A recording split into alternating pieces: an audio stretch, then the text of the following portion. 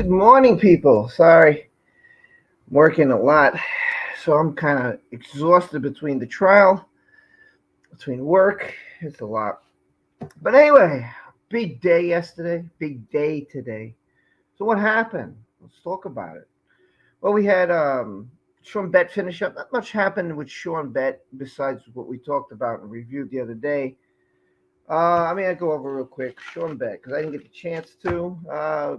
Basically, Johnny Depp's security guard. He still is. He was in the 14 years as a policeman. He was forced out due to a car accident. Some injuries. He knew Whitney, Rocky, Io, Josh. He said he knew them. He said he liked Amber Heard.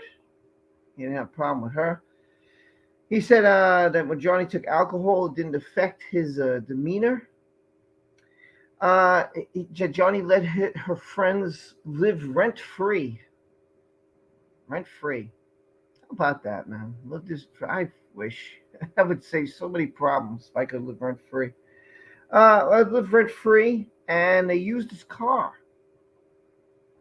So, man, Johnny did a lot for them.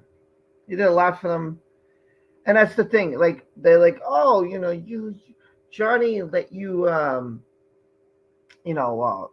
you worked for Johnny. He paid you, blah, blah, blah, blah, blah, blah. And he took care of Amber's friends. What are you saying? So did he pay off Amber Heard's friends too? Apparently his money was no good because they ratted him and went against him and did all these lies for somebody, their friend, right? So they took their friend's side and they lied for, so what's your point? Johnny paid for Amber's friends just as much as he paid for his home. He just cared. He had a lot of love. It's my house, it's your house. It's my friends, it's your friends. It's my car. You could borrow the car. That's the kind of guy he was. I don't know if the jury's getting that point, but that's who he is. That's who Johnny Depp is. That's the kind of man he is. He's a man. Not many people in his life, even if I ever have money, will say, sure, my house is yours. Not many people will do that. Not many of your friends will say to you, oh, you're having a bad time? Come hang out. Come on over. Because they're afraid to lose their privacy. They don't have that kind of money. And they're afraid once you stay, you won't leave. That's the truth. Because, if you're living for free, why the hell would you want to leave? You got it good. He said that alcohol didn't affect Johnny Depp's demeanor. He said they took advantage of Mr. Depp. And Amber and Johnny argued quite often. Sean Bett said that Amber Heard called Johnny a fat ass. What? Like, really? What a jerk. She's an idiot. He never saw any injuries to Amber because had he seen injuries to Amber or Johnny, it would have been his job to report it. And he did. When he saw injuries to Johnny Depp, he took pictures, and the pictures we saw were from Sean Bett. Johnny's cheek was swelled up. You can't use cream for that. We saw he scratched up in the chin, and the nose area, and on the side of his face here. And sorry, I've got to turn the opposite way. That's what he saw. And he saw Johnny's injury also in Australia. And when he lost his finger, he saw that too. Then we had Keenan White.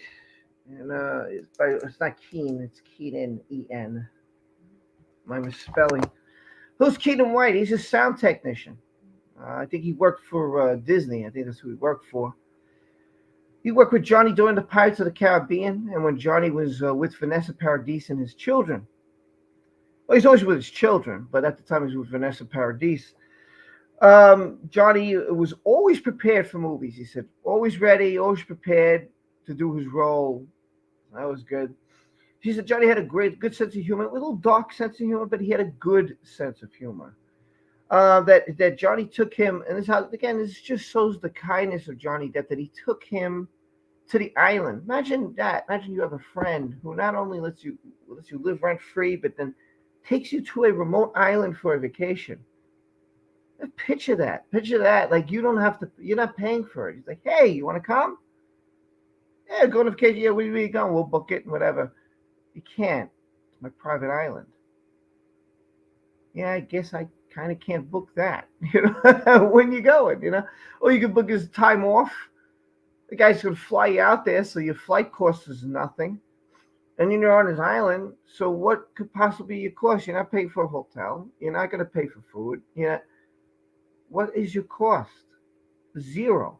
So imagine the only thing it costs you is some time off from the job. That's it. A free vacation given to you by your best friend or your close friend. That's incredible. And this is the things he did. This wasn't to pay people off years ago.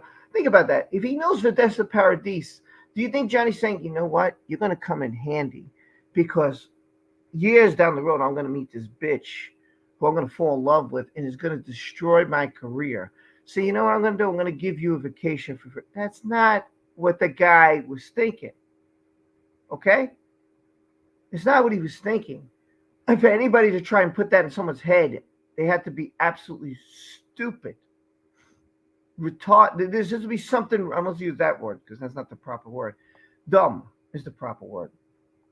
Dumb, stupid. There's something wrong with you mentally if you honestly think that he could see the future and he would offer a guy and his girl or his family, whatever, to go hang out with him on his island, charge the guy nothing because he thought in the future he's going to meet Amber Heard and this is going to happen. That is off the table. If he thought in the future he's going to meet a woman like Amber Heard and offer his sister a job to help him work, listen, if I can have my family and I have a company, I would do that. I'll be honest with you. If I had a bunch of my friends who I knew and I had a big business, I was like Elon Musk and I had a big business and I had, let's say I had a hotel, I'd be like, listen, you don't need a place. I got this big, nice hotel you guys can stay in. There's 2 rooms, 3 rooms, whatever you need. Single room if you're a single guy.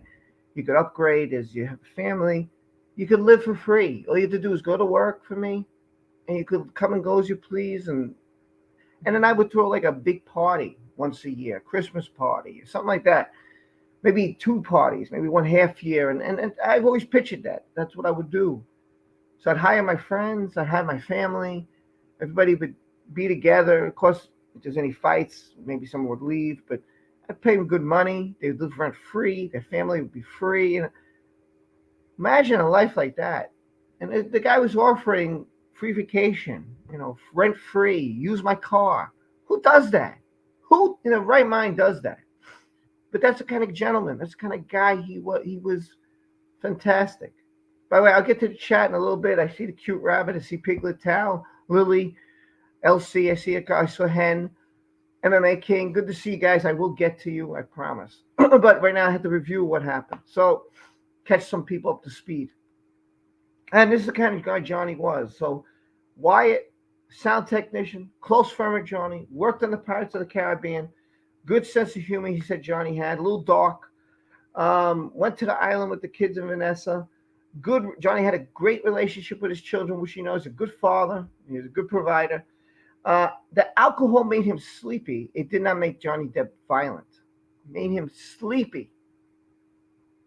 If you're sleepy, you can't really be violent, right? So if I drink a lot and I joke around and I'm kind of tired, I'm going to pass out. I can't hurt you if I'm sleeping. This just doesn't make any sense. Doesn't make any sense. He met Amber Heard in the Rum Diary. We know that. He never saw any abuse to Amber. I never saw Johnny Depp abuse anyone. Not Vanessa, not the children, not Amber when he got to meet Amber. He never saw any injuries to Amber Heard. He never saw Johnny Depp, like I said, abuse anyone. That's there. I don't know why I put it twice.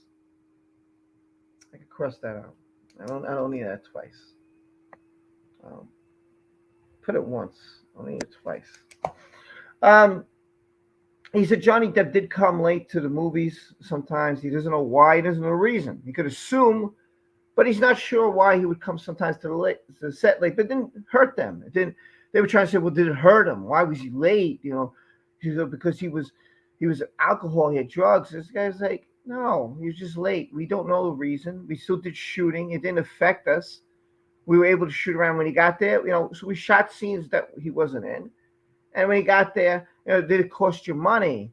When he got injured, yeah, bitch, he got injured because of your girl that you're defending.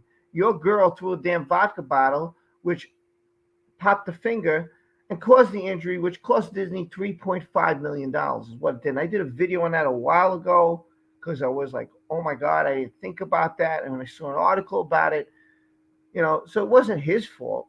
They blamed it on him because at the time he had said he chopped off his own finger until it was known that he was just protecting Amber.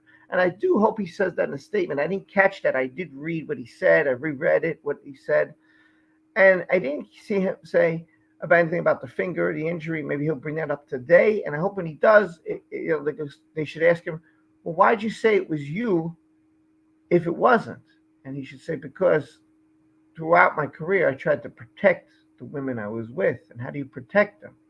If I told the public that it was her, it would have caused an uproar. It would have destroyed her career. This is what he needs to get out today. That would be key. And that should be the sentences we should be hearing on the stand. At least I'm hoping. What else? And he said, Keenan White said that Amber had a bad tone with him. Now we're getting to Johnny Depp. There's a lot to cover with Johnny, so give me a minute. I have it all down here. I think this is the beginning. So the beginning I have Johnny got in the stand and he said his goal is the truth. And he just wants the truth out there. He wants to clear his name. His kids went through a lot. Johnny's kids, because of Amber Heard. Hi, Gaming A. Hello, Kezi. Hello, Amy. And hello, Kareem. I see you all. Again, I'm just, reviewing what was written, what happened in the last day and a half. Right? So, with Sean Bett, it was the security, Keenan White. We went over sound technician. Now Johnny Depp himself. And today's going to be all Johnny. As far as I know, it's all day Johnny Depp. And Thursday, the last day of this, will be Johnny Depp in the morning. In the afternoon, I don't know who we're going to get. I don't think it's going to be Amber. I think Amber's going to be next week. So just be prepared mentally because she might have a day or two and you guys are going to go berserk and screaming and liar. And I know what's coming. Hello, Felicia. Hello, LC. And hello, Issa Mello. Good morning to you all. And just call me Hen. I'll open the panel. I do have to go to the doctors. So I will leave the panel open. It's going to be more of a ungoliant. How are you? I hope all's well. I hope I got everybody. So hi. So Johnny, he was on the bench and he said, basically he fought for the truth. His kids were being made fun of. How could he talk to people if they don't trust him anymore? It's like a criminal offense that he was accused of, and Johnny didn't want to take that. Johnny didn't want to take that. I DM'd you back something. Did you see how Amber looked yesterday? She looked disgusted. She did it. Yeah. That's why this is good to go over. That's why it's good to hear the words of self. It's good to hear that, that Johnny's speaking for himself. It's important. It's important to get the words out of his mouth, And like I said, when you tell the truth, you can ask me all the questions you want because I know I'm not lying. And when you go to question people who lie, they can't answer. They don't want to answer that. They want to run. They want to hide. They want to block you. These are things they want to do. That's what I proved. And I proved that through my YouTube journey. I proved that on my Twitter, how many people have blocked me. And when I ask questions, I never get an answer back. Thank you, Sue. I appreciate that. I never get an answer back. Why don't you answer my question? Why can't you answer my question? Why do you got to go around the question? Like I asked you a question. I can't get a straight answer. And then people yell at me. Well, why are you yelling at me? I'm asking you the question that you can't seem to answer. Why is that? Why do I get one word, one answer to everything, but you can't seem to answer the questions I throw at you? Why are you blocking me? Why are you hiding from me? Why can't you confront me? My streams are open. I open them all the time. Yet you don't have the guts to come here and talk to me. You got blocked me. Ebola blocked me. How many Amber Stains have blocked me? How many times have I asked them questions? How many come in my comment section when I ask them questions, they run? Why are you running? I'm right here. I don't understand. I'm right here. If you got anything to say, be an adult and step up and say it. Why are you hiding behind a camera? Why are you hiding behind a keyboard? That other woman was insane. Insane. I invited her to come here and she didn't do it.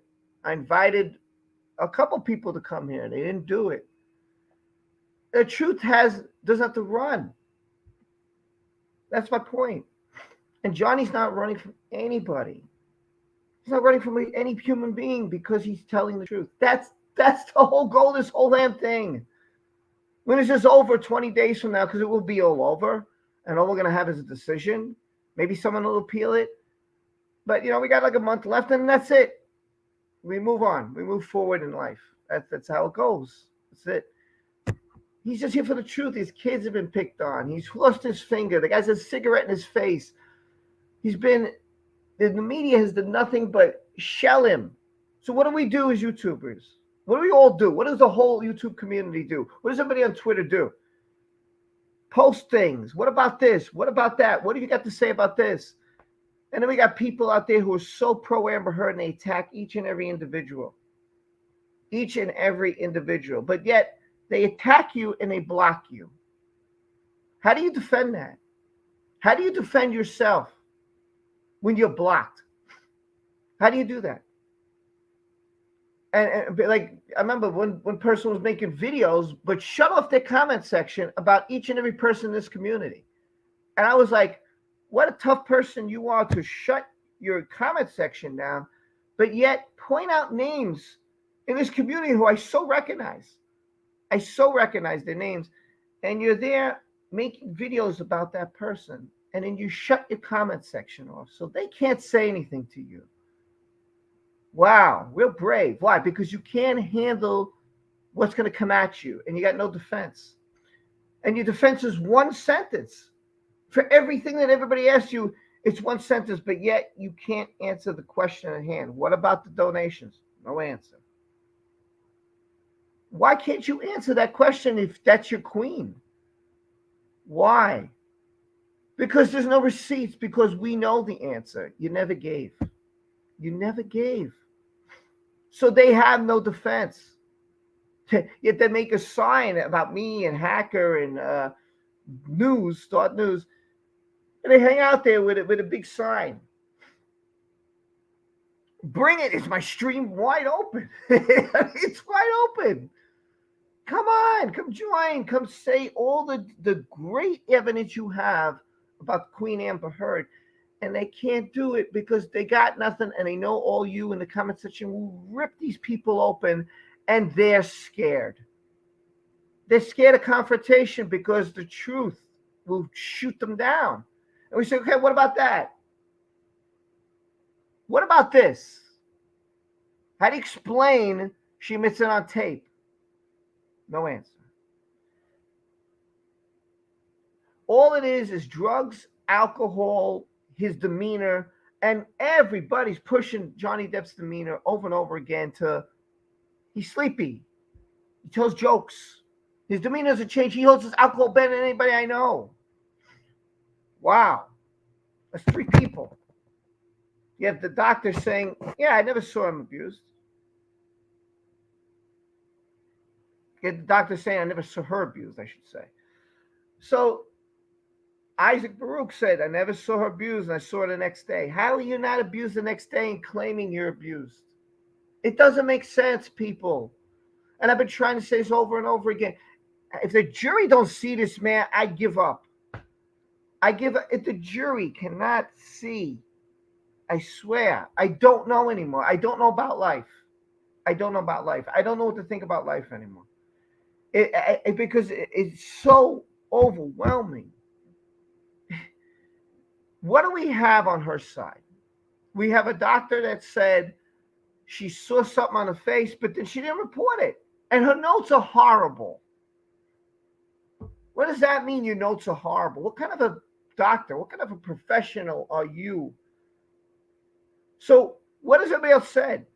I have to report it. I have to take photos. I have to take evidence, right? If I'm a doctor, it's my job to report it. That's what Dr. Kipper said. If Amber came to me and said, "Hey, he's abusing me," I got to report this. You are? All right. Let's see. You're saying it. Now I need proof of it. And if I see that, I have to report it. My God, man. It's so overwhelming to me. Like, you can only be scared of somebody if they're telling the truth. That's my whole point. You could only be scared of someone if you're telling the truth and you know you can't fight it. Like, if I know I did something wrong, and I've done a couple things wrong, I'm like, damn, I did do that. So when people point it out, I'm quiet because I don't have a defense for it. I did do it. I know I did it. And the expression is, silence speaks volumes. So I know those who've blocked me, and I know those who can't come back with me with anything, and I know all the questions I sent, and I know all the things I fought with people in the comment section over.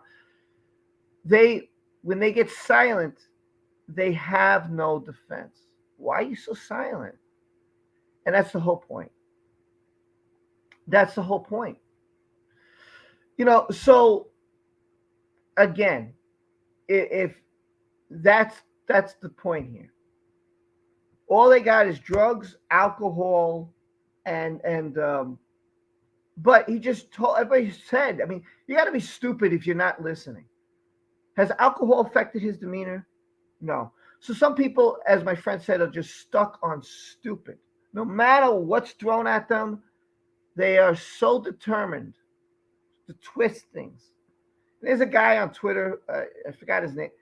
No matter what we throw on him, he just always says how stupid we are, and he makes fun of us, and he keeps twisting things, and he keeps putting things out, and they're like, okay, great, now let's throw this at you, and then gets no response, and just completely ignores all of the people who jump and say something. He completely ignores everybody, and then he throws out something different, and we're like, but we just keep proving you wrong.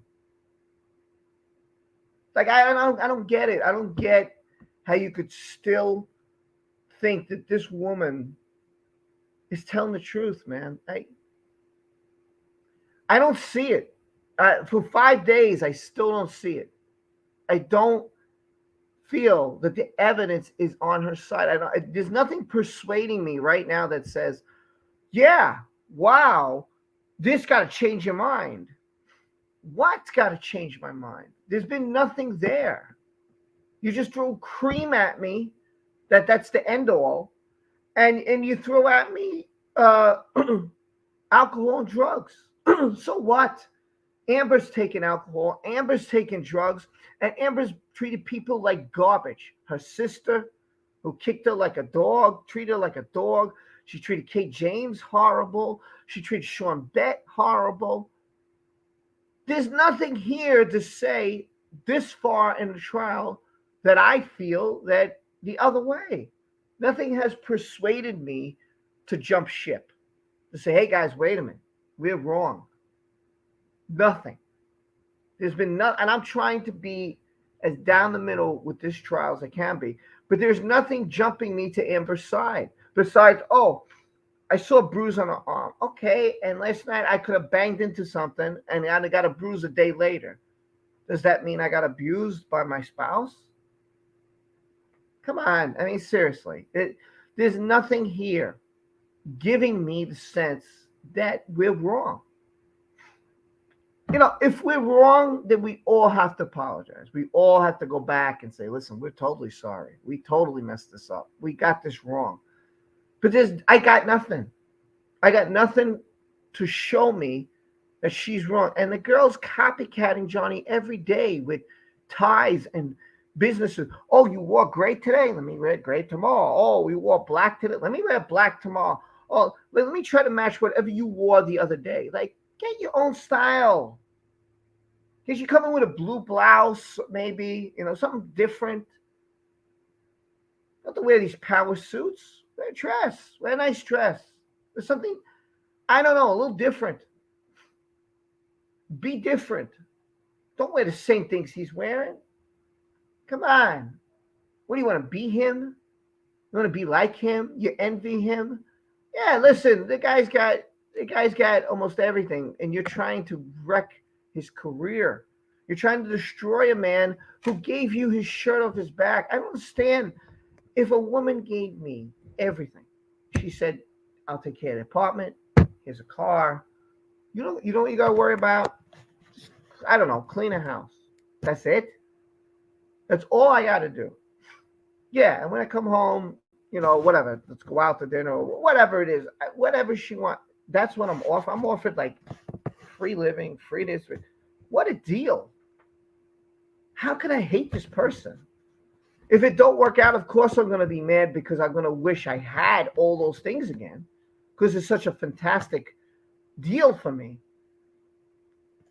And I would hope that I'm in love with the person because I would miss that person more than anything else. Just because it's free, the big deal. But it is a big deal. Don't get me wrong. But it's very nice financially.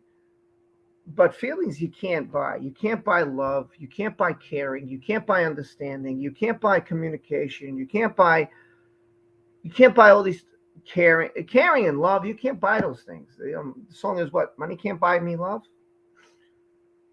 You could, maybe there are people. There's a website, in case you don't know. There is a website that's Sugar Daddy. Believe it or not, this is true. Where rich guys and there's women who will say, listen, if you got money and you're interested, I could be yours. Well, and these rich guys would go on this website, and it's still out there as far as I know. I'm not that person.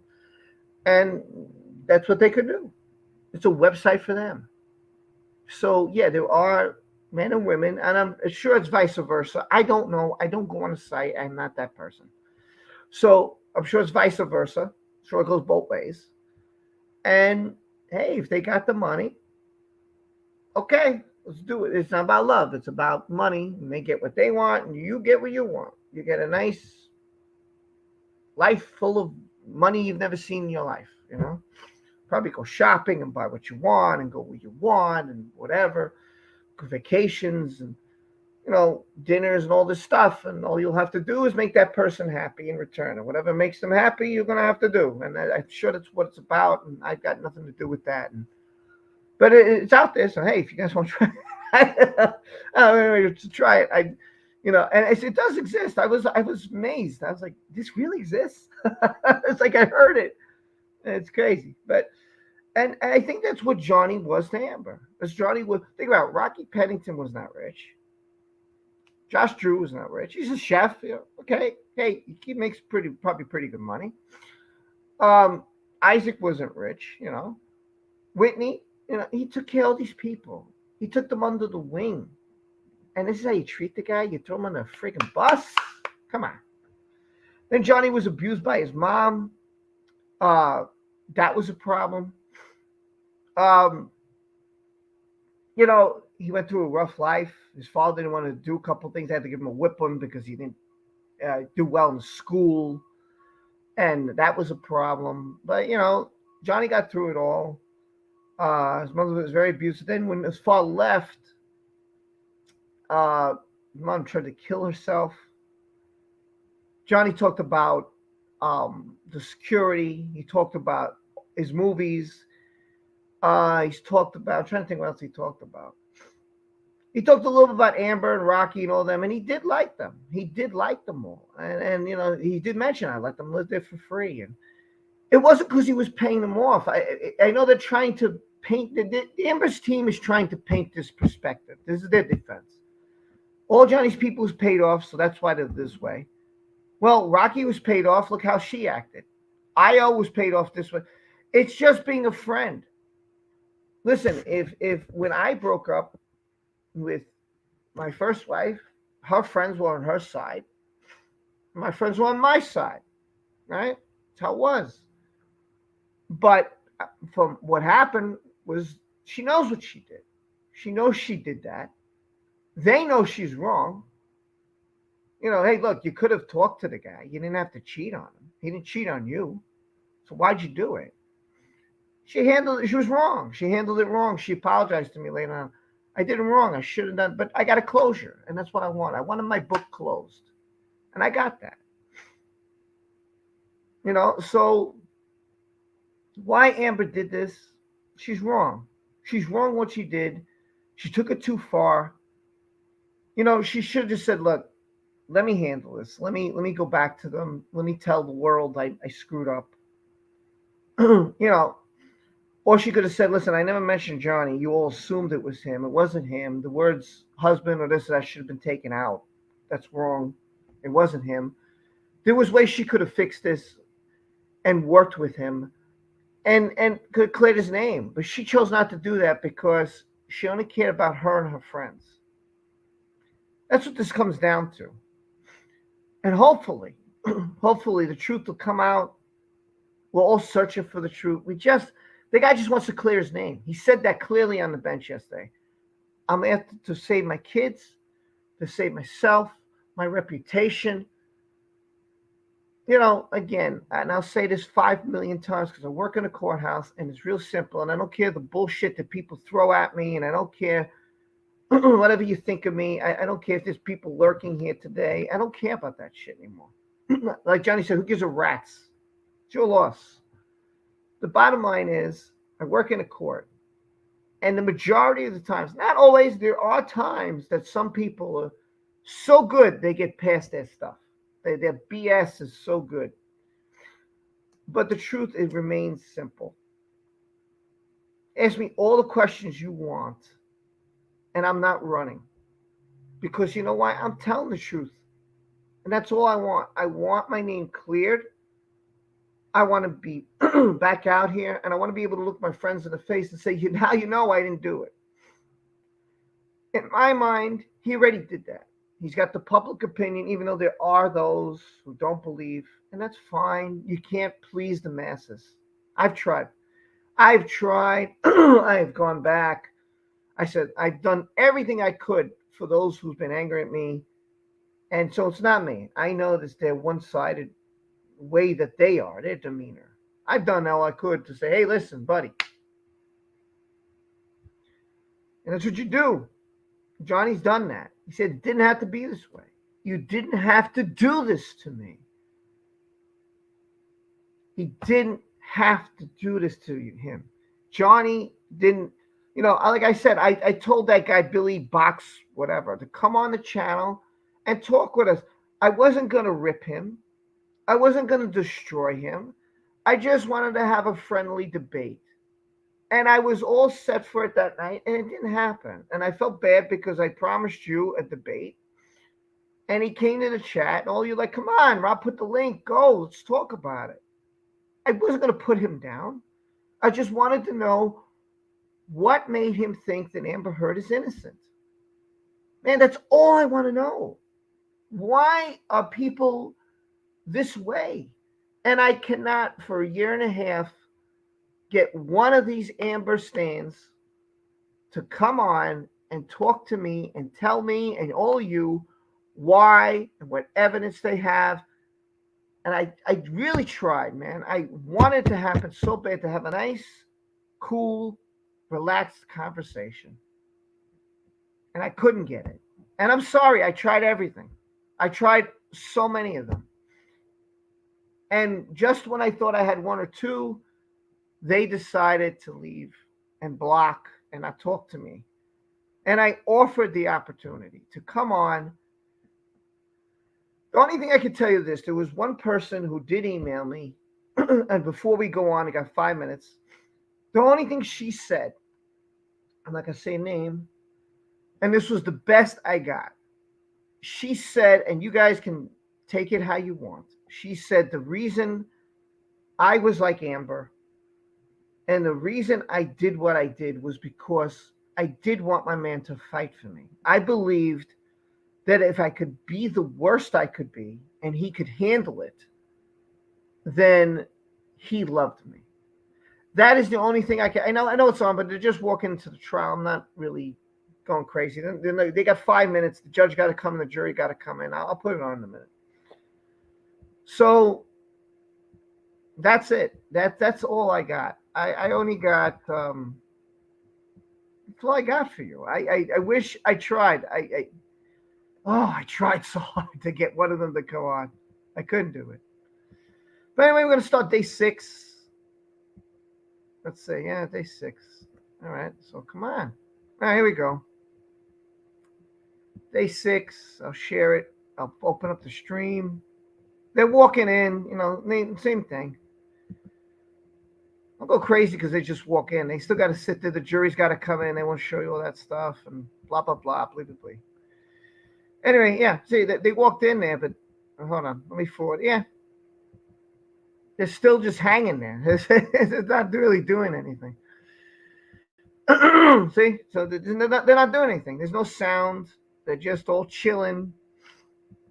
That's it. Nothing we haven't seen.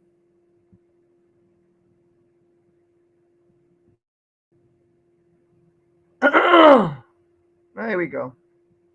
Here's Johnny going to the bench. There we go. All right. I'll open up this channel. You didn't miss anything. You didn't miss Johnny. You didn't miss anything. Nothing you missed. I told you weren't going to. Now, court officer sent in. It's weird. The court officer just sent in the Benjamin. I don't know why. That's odd. We'll see what he has to say today. Today, I'm sure it's going to be about Amber. I'm sure it's going to be about Amber Heard. I'm sure he's going to talk all about Amber. He's got nothing to be scared of, and that's what I'm just trying to tell you guys. Don't be scared. He's not got nothing to be scared. He's telling the truth. He's got nothing to run from. All they're going to do, when people said, Rob, why can't we get answers? Why we get blocked all the time? Because none of them are going to admit. They're not going to admit that you guys are right, and they can't prove you wrong when you start throwing donations. And when you throw all these things at them, they got nothing. And that's why they block you, and that's why they don't respond to you. And because they know, is Amber wearing a dress today? Oh, my God. Wow. This is amazing. By the way, there's no sound because the jury's coming in. What's up, brother? Morning, what's up, man? How are you? Morning. Morning, Colin. Bro, when I go into your chat, bro, you can just call me Matthias. You don't have to call. I mean, you can call me whatever you want. You don't have to call me the cute rapper. You can just call me Matthias. It's up to. I'm gonna call you Matt. You can just call me Anselmo. If people don't talk to you, it's because they usually can't defend themselves. And so when you say, "Hey, I just want to talk," or Matthias was one of those people. When you say, "I just want to talk," that's the adult thing to do, to try and talk it out and get it over with and settle it. And if you can settle it, great. And if you can't, you go your own ways, and that's how you do it. But if people want to block you, you just move on, man. You just move on because there's nothing you can do. That's really it. And if you know the truth, hey, bring it. And if they can't do it, then, man, that's how it goes. That's why when I saw you, I said, I'm going to mention it because I know you've been through some shit. So, Good afternoon, Rob. Huh? Good afternoon. Good afternoon, Hen. How are you? Good morning, Hen. No, it's afternoon. It's afternoon. It's 3 o'clock here. Good afternoon. It's 8 o'clock. You're from England. It's 7 in the morning here in California. Good morning, Hen. We got Denver, California, the UK. Good morning, everyone. Wow, Good afternoon. It's 8 o'clock. It's 7 in the morning here. Oh, we've got echo going on. Someone's listening to YouTube at the same time. Yeah, there was some echoes. There was definitely some echoes. All right, we got the trial, people. Here we go. No, Your Honor. 2 days in a row. I like that. That's a good idea. Great. All right, Mr. Depp, you can take your place in the stand, please.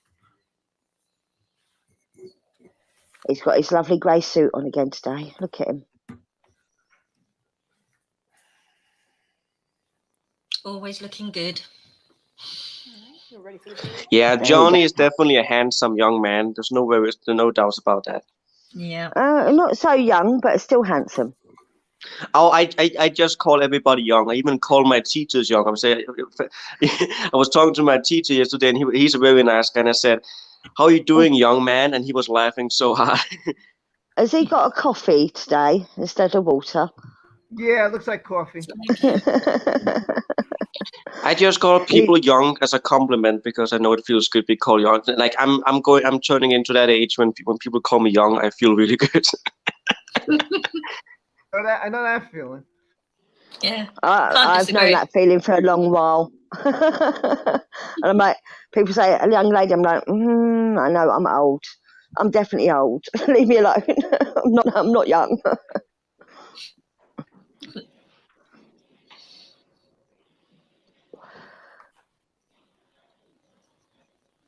What are they waiting for?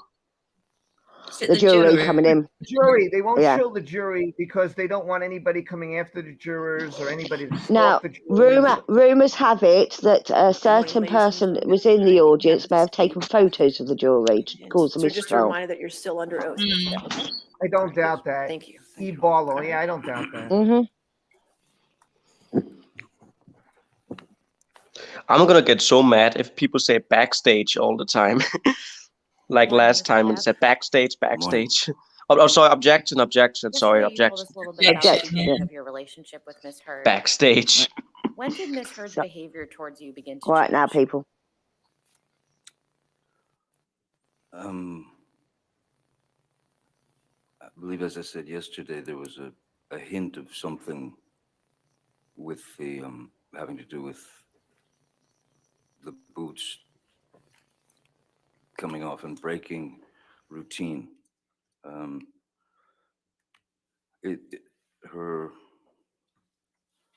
Her attitude, or her the way that she would begin to speak to me. Things started coming up, and I was suddenly just wrong about everything. If I made a statement about something that I had been familiar with, for example, in my work that I'd been chopping away at for a good 30-something years, I was suddenly wrong. And then beyond that, if you tried to explain yourself and correct the problem, the misunderstanding, it would then begin to heighten as Ms. Heard was unable to be wrong. It just didn't happen. She couldn't be wrong. So these little digs, and it would commence with sort of demeaning, name calling, berated, sort of to be made a fool of, and those would escalate into a full-scale argument. And in the beginning, as one does, one sticks up for oneself in a debate, as it were, or an argument over something to try to prove the point. But when it escalates, and then it's hard to explain, but the argument would start here, and then it would roll around and become this circular thing of its own. So you get back to the beginning, essentially, of the argument. Now it's heightened even more, but it's still circular, and there's no way in or out. If there's a dialogue between two people, both people need to speak, but there was no way to fit a word in. It was a sort of a rapid fire, sort of endless parade of insults and you know, looking at me like I was a fool, and I just couldn't. I was having difficulty in my mind, of course, and in my heart, dealing with that sort of barrage. And part of that is I was confused as to the fact that whatever her age was at the time of these various arguments, she was mid-20s to late 20s and into 30s. Um, I couldn't understand how I had somehow gotten arrived at where I'd arrived from where I came from in the beginning of my life, and worked for 30 plus years um, doing these things. I, it was astounding how wrong I was about everything that I've experienced um, within the movie and within the film industry, or within, well, in just life itself. No, I was sort of not allowed to be right, not allowed to have a voice. So at a certain point, when that, when what enters your mind is, you start to slowly realize that you are in a relationship with your mother, in a sense. And I know that that sounds perverse and obtuse, but the the fact is that some people search for weaknesses in people. Um, that is to say, sensitivities. And when you've told that person your life and what you've lived through, what you've been through, just as happens in relationships, the more that became ammunition for Miss Heard to to either verbally uh, decimate me, or to send me into a kind of tailspin of confusion and depression and um, well, it's not a happy day. It's not a happy week. It's not a happy month when you're constantly being told how wrong you are about this or that, what an idiot you are, um, or anything. It just then it increased, and it became an endless. It became that endless circle. Like, so as it escalated and continued to escalate, I went straight to what I had learned as a youth, which was to remove myself from the situation so that it couldn't continue, because there's only so much your ears can hear and never forget.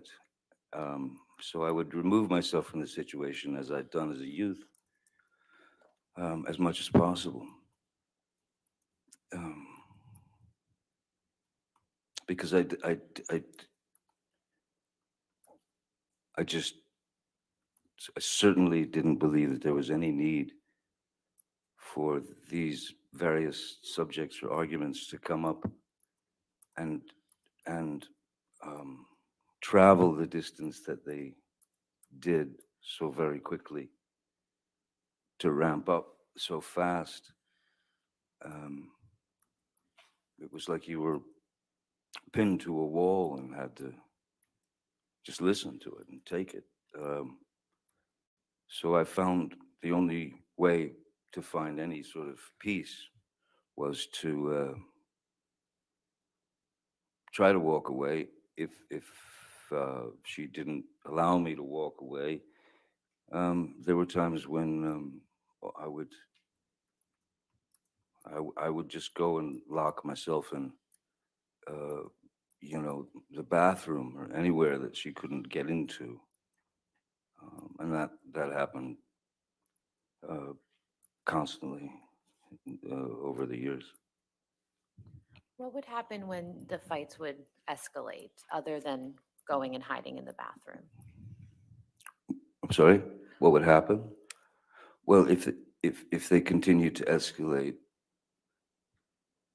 um, if I continued to try to um, present my version or my side of the story, when you're approached in a kind of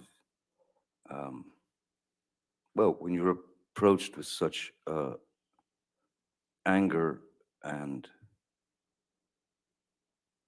hatred, it seemed like pure hatred for me.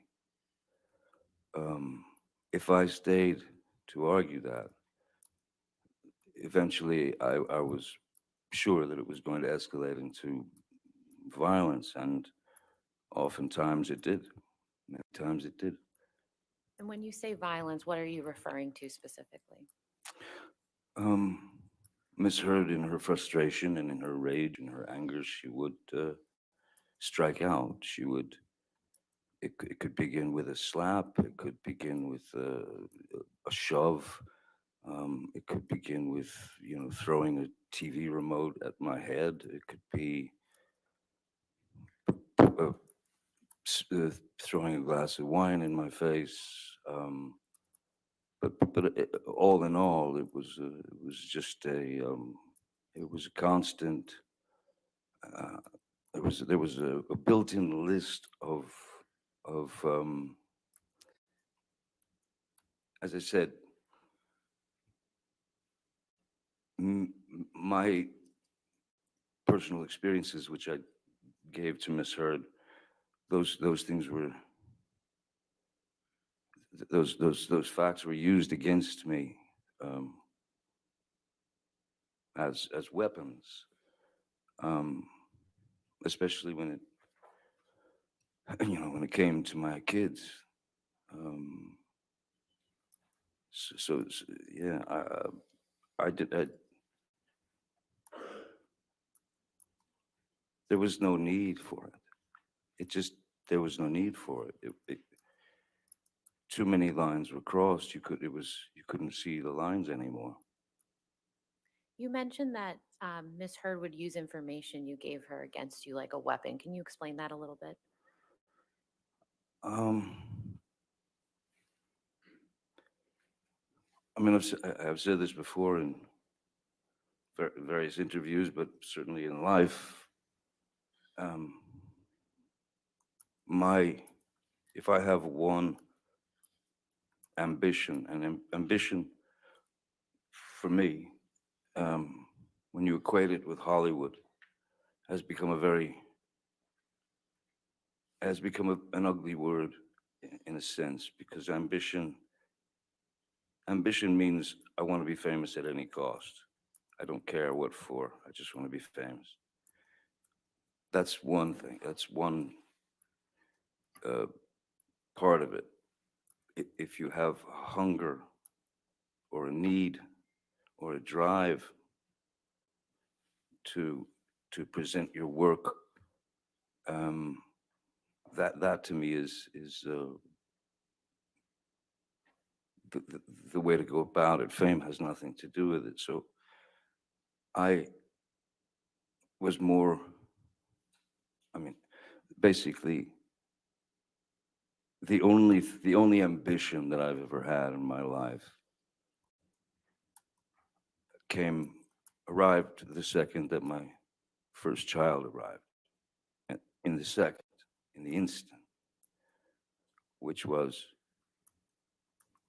to be a good parent, to be a great father, to be the best father I could. And there were several occasions where Miss Heard would tell me what a bad father I was, um, and that I had no idea how to parent. Um, and again, it falls into the same category as before. I couldn't understand how in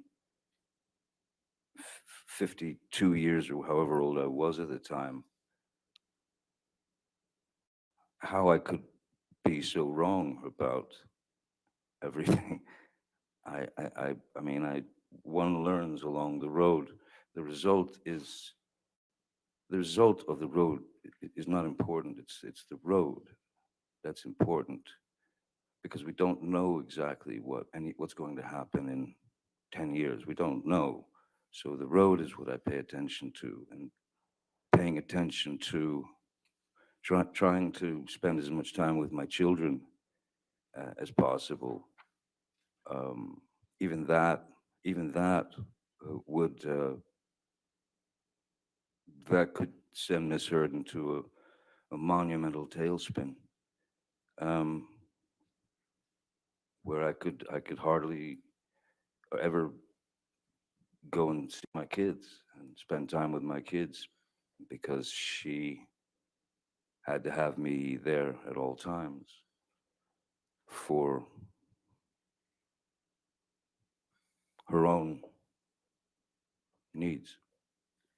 And So, that was something that once you realize that that's happening, and then there are hassles between the children and her, the situation starts to get a little more grim and a little more dire. And that I was not prepared to take. I would not hear the words, "You're a bad father, you're a terrible father, you're an awful father." So one can only take so much of that before bits of your brain start to just, bits of your brain, bits of your heart begin to, the valve gets shut off because you can't hear it anymore. And you know that it's not true, and you know that it's meant as a weapon. It's to slice you up, it's to bring you down, it's to demean you, it's to bring you into a place where you start to believe that there's something wrong with you. And there's plenty wrong with me. There's plenty wrong with a lot of people. But in all of these situations, my main goal was to retreat, because I think in life, most important is pick your battles. If there's a battle to be fought that is grave and important, then that must be dealt with. But small insults and kind of teenage sort of high school tactics, this bullying, if you will, was becoming too much to take. so why did you stay with Miss Heard given this type of behavior? That's a very complicated answer.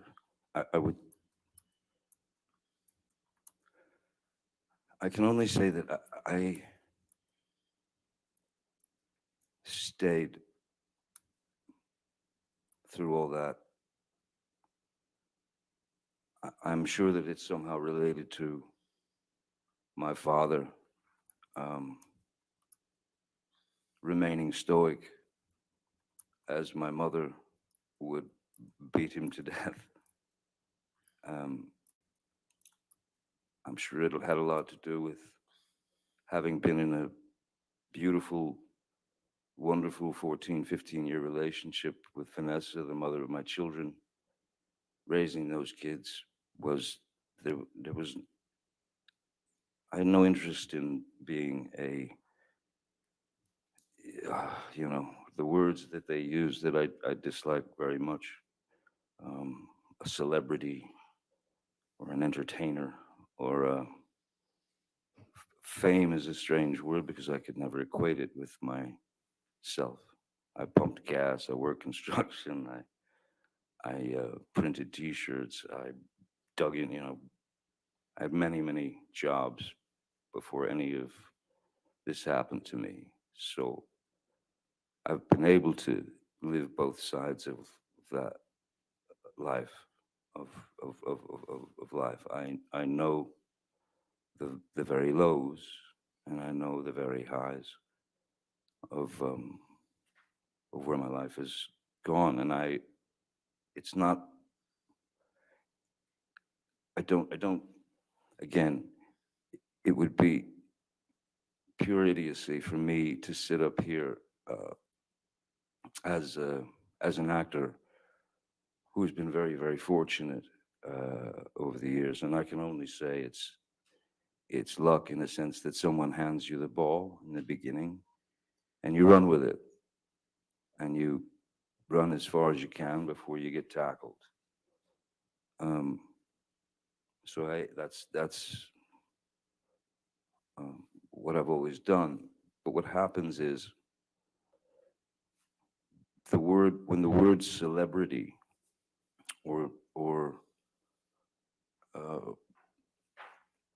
when you are what do they call it, public public figure, that's what it is, a celebrity or a public figure. Again, not complaining, but there are things that are very uncomfortable, and that is to say that at that point anybody can say anything they want to about you. And that's happened to me over 36 years or more, that things can be printed in the newspaper that are utterly false. And this is even early on. So this is where that privilege, I suppose, that they call the privilege of celebrity, that's where that sticks a knife in you. Because it's one of those that's one of those situations where your arms are too short to box with God, you know. There are too many of them coming at you. So yes, I don't know what her motivations were, if there was some species of jealousy, or there was some species of maybe just hatred. I don't know. But in any case, the elevation and the escalation of these day-to-day arguments were simply unnecessary. It was not to help the relationship. It did not help the relationship. It wasn't meant to help the relationship. It was meant to feed her need for conflict. She has a need for conflict. She has a need for violence. It erupts out of nowhere, and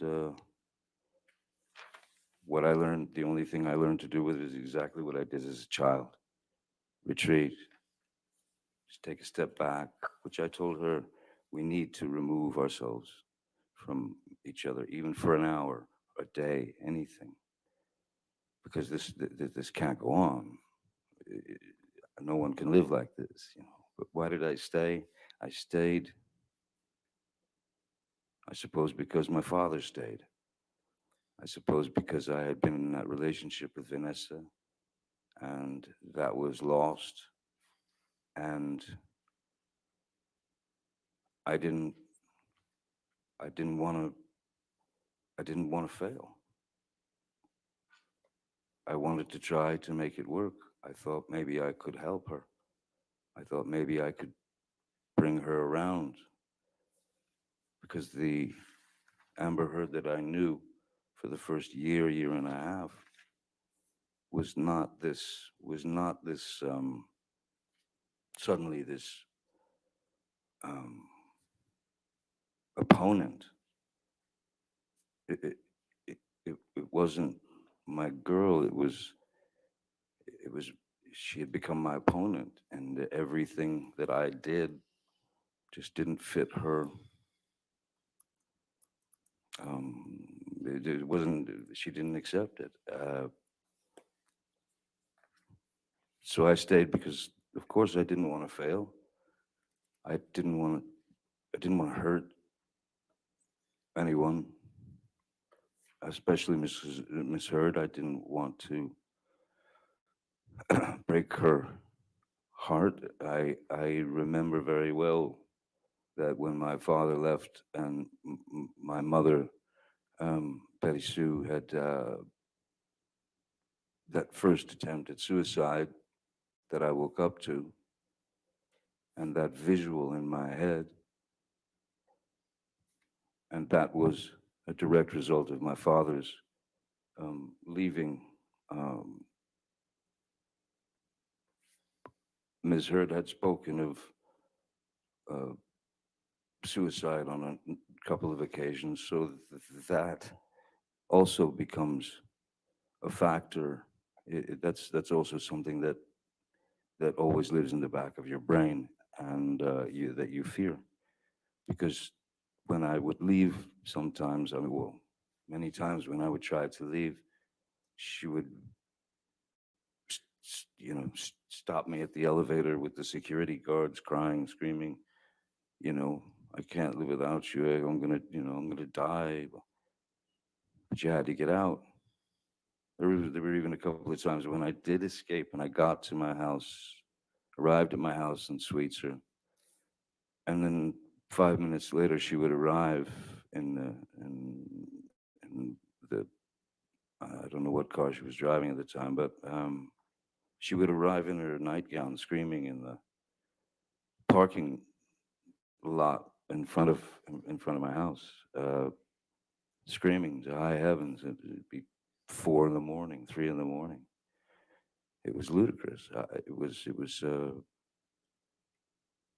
was out of control. It was uncontrollable. Did there come a time when you and Miss Heard started recording your arguments?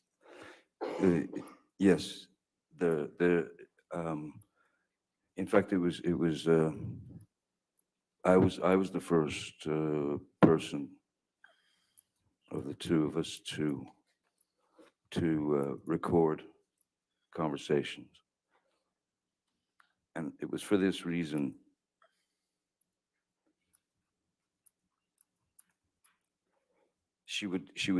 We would have been talking the night before or arguing the night before, and she would say something. There would be these demeaning, berating insults. There would be these jabs. There would be anything to make me feel small and like nothing. So what I thought was, I'm going to record the conversation, and I told her this. I'm going to record. I'm going to get my phone and I'm going to record our conversation, because I want you to hear what you've said to me tomorrow.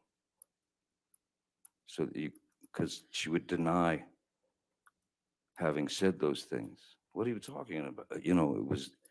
It was surreal. She had completely denied things she'd said directly to my face in a heated and volatile way. And she denied it. So I went to her and I said, I'm going to record us. And I did. And we recorded the conversation, which, when she was on tape, it, the first time it wouldn't, it escalated a bit, but she was, well, it was clear that she was performing for the tape because it was being recorded. So that was another clue that something was slightly rotten in the state of Denmark, as it were. What did Ms. Heard say to you about you recording the conversations between you and her? I mean, initially she said, sure, go ahead. Did that ever change? No, then then she started recording, but surreptitious, without without telling me that she was recording something, which is fine, but not so fine, if you know what I mean. Even in those tapes, I don't, it never took me to a place where I would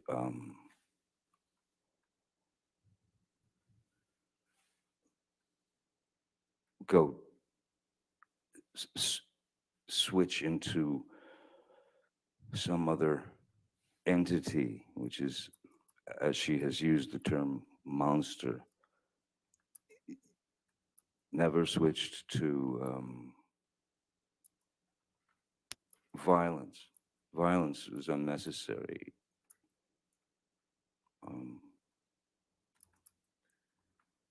Why would you hit someone to make them agree with you? I don't think it works.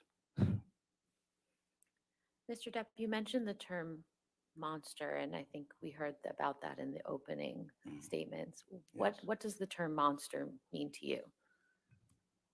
Well, the term monster means to me, you know, in the beginning, she had used a different word to explain the same thing, and she would use the word demons, that my demons were coming out, that she had noticed that there was a great change in my attitude or my aggressive nature, or she would say that the demons had come out and they had control of me and that sort of thing.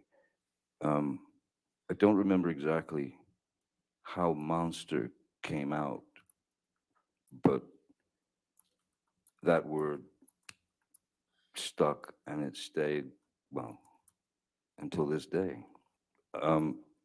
What I believe the monster was in Ms. Heard's mind was her intense, Projection, Your Honor. intense.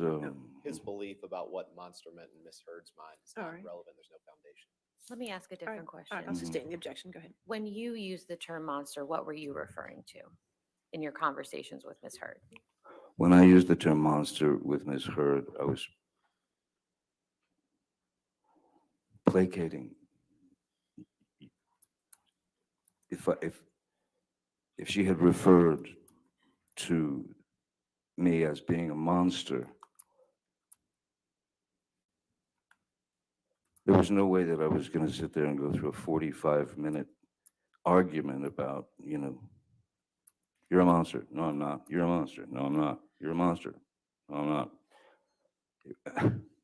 It was an impossibility. So what do?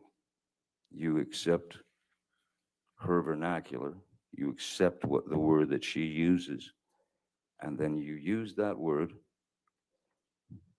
to placate her so that it would at least calm part of the aggression. It would lessen the attacks, you know. So explaining the monster was for me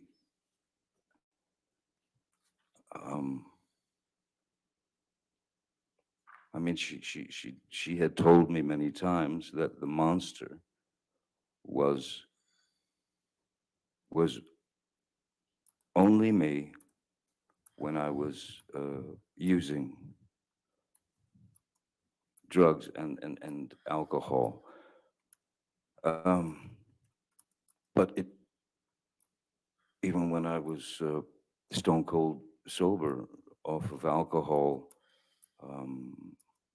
and substances aside from my meds, the term the monster was still there. When she accused me of being high on cocaine or uh, drinking like some sort of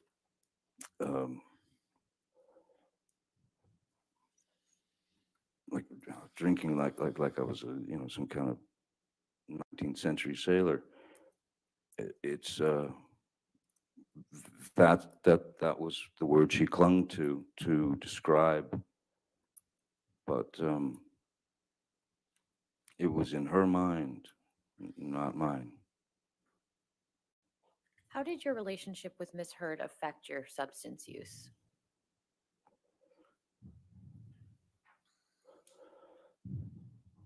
Well, for example, when we were on the road, when you're traveling from, if you're on a press tour, or if you're making a film and you're staying in hotels or this or that,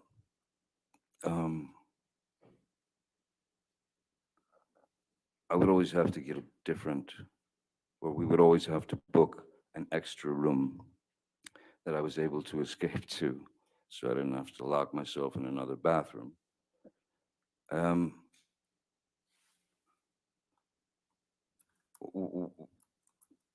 It breaks you down. The constant haranguing breaks you down.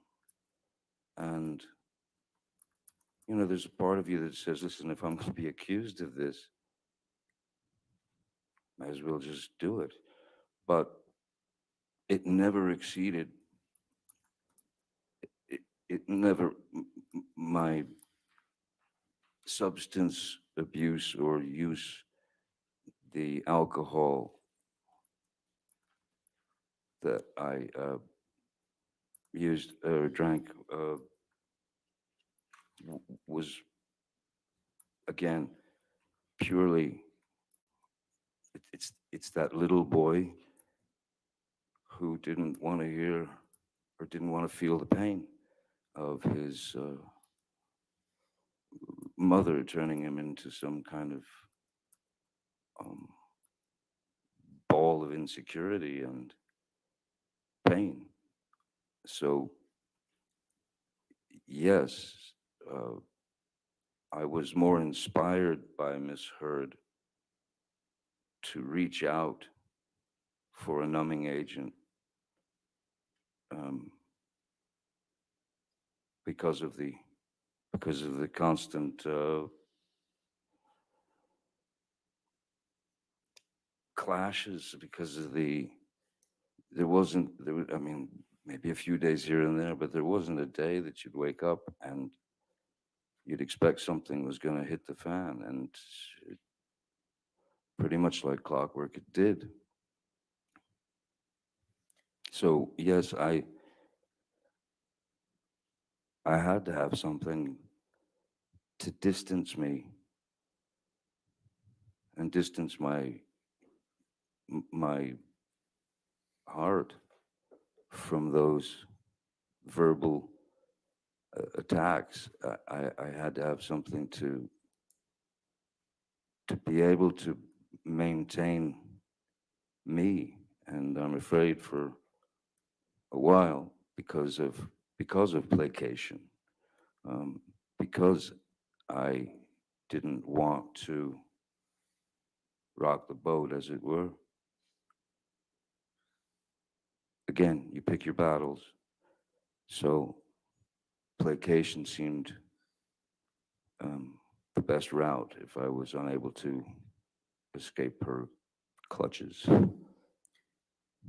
How, if at all, did Miss Heard try to support you in abstaining from the drugs and alcohol as she requested?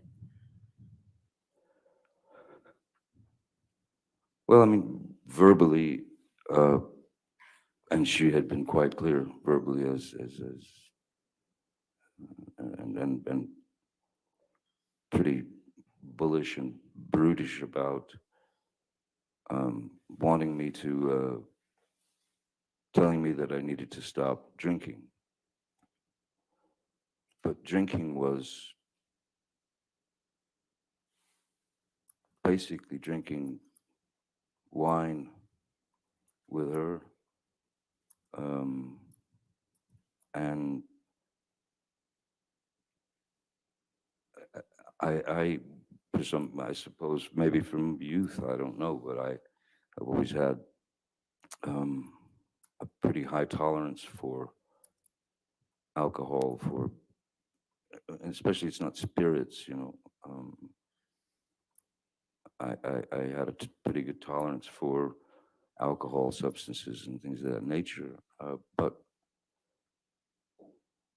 there was no, I had no. I've worked with therapists, um, drug counselors who have actually said the words to me because I wanted to know. I wanted to know, am I an alcoholic? Am I an alcoholic? Or is this just the same thing that I did as a kid when I took my mom's nerve pill? Do I have a drinking problem? And it essentially came down to this. Do you have a drinking problem, Johnny? Objection calls for hearsay. What the doctors told him. I'm not sure he's saying what the doctors told him. I think that's what's about to be testified to. Oh, if you can make that clear, I guess. Let me ask you a different question, Mr. Depp. Yes. Let's let him object to another one. How often would Miss Heard drink in your presence while you were in a relationship? Always. Well, yeah. Ms. Heard drank, she took a shine to a very nice Spanish wine called Vega Sicilia. She and all her friends did.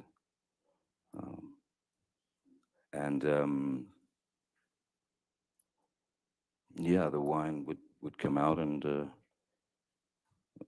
Miss Heard could very easily drink 2 bottles of wine per night. Well, not a problem. What I found strange was when I did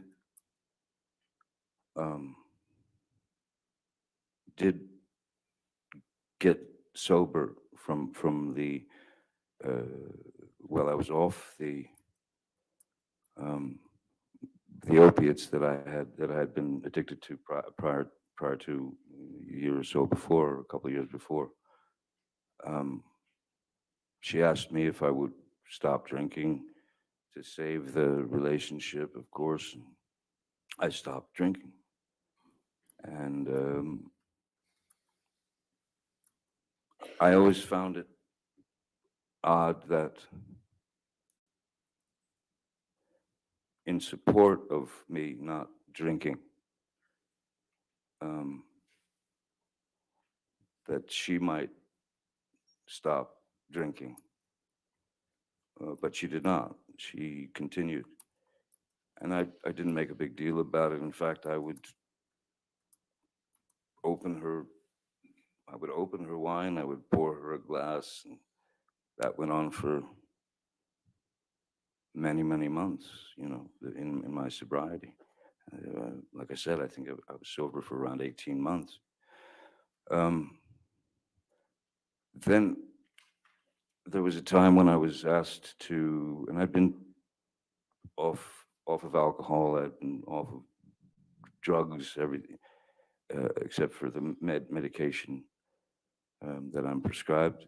I had to go to London to give a Lifetime Achievement Award to a dear old friend who was an elderly man, great actor called, his name's Christopher Lee, and he was a dear friend. And I was surprised, he was being surprised by my showing up on stage. I'd just flown in from the States, and he was surprised by me arriving to give him this award. And Christopher came up and accepted the award. We walked, they brought us backstage to this beautiful library where I was with Christopher and his wife, and a waiter came up and had 3 glasses of champagne. And Christopher handed one to his wife, he handed one to me, and then he had the other. And there was a photographer there. And the glass came up to toast. And I just, in my head, I thought, it's just champagne, a little bit tink to toast Christopher and his Lifetime Achievement Award. And so I've had half a glass of champagne with Christopher Lee and his wife. After that, immediately after that award ceremony, I went to pick up Miss Heard and take her to dinner at a restaurant.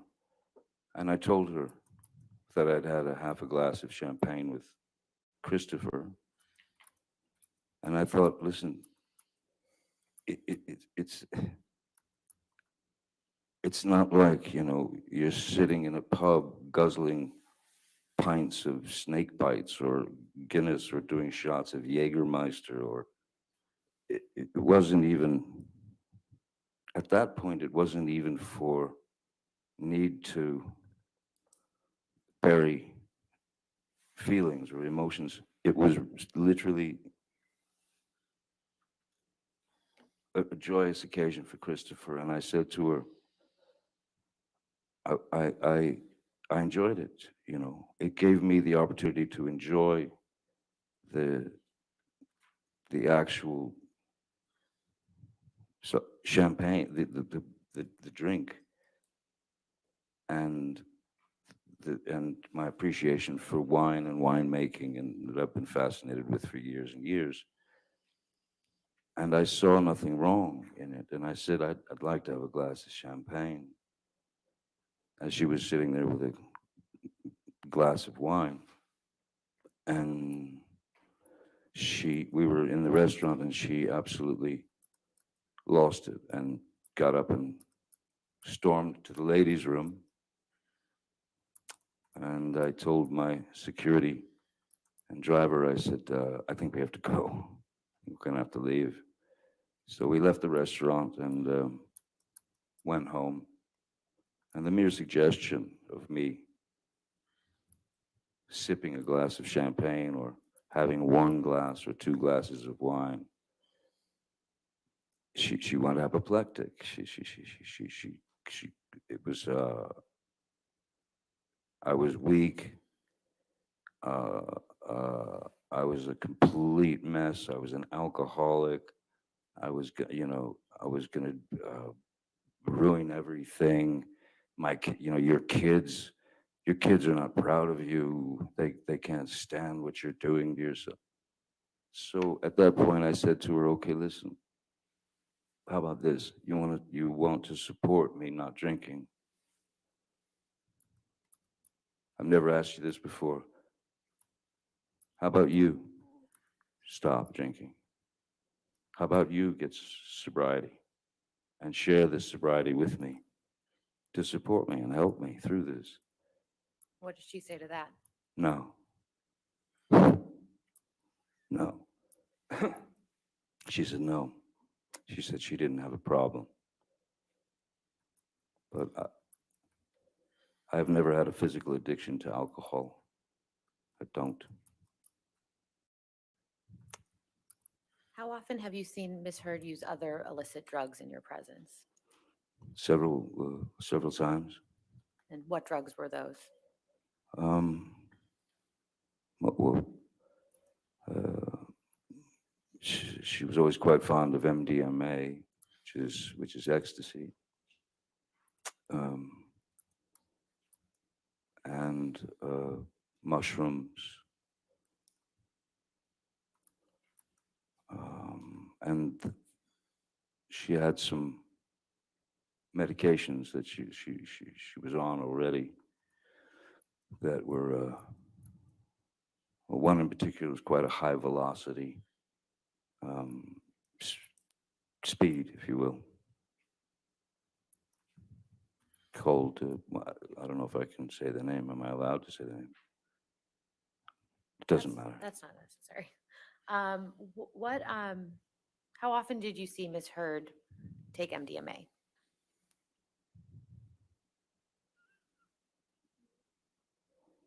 Well, a dozen times, 20 times, over the course of the years, during the course of the years. And what about mushrooms? Mushrooms a little less. Mushrooms probably 6, 7 times.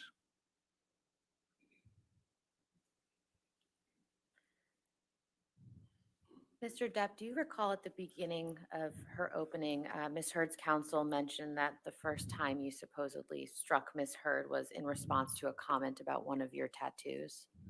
Yes, I remember. And what is your response to that?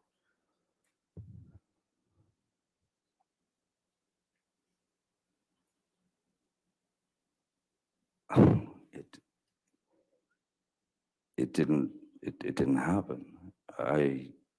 I've never struck Miss Heard. As I said yesterday, I've never struck Miss Heard. I've never struck a woman in my life. I'm certainly not going to strike a woman if she decides to make fun of a tattoo that I have on my body. That's like going into someone's journal and picking out things you don't like. She had made mention. There was no incident of argument when the tattoo thing had been brought up many times, and I mean, there's really nothing I can do. I've always thought of my body as a journal, if you will, to mark experiences, to mark life experiences.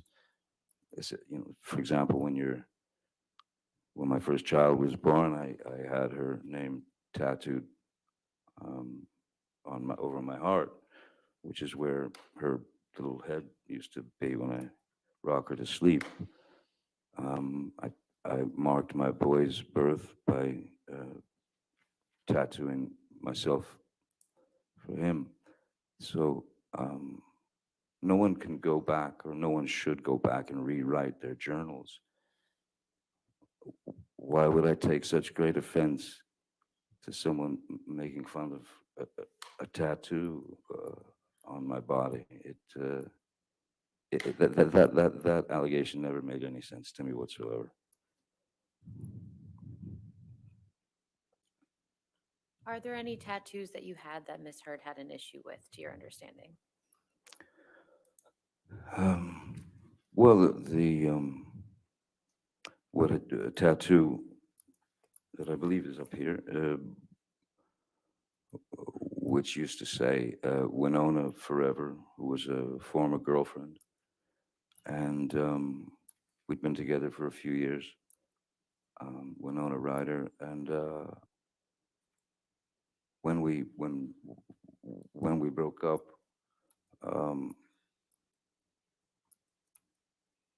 how do you fix that?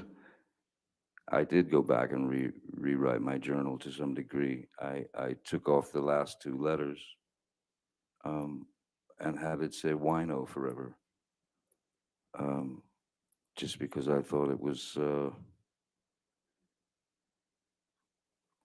I thought it was again through pain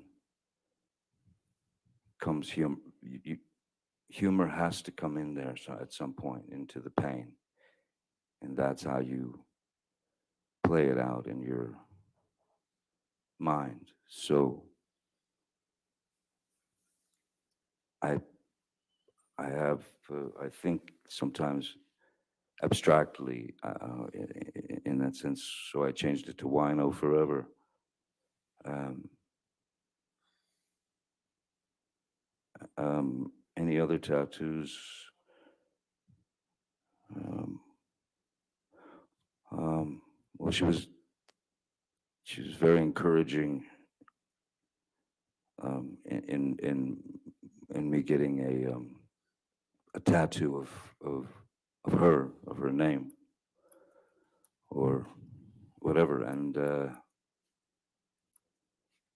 I waited a while, and then I did it. I got a full tattoo of her, and it ironically wasn't long after that that the that everything started going sideways. I was doing anything I could to bring a smile to her face, as opposed to the frown and then the onslaught of um, whatever problems she was seeing or experiencing. Um, I, I I even I would try to wake her up with laughter. Um, you know, singing stupid songs in her ear while I generally just tried to keep bringing her mood up. Sometimes it worked, many times it didn't. Um, but I tried, and I wanted to try because, as I said, I didn't want to fail. And at the time, not knowing fully, not understanding fully what I was, if you'll excuse the term, up against, um, I kept trying. I kept trying, but to no avail whatsoever. Okay, it just got worse. Mr. Depp, I'd like to fast forward a little bit to May of 2014. Could you please tell the jury what project you were working on in May of 2014? May of 2014. May of 2014. There were a number of films that I made in succession. I can't remember if that might have been Pirates. No, I can't. Mordecai or May of, I don't remember what can you remind me what May of 2014 film was? Were you filming Black Mass in Boston of May of Yes, okay, 2014? yes, excuse me. Yes, yes, yes. Oh, yes. I was filming a film called Black Mass in Boston, and Mr. Ed had come with me. Um, um, and I had to, for the film, I had to, there were very early calls to work because I had a number of prosthetics glued to my face and uh, blue contacts, um, so that I could resemble the actual.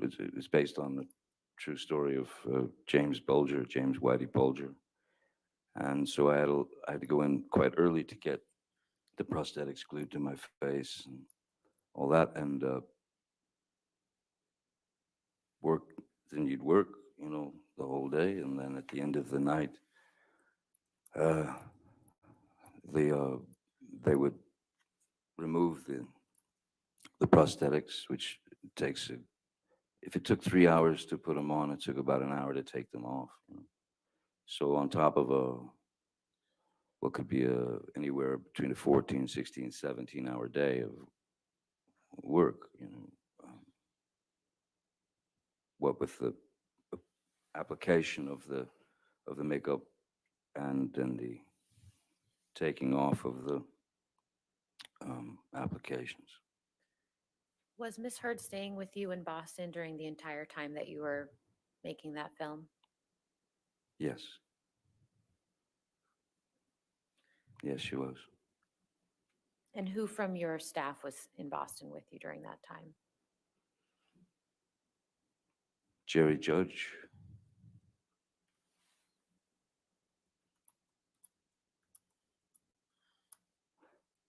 Keenan Wyatt, Stephen Duders,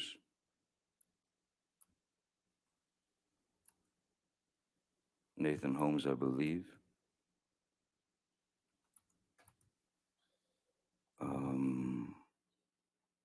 And I believe Malcolm Connolly was there as well. So I would have assistants, sound technician, security. I believe that was it. Mr. Depp, we heard yesterday from Mr. Wyatt about a flight that you and Mr. Wyatt and Miss Heard were on from Boston to LA in May 2014. Do you remember that? Yes. And could you please tell the jury what you remember about that specific flight?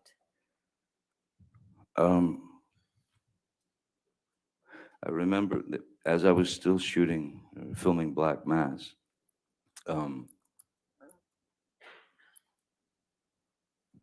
before I did Black Mass, the film, my sister Christy and I were talking about the oxycodones that I had been. Again, that was the monkey on my back. That she came to me. She told me she had read this book of Dr. Kipper's book, and I read Dr. Kipper's book, a good majority of it, and I agreed that I would do the detox. I would kick the opiates, but there was no time to do it before the film. So when the nurse, which was Nurse Debbie Lloyd, when she came to Boston, she had asked me, "What is your dosage? How many of these are you taking per day?" And someone who had been under under the kind of lock and key of a prescription drug that is highly addictive. I mean, with built-in barbs, that this drug does not want you to stop taking it. She asked me how many I took per day, or my dosage, and of course, as any person who is addicted and essentially a fool to the drug, and you know how important it is because you have felt the sting when you don't have it. So I'd agreed to the detox, and she asked me how many I took. I told her, obviously, more than I was taking. purely because when you're in that frame of mind, the one thing that you do not want to, a situation you don't want to find yourself in, is having no access to the thing that will make you not high. It will make you, it gets you, you only get better from it. If you start to get the the, the shakes and the tremors and uh, the you could feel this traveling into your system. Your receptors are out in mass, and your receptors are demanding that drug. If you don't give the drug to the receptors, you will start going into a pretty nasty withdrawal, and it could which could and has ended in sort of seizures. You can go into pretty nasty seizures. So I had told Debbie Lloyd uh, more than was necessary, so that I could always have one or two in my pocket on the just in case. So I didn't find myself, on a plane or anywhere without one in my pocket to stop the inevitable um, body cramps and nausea and stomach cramps and seizure of the bones and the shaking and also it's quite an emotional ride as well. So yes, before the flight, Amber and her assistant Savannah McMillan wanted to be picked up in New York and then have the plane fly to Boston to pick me up to bring us back to Los Angeles.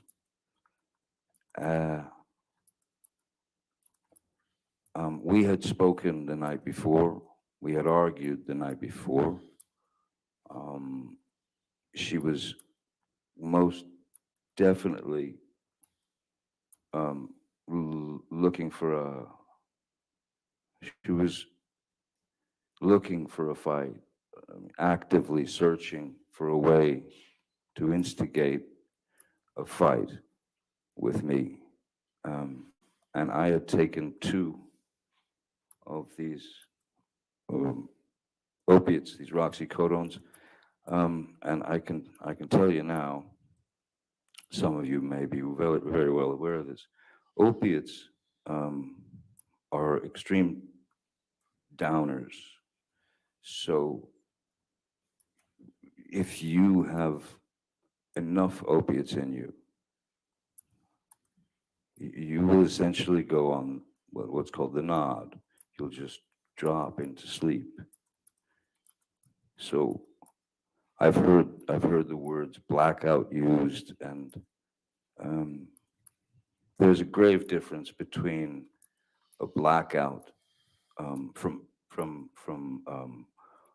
alcohol abuse, because that is a person who has ingested enough alcohol to render them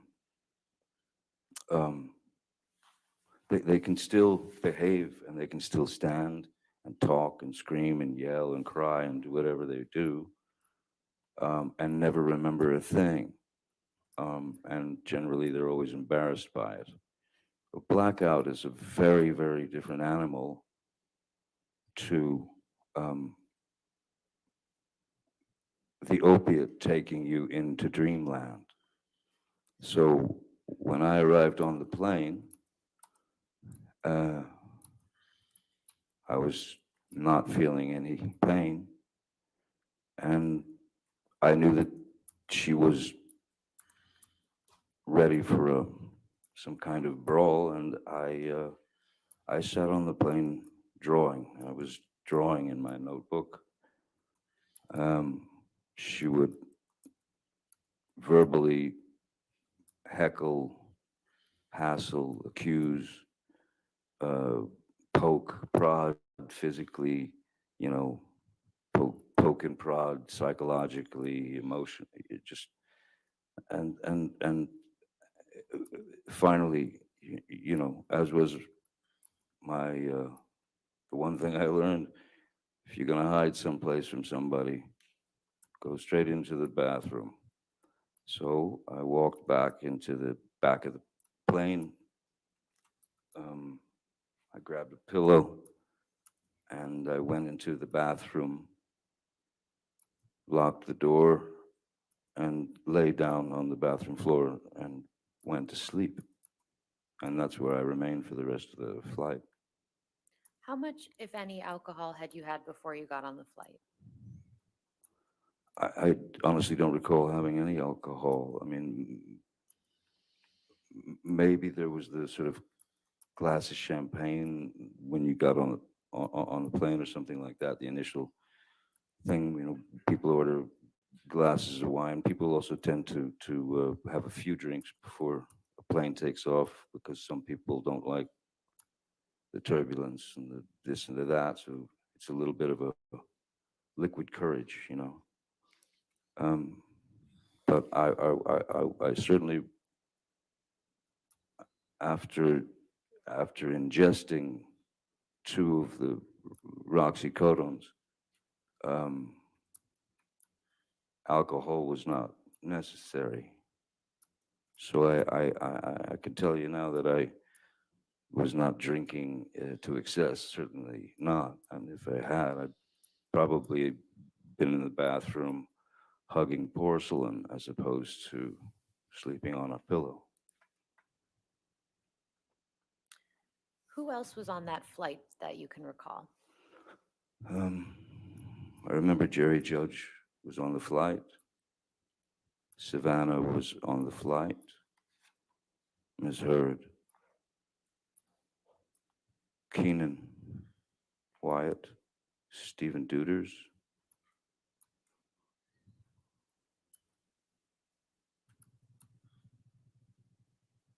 I believe that's it.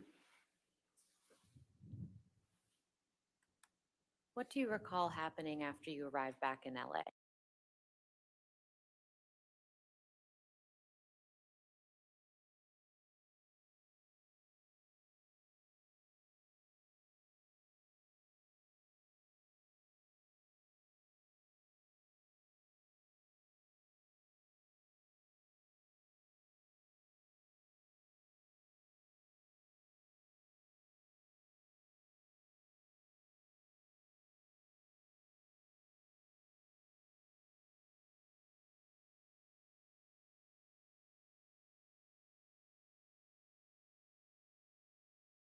Go back to the same home together after that flight? No, I don't believe, no, we didn't. I don't believe we did. I think she had decided if this is the time. Pretty sure. I believe she had decided to check herself into the Chateau Marmont. If there's so many of these, it's hard to sort of keep them all straight. Who would have paid for Ms. Heard to stay at the Chateau Marmont?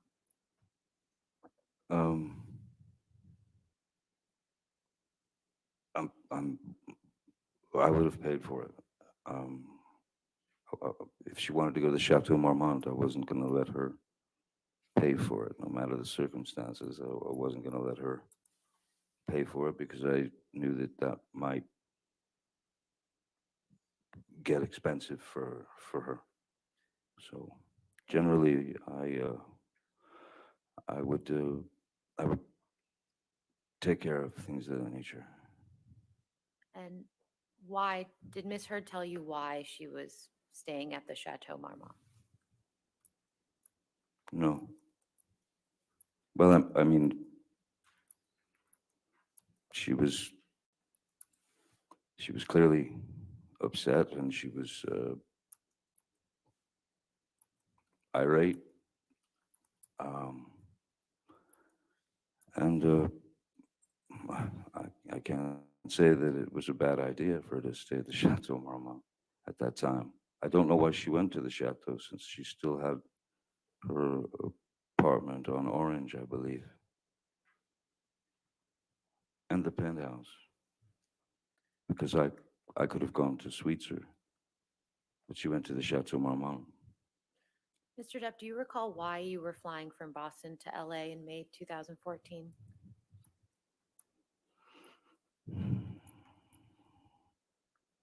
I can't remember if it was a break from the film or if I had finished the film, and that was before we went.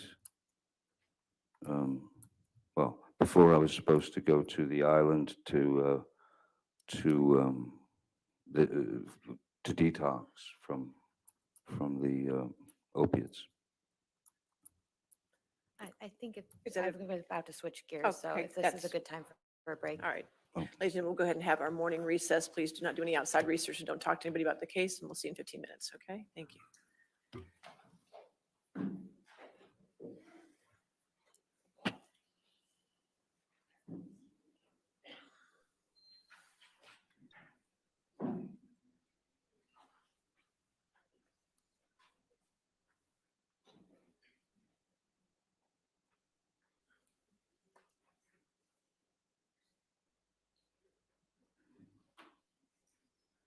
All right.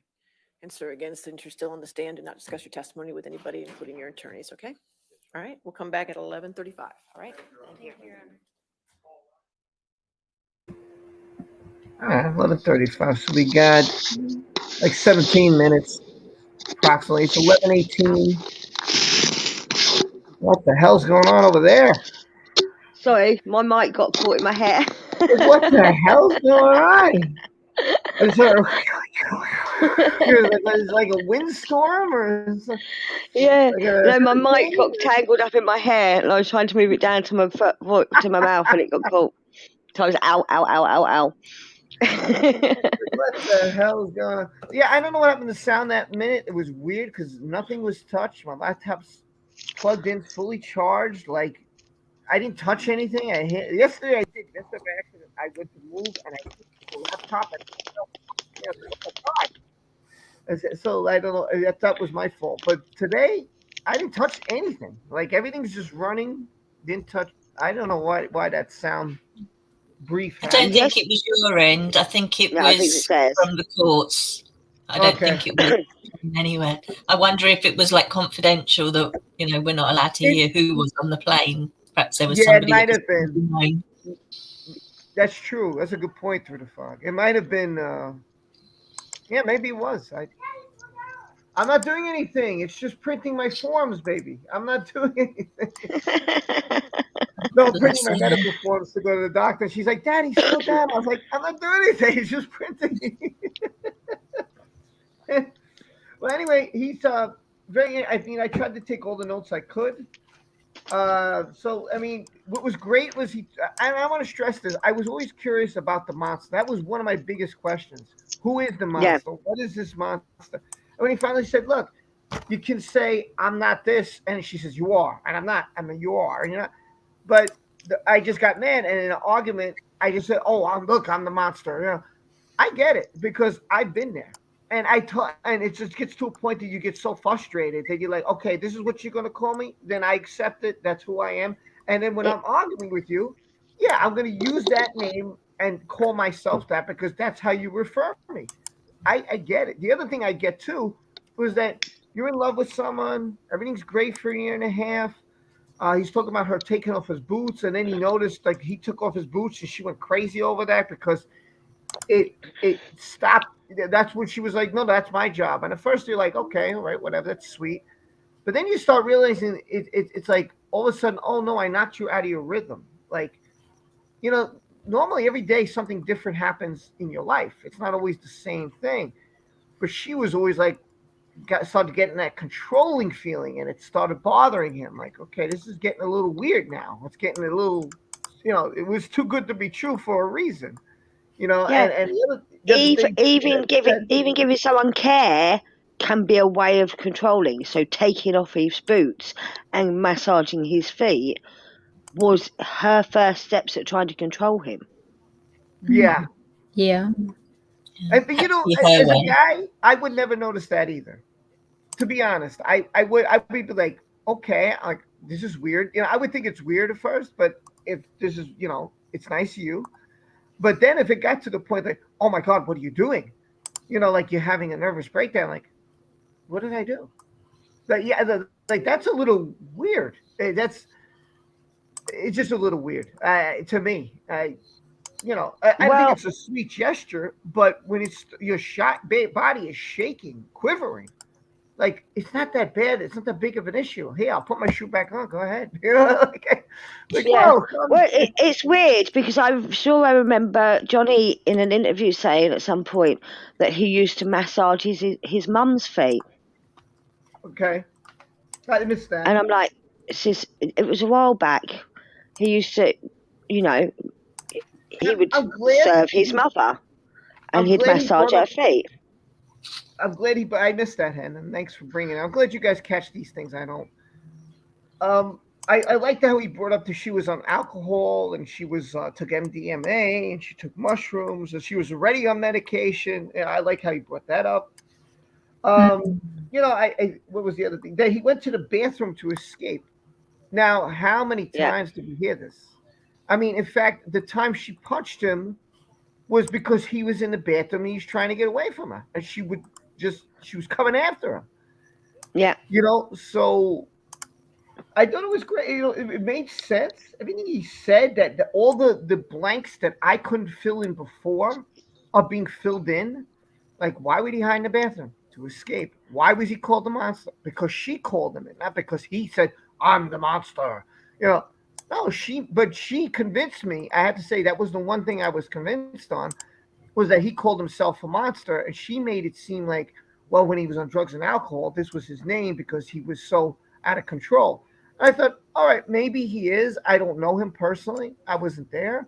Maybe that's the one flaw I can't argue. You know, someone would get me on, but now I can. Now I'm like, yeah, that makes sense. Because you know, this guy, what he's been through, a lot of it I can relate to.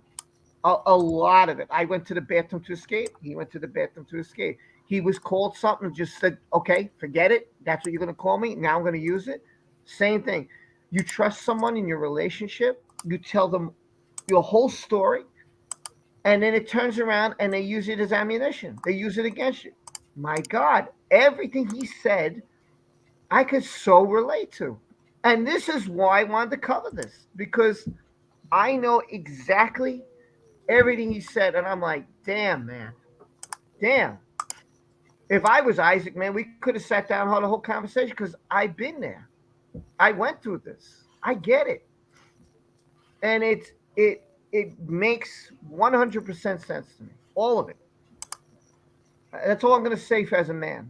That's what I'm going to say. And as me, I get it. And that's not BS. Everything he said is true.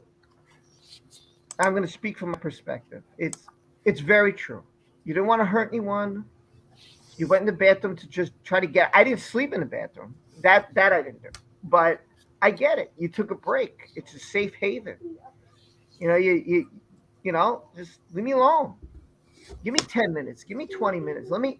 Man, I get it. I get it.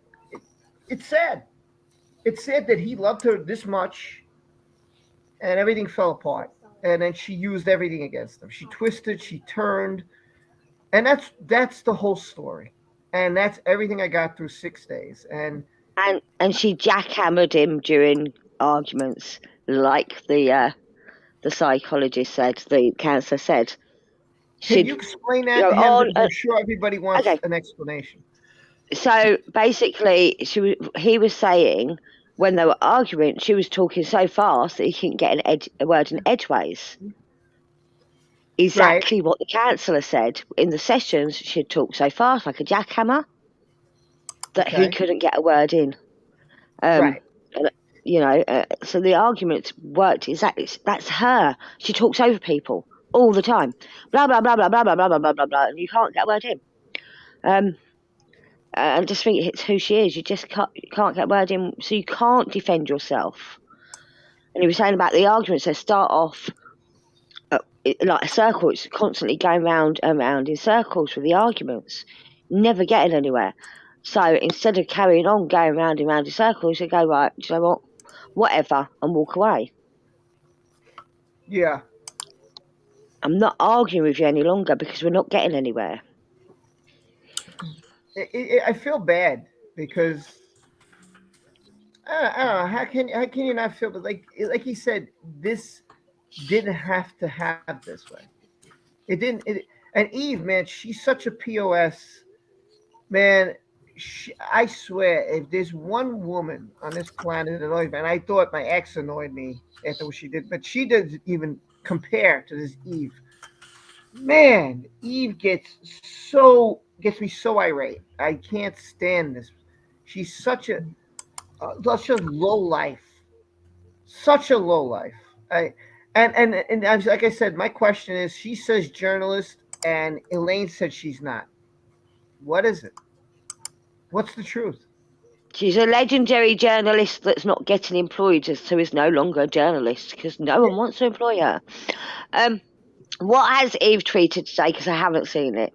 Can someone please tell me? And I just want to thank Tal because I didn't catch this. So Tal sent this to me, and I wish I would have caught this. So it says, Eve Barlow, Twitter. For nearly 4 hours, Depp droned on and on. Really, who can blame him? God knows when he'll next have such a captive audience. He's totally unemployable. Eve Barlow. Hang on, hasn't he just got a new job on a film in France? Yep. Mm-hmm. I'm pretty sure he has, yeah. Yes. So he's totally unemployable, is he? Bullshit! Sorry. She's got to write something, isn't she? She's got to say something, have a dig, try and change the narrative to her way. I don't know. That woman drives me insane. She can make me angry so quickly. You know, it's just like she's up Amber's butt, but you know what's funny? Where's Io? Where's Rocky? Where's John? Where'd they all go? Where they get the free ride? They got the free this. Use the car. Where are they all? Where they run off to? I don't know. You know, if you're her friends, why aren't you there? I don't know if you remember, Rob. The other day, someone shared. I think it was it Cherry or Kerry? Someone shared a picture of Eve in the courtroom, right up Amber's butt, literally. And I made a joke. I made a joking comment in that message saying she's wearing a strap on. I think we now have it confirmed that Eve is wearing a strap on because they're in a relationship. You know, that's all I'm saying. That's all I'm saying. Oh man, she is literally up her butt. Through the fog, you want to say anything? I mean, I open the floor for you guys. This is your time. Yeah, I just wanted to say, considering everything she's done, I think that Johnny Depp has handled himself so well. He's not been demeaning to her. He's given her reasonable amount of respect. I mean, there's lots of things I bet he wanted to say, but he didn't. He kept it all sort of pleasant, really. And I just think that's, you know, it's telling of who he is. Even after everything, even being sat in this court, he's still not, you know, name calling and things. It's, I don't know, it's just telling to me of what a gentle soul he is. I'd also like to say someone has pointed out her hairstyle. So she's worn it again today. She wore it 2 days ago. Remember where her nickname comes from? Yeah. Hollywood glamour, my dears. Hollywood glamour. It's what she's going for. She's mimicking that character. Yes, she does look like some Hollywood glamorous, like some. Her hairstyle, I'm not saying it's horrible. It's not. It's like back in the day, like Oh man, like who had those? It's 1950s Hollywood glamour. That's what it is. Yeah, that's a good way to put it. Yeah. Mm-hmm. Yeah, it's like old fashioned. But look, to me, it looks better than that pushing the hair back crap. I mean, she, listen, she's not. What makes her ugly is what she's done. What makes her ugly is who she is. It's not the outside. It's the inside. Listen, that happened to my friend of mine. He had a knockout, but she destroyed him. She used him. She got him hooked. She brought the hook. And once she hooked him in, she destroyed his life. And it was horrible. It was a horrible. The guy suffered. The guy's still suffering. What? I feel horrible because it's wrong. It's wrong on every. Like, she knew damn well what she was doing. She knew I got him hooked, and now he got the bait. He got the bait. He's gonna break up with Vanessa. He's gonna do it, and he's gonna go with me. Okay, he did the right thing. He didn't cheat. He just said, "Hey, look, this is not gonna work out. I'm having feelings for her." He did the right thing, and then he fell for the wrong person. She mentally has issues. That's the problem here. She has mentally she has issues, and I'm not saying it could stem from her past. Maybe, yeah, that's possible.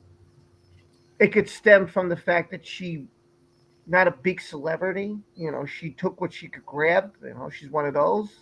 She's like I don't know, a C, D actress, whatever you want to call it. I don't know. Maybe it stems. I don't know psychologically what's going upstairs. But the bottom line is she used him to gain fame. She used him to advance her career. They might have been in love, sure, but when things started going sour and she couldn't control him anymore, then she said, okay, I got to find another way to control. And this is another means of control. Not letting go, right? Still keeping him around. How? By putting him down in the public spotlight. By trying to destroy this man's career. This is what she's all about. Well, it's all about getting her to the top, isn't it? She doesn't care who she steps on her way up. She was just using him as a ladder and just to get where she wanted to get to. Right. Exactly. I'm not saying that every person is like this because everybody is a different individual. Okay? Listen, there are, and I know this is going to be really hard to believe, but there are guys who do the same thing. They don't have much going in their life. They got a good body, whatever, and this woman is rich, and she's an older woman, and she's like, wow, look at this guy, and she has money. So he's like, okay, good. If I could hook her, she's got a ton of money. She'll pass, and I'll do whatever, even if it's, gross for me. I'll just not think about it. And when she dies, I'm going to get a lot of money. And that's my life. And now I have all the money I want, and I can go out and be with whoever I want. There are guys like that. I know it's hard to believe, but it is true. It is true. And so it goes both ways. And, everything goes both ways. Doesn't matter what gender or race or religion. None of that matters. It's both ways. Everything. There are people who are manipulative and using, and they just know how to do it. None of us are that way, and she is. It's sad. It's sad to do this to somebody. It's just, man, it's so vile. It's so wrong on so many levels. Yeah.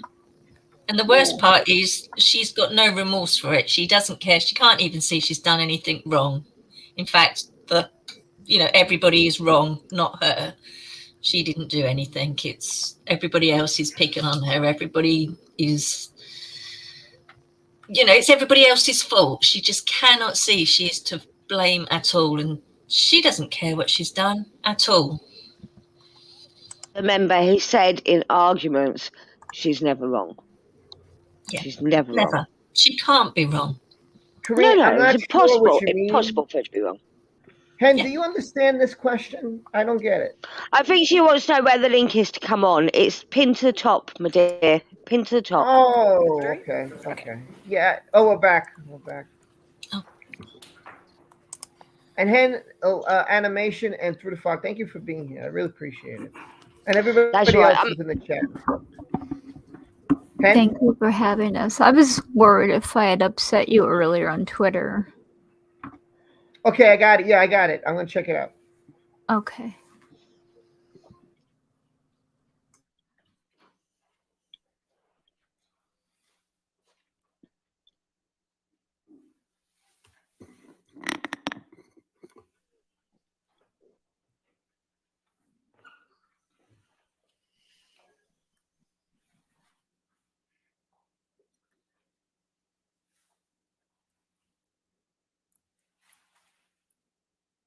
Real quick, Eve wrote, and thank you, animation. Addicts don't take accountability for their drug use. The drugs are to blame. It's their fault. That's what Eve wrote. I'll write it in the comment section. Unbelievable. This woman, man. Thanks, animation. I appreciate it. Seated. Thank you. All right, your next question. Thank you. Mr. Depp, who's Dr. Kipper? Dr. Kipper is a he's been my doctor ever since I'd met him in, I believe it was that May of 2014, around there in Boston. And why were you connected with Dr. Kipper? My sister Christy knew, of course, that I had been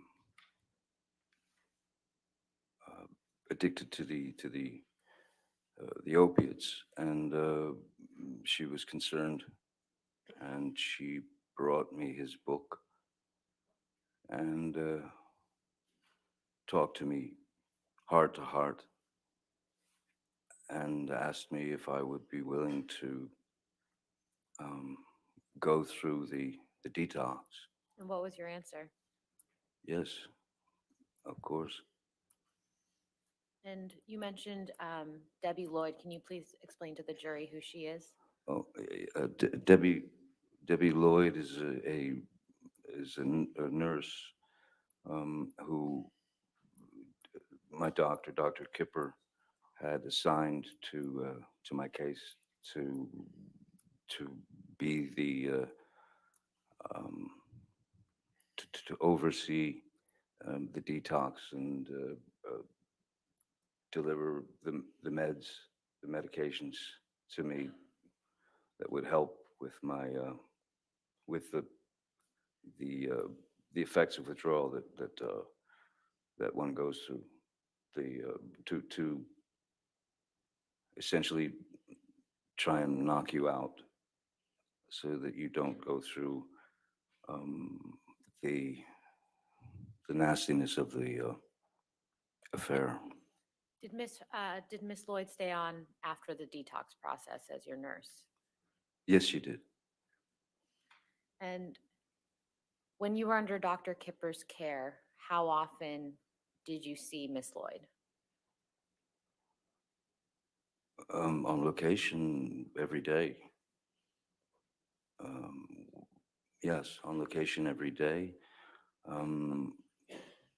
Even when after a year or two, I was still seeing her at least on a bi-weekly basis, 2 to 3 times a week. When did you start the detox process that you mentioned?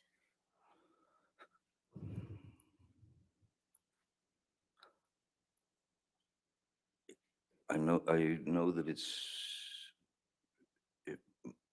I believe it was in August, July or August of 2015, 14. I cannot remember the year. 14, I guess. And where did you do this detox process?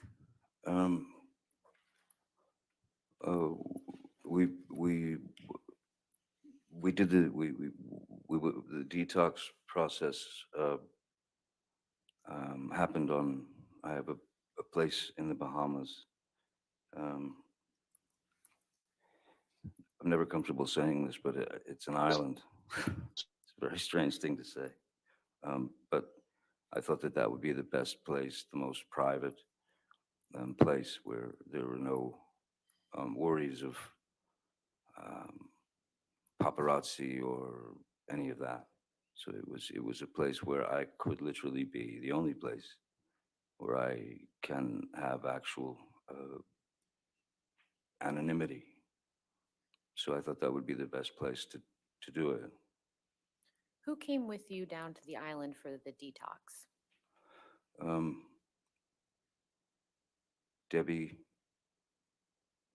Nurse Debbie Lloyd traveled with me on a plane. Um, uh, Ms. Heard,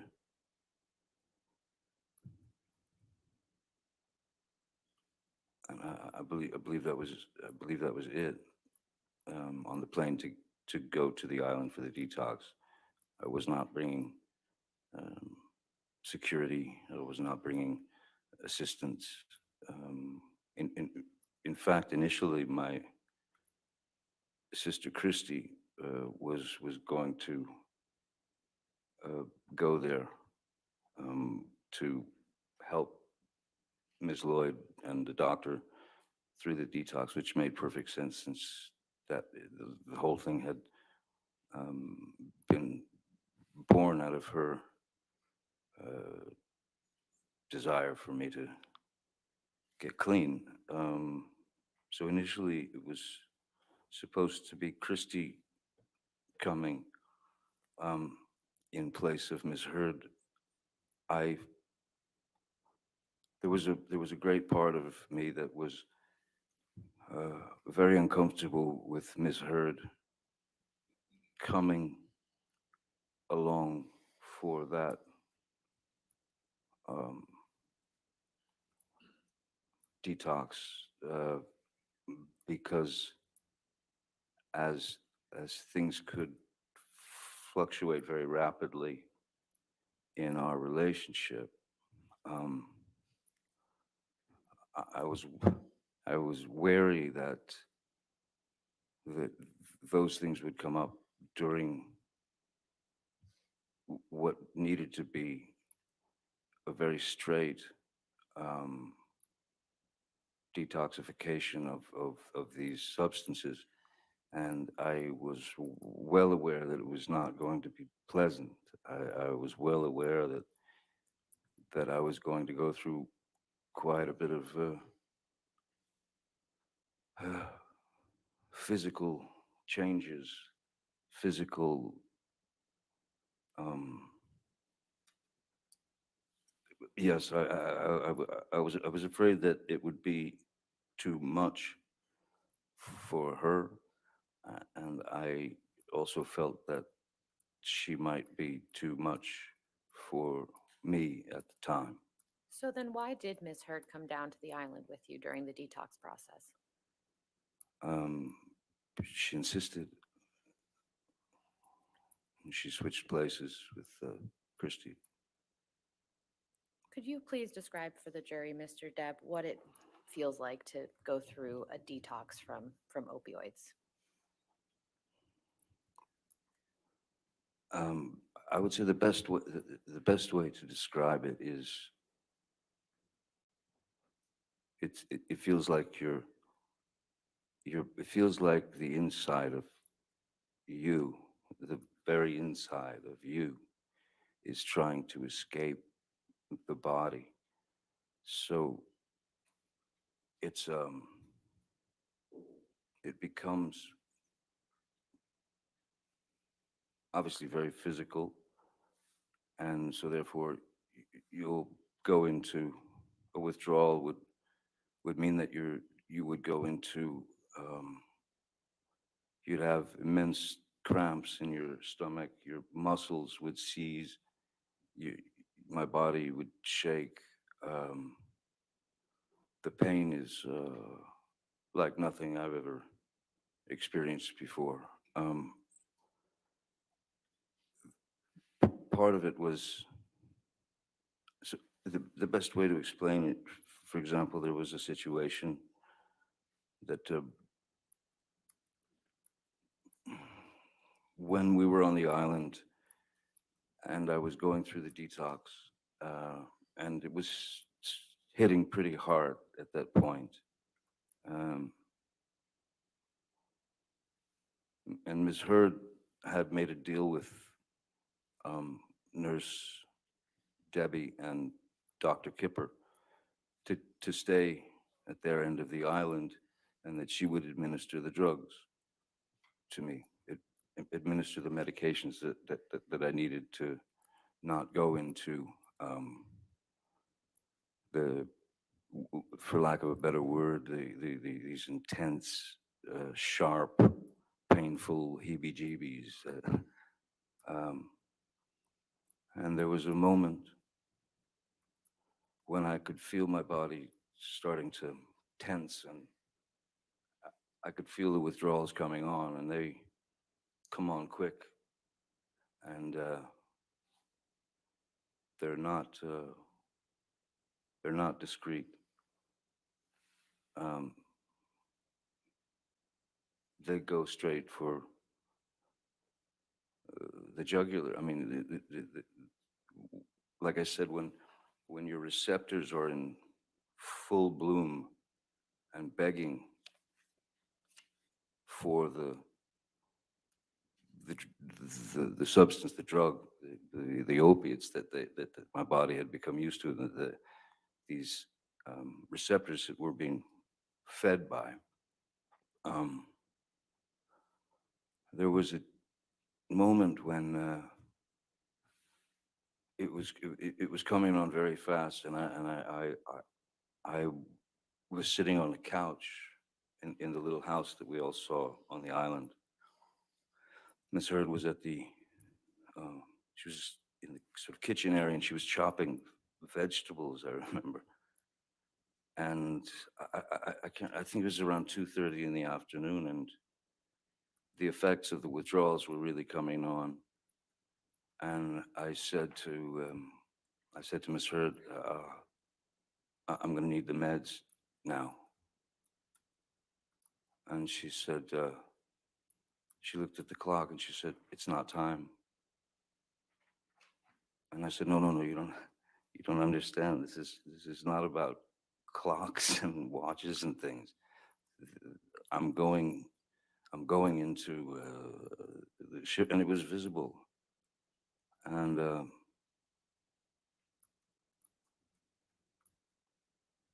I hate saying this, and I hate to have to admit this, but that was, I believe that was about the lowest point in my life. That was the lowest I'd ever felt as a human being, because I had to say, please, may I have the meds, because it's really kicking in. And she was adamant, no, it's not time, it's not time. So in explaining how these withdrawals start to take over your body, when I was begging at that point for the meds, I found that I had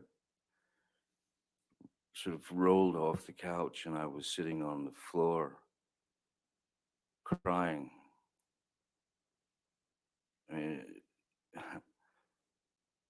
tears streaming down my face, begging another human being to please give me the meds that will take this away.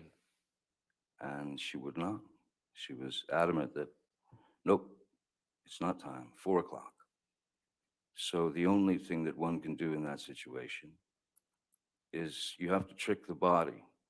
You have to manipulate your body out away from those.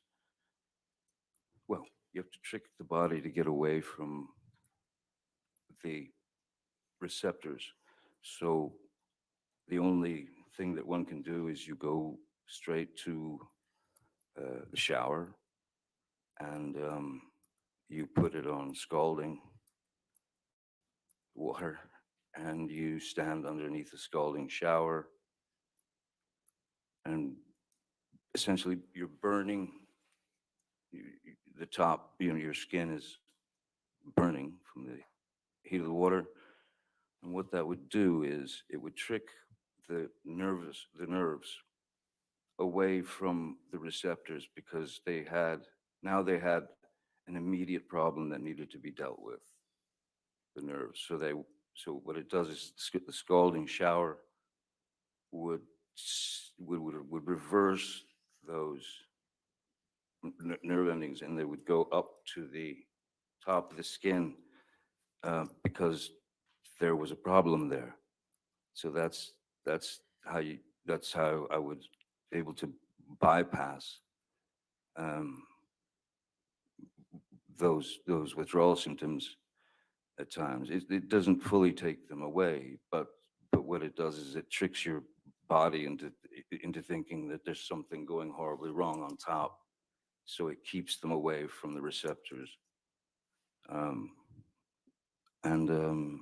after that, I had a conversation with Nurse Debbie and with Dr. Kipper, and I said, I don't believe, I told them that she had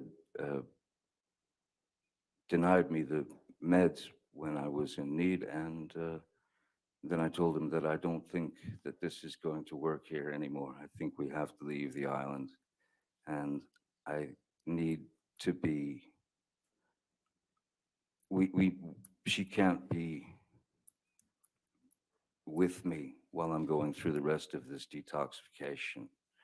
So I told them we should leave the island. Um, I asked them if they understood what I was doing, and they did. So we went back to Los Angeles, and then I asked Miss Heard if she would please allow me 5 days, 7 days, whatever it took to get finished with the rest of this horrific detox and the pain. Did Miss Heard give you that time? She did, reluctantly, yes. I was immediately accused of throwing her out. I was accused of abandoning her. I was accused of not appreciating all that she had done to get me to this point where I was, which was kind of an interesting argument for me. I begged her, please, can I get a place at the Beverly Hills Hotel? I'll get you and your friends a bungalow at the Beverly Hills Hotel where you can all stay together and have a grand old flag. You can have fun, you can do whatever you want, and you don't have to sit around Mr. Shaky. And she wasn't happy about it, but it was very necessary. So she did eventually leave for about five days or so, and I sat in after a few days, I sat in just a metal chair with one song on a loop, that I could focus on the lyrics and the power of the song to help me get through it. And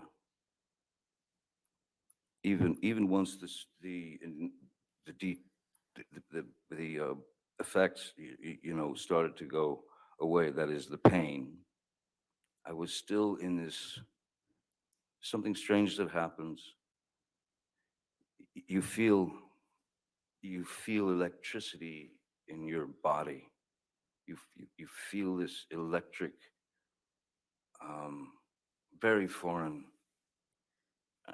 And you're just sitting there like going through it.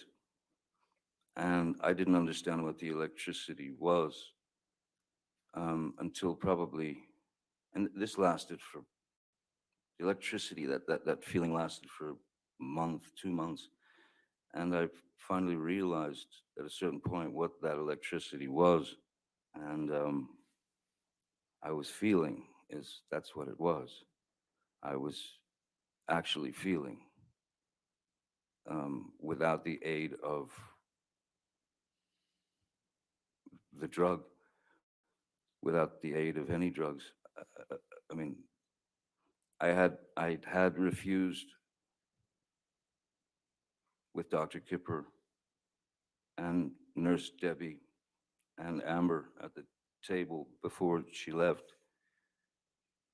for the hotel with her friends. I had refused to continue taking the phenobarbital and the lithium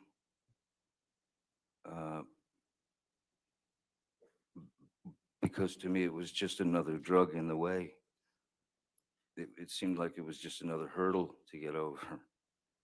And I would rather just get it out of my system now and move forward.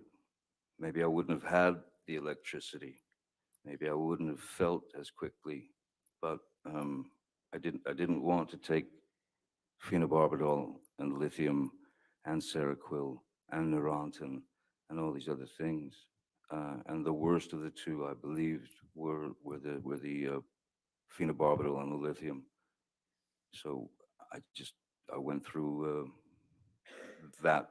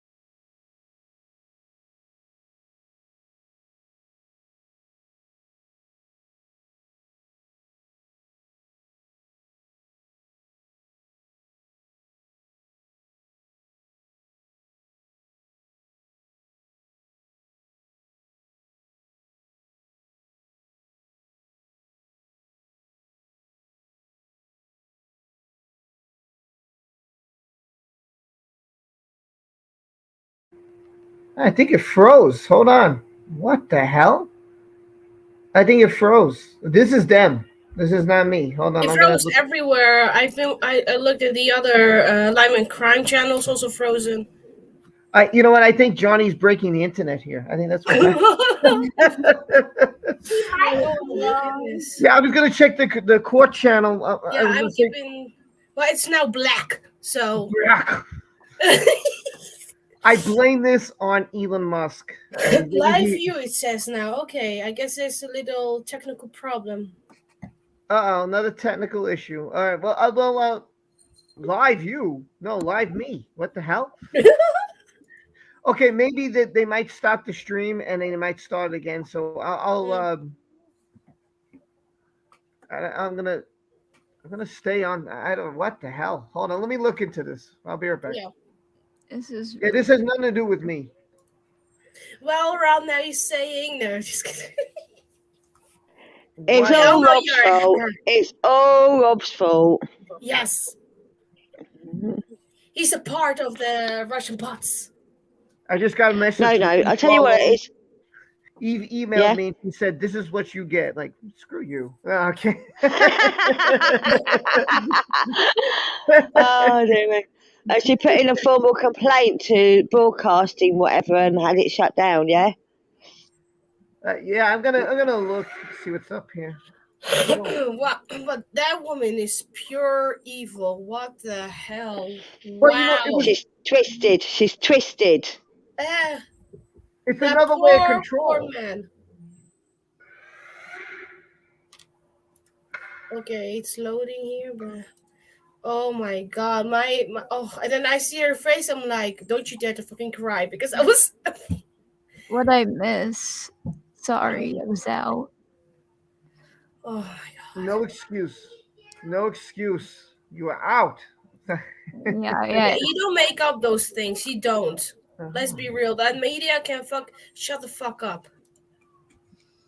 There was one media that wrote like, yeah, Johnny should get his Oscar because this is the best performance ever. I'm like, are you serious? The man is pouring his heart out, and that is what you write down in one of the websites. Oh, disgusting. People can be so disgusting. All right, I'm gonna leave it up, and I don't know. We'll see what happens. I mean, it's everywhere. I see. I think we have broken the internet, people. Yeah, I think more and more people now wants to watch because they're like, "Have you heard this about Johnny?" They're like, "Say what?" And now it's like, zzz. Oh, he is working, an umbrella guy, or are they just behind? Wait, let me see. We all immediately left for the island for the. No, he's behind. Yeah, he's behind. He's recapping. Yeah, he was like about the island, so. Yeah. What I will say that I went, oh my god, at was him burning his own skin to relieve the internal pain.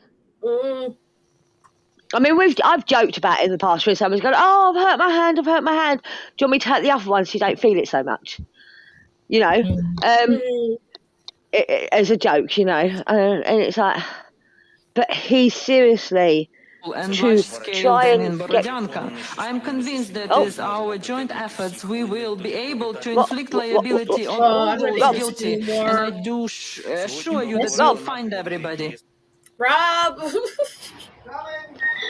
Speaking of Russian, they have a Russian war here. Well, no, sorry, Ukrainian. Of Ukraine, and Jason. Oh God, not again! Hold on. It's like they stopped the other life at the moment, I think. Yeah, something's going on. But the law and what the fuck is it? Law and All right, crime. so they'll have to make a part 2. And by the way, I put the wrong day. It's supposed to be day 6. I can't correct it. I've tried multiple times. That's my fault. It's fine. I'm going to call it day 5 because day 1 didn't exist. Did it? No, it didn't. Day 1 was just jury. There was nothing happened went on in day 1. So this is day 5 of the actual trial. Well, no. This would actually be day 7, but since day 1 didn't exist, so I had to well, goodbye, Hen. Hen is don't you run away from us.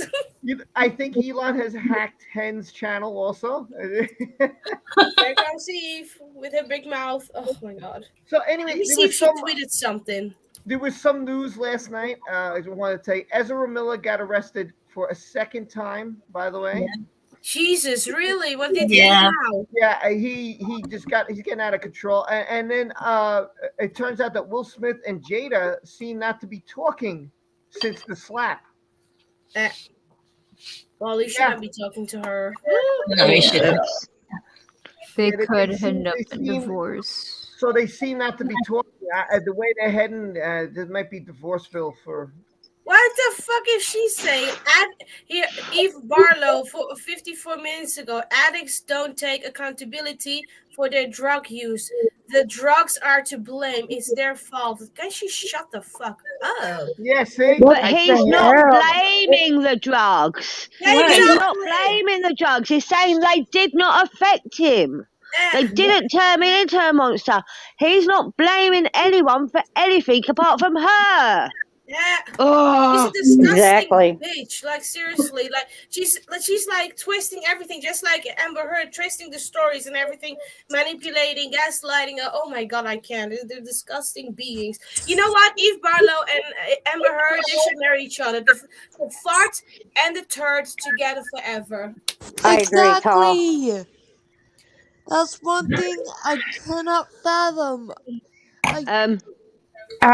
Sorry to be cruel, but it's her fault that she's still bleeding.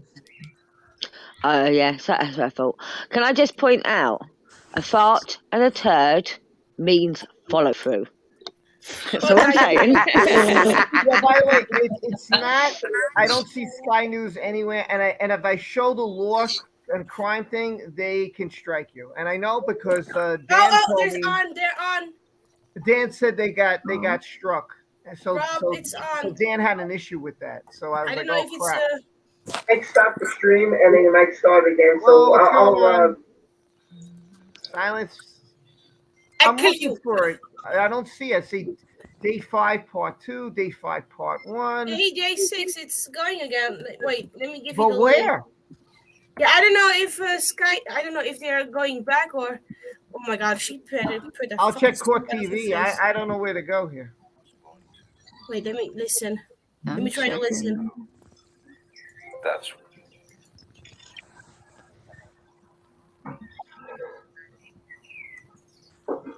Oh wait, sorry. right. Who did you observe using drugs? A number of people were taking MDMA. I suspect that the list there was after the wedding. After the wedding, we didn't have that right yet, right? Dancing. Why am I crazy? I know Court TV is behind. I could show Court TV, but they're behind. I mean, that's up to How you about guys. Sky News? Are they back to normal? Can anybody hear my mic now? Yeah, I can hear you. Yes, we can hear you. Yay! Someone can finally hear me. Yes, we can hear you, Connie. I mean, I could show Court TV, but they're behind. I just let you know they're up. I mean, I could show it, but that's Rob. I can't What show about law Was- and crime because It's a digital glitch on the court side. If I show the Rob. law and crime, I'll get struck. Dan already told me. He said, "Rob, I got struck." I'm just letting you know. They and the Glare said they do strike because they struck him also. So Rob. Wow. Rob. But yeah. Look at Washington News. They were covering it on the first day. I don't know if they still are. I'll check them. Are you from London? I am from England. I'm from England, not London, but not far from London, about an hour's drive away. I hear that London is the capital of England. It is the capital, but it's a very small part of the UK. Tiny, tiny part of the UK. Oh, I will.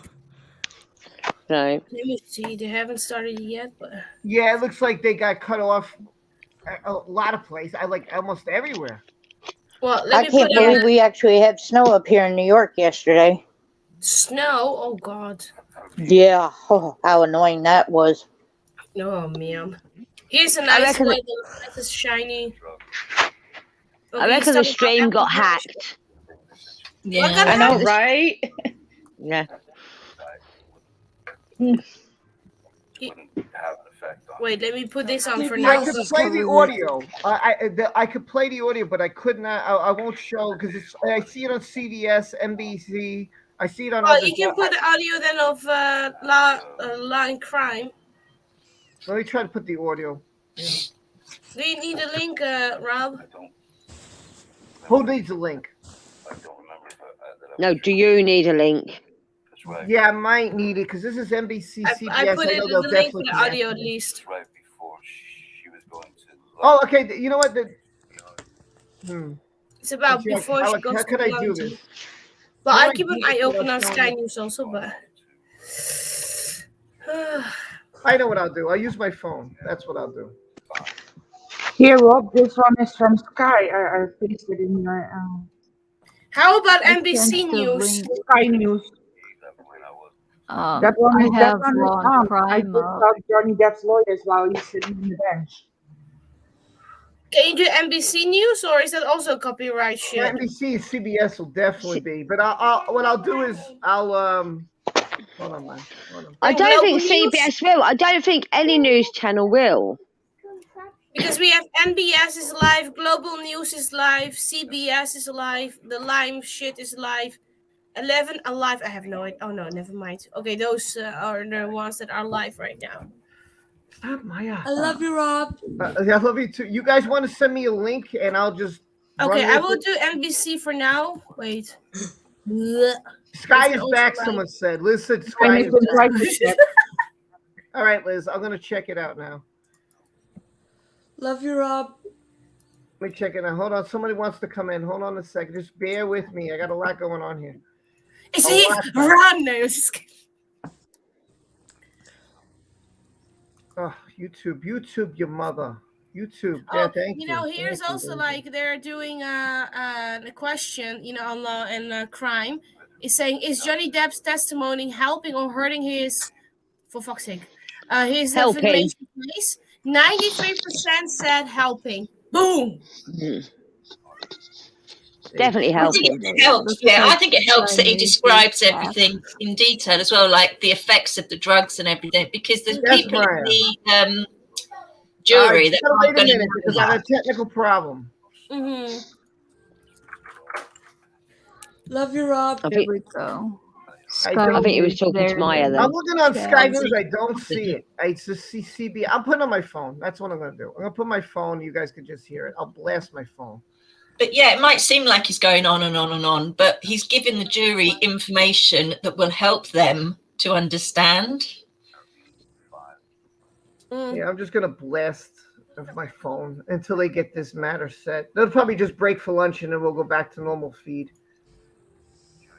It could be. I think the break should be in an hour. I don't know. My daughter in 5. Daughter, that was so such a New York accent. Daughter. With you in Australia.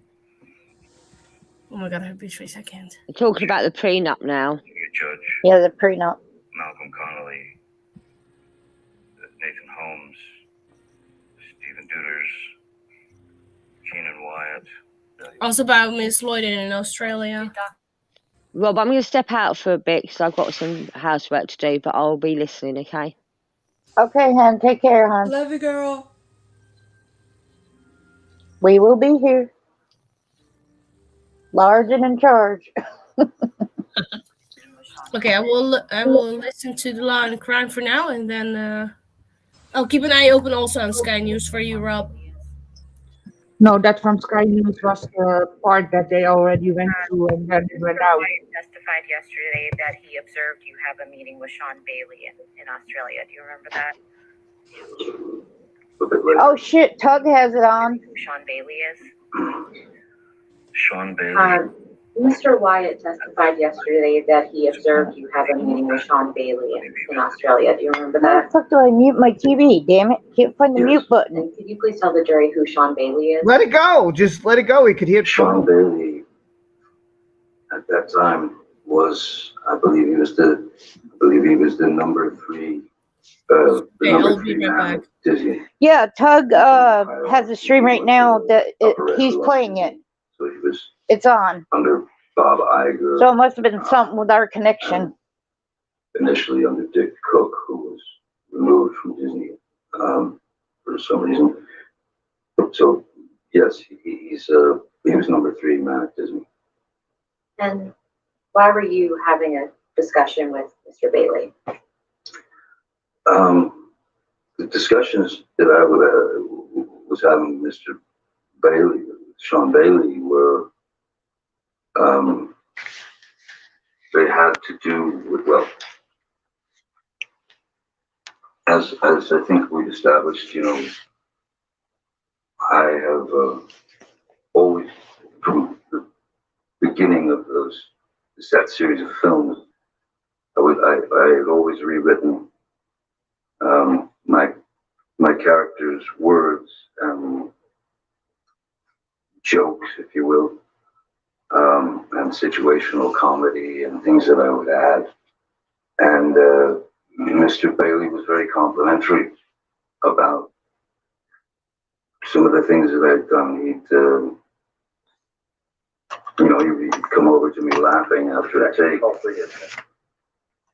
That is not hearsay. Discussing generally what they were talking about. You get specific. I'll sustain that if you want.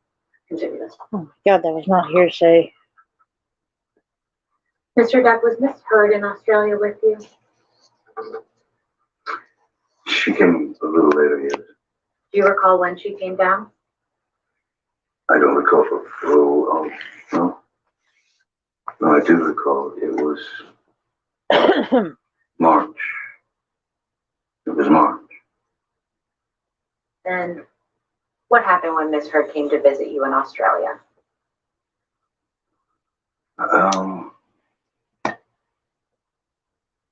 Ms. Heard was upset because, as I stated earlier, as it was too late for a prenup agreement, there was discussion of post-nup agreement. Can you guys hear this okay? And I had called my lawyer at the time and asked him if he could have one of his lawyers sit down with Ms. Heard and give her a basic rundown. Your Honor, this is what There we go. Something he asked an attorney. It's not a statement of fact that's being offered for its truth. Yeah, I'll sustain the objection. Next question. What did Ms. Heard tell you she was upset about when she arrived in Australia? Ms. Heard told me that the attorney that she met with was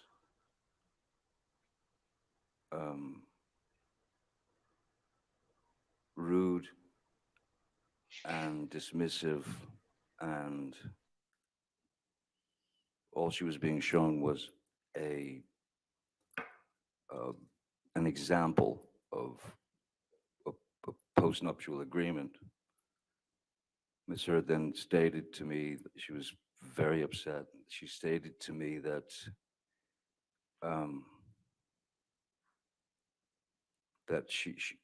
what she had said was, she said to the lawyer, the woman, that this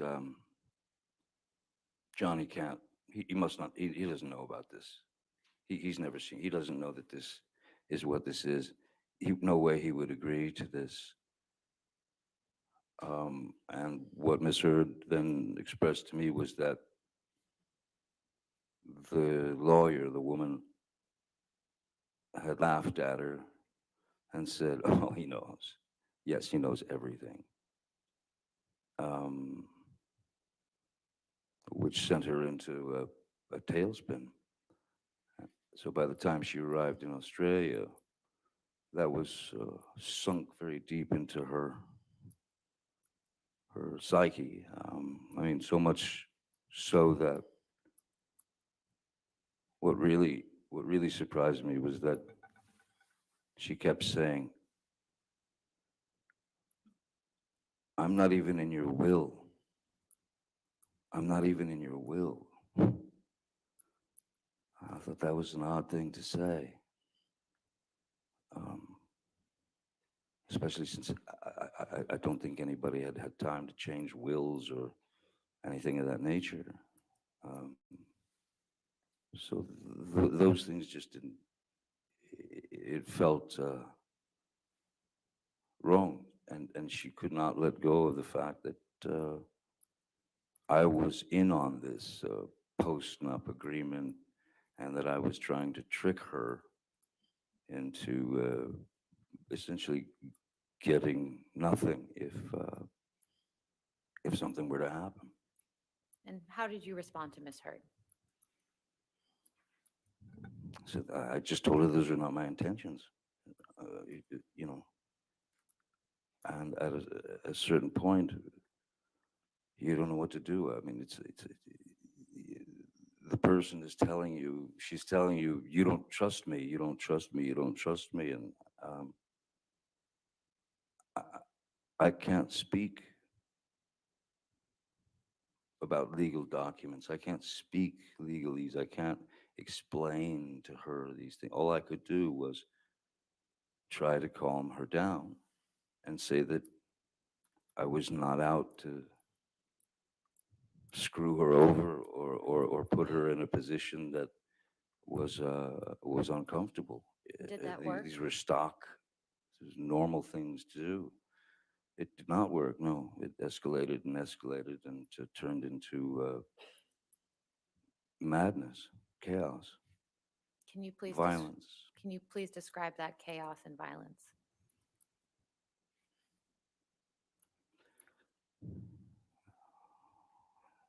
yes, she was irate. She was irate, and she was possessed. And when I tried to remove myself, as I normally would from a situation, and that is to say, as she's hammering me with sort of brutal words and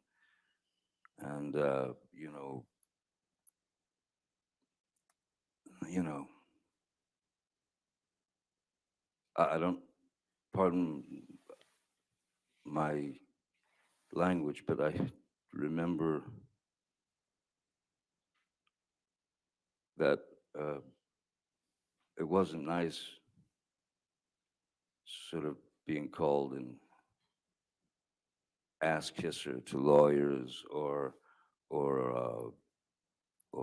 a pussy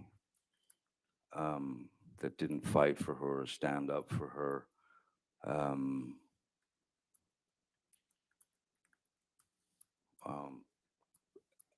I, again, tried to remove myself from the situation, but to no avail. As I literally, the house that they had rented for me in Australia was quite a large place. It was quite a bit of a labyrinth, and a lot of rooms, a lot of extra rooms. So I would go to, well, I'll just cut to the chase. I think that I ended up locking myself in about at least 9 bedrooms, bathrooms that day, as she was banging on the doors and screaming obscenities and wanting to have a physical altercation. So how did it come to be that your finger became injured? There was at one point where I'd stayed in one of the, sitting on a bathroom floor, door locked, she's banging away, screaming, blah, blah, blah. And then suddenly she stopped and I could hear her walk away. I could hear her sort of receding into the distance, if you will. And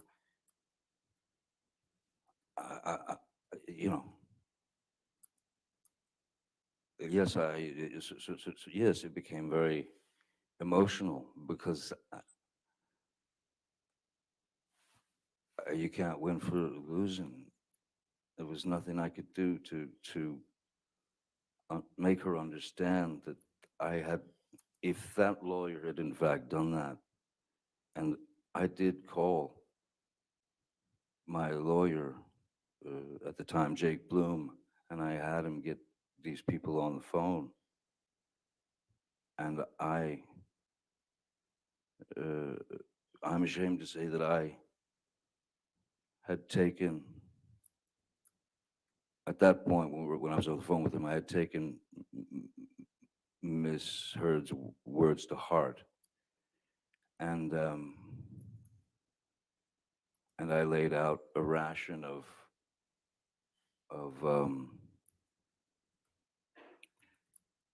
very.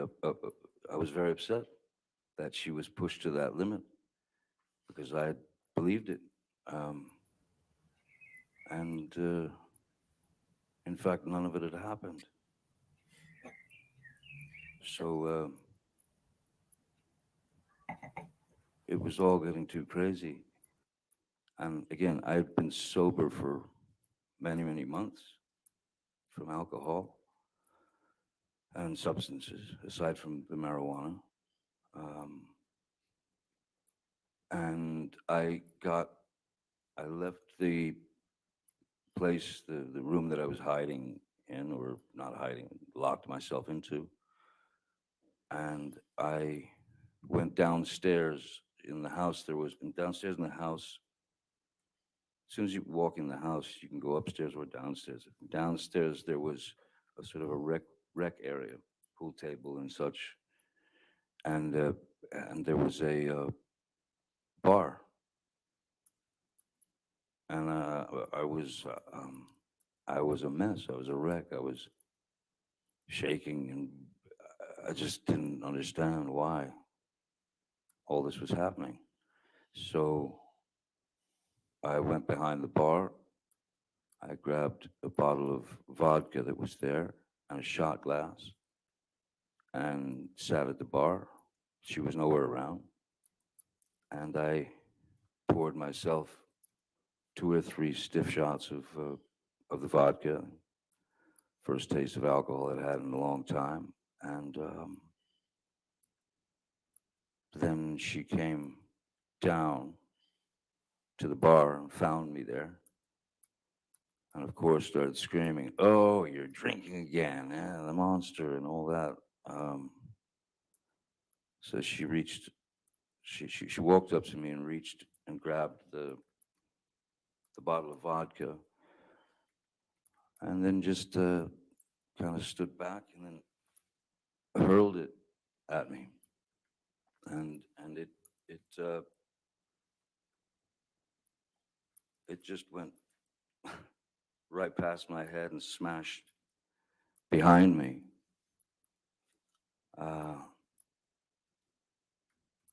So I stood up and I walked behind the bar, and there was a larger bottle of vodka, the kind with the handle, on it. I grabbed that and I went and I sat in my seat again. I opened the bottle and I poured myself a shot, drank it. Miss Heard was flinging insults left, right, and center, and she then grabbed that bottle and threw that at me. And the way that the bar was situated and where Miss Heard was, so if I could show you, so if this is the bar where the glass was and the bottles, if this was the bar and I'm sitting here like this, she would grab the bottle and she would go there. She went there. And so I was leaning like this in the chair, looking at her. First bottle went, then I got the other bottle, shot, takes the second bottle, which is the larger one. I'm in this position again, and my hand is on the edge of the bar, like that, and leaning over, the fingers like that, and she threw the large bottle, and it made contact and shattered everywhere. And I honestly didn't feel the pain at first at all. I felt no pain whatsoever. What I felt was, I felt heat. I felt heat, and I felt as if something were dripping down my hand, and then I looked down and realized that the tip of my finger had been severed, and I was looking directly at my bones sticking out, and the meaty portion of the inside of your finger, and blood was just pouring out. And at that point, I think that I went into some sort of, I don't know what a nervous breakdown feels like, but that's probably the closest that I've ever been. Nothing made sense.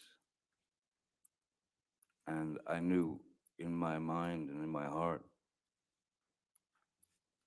this is not life. This is not life. No one should have to go through this.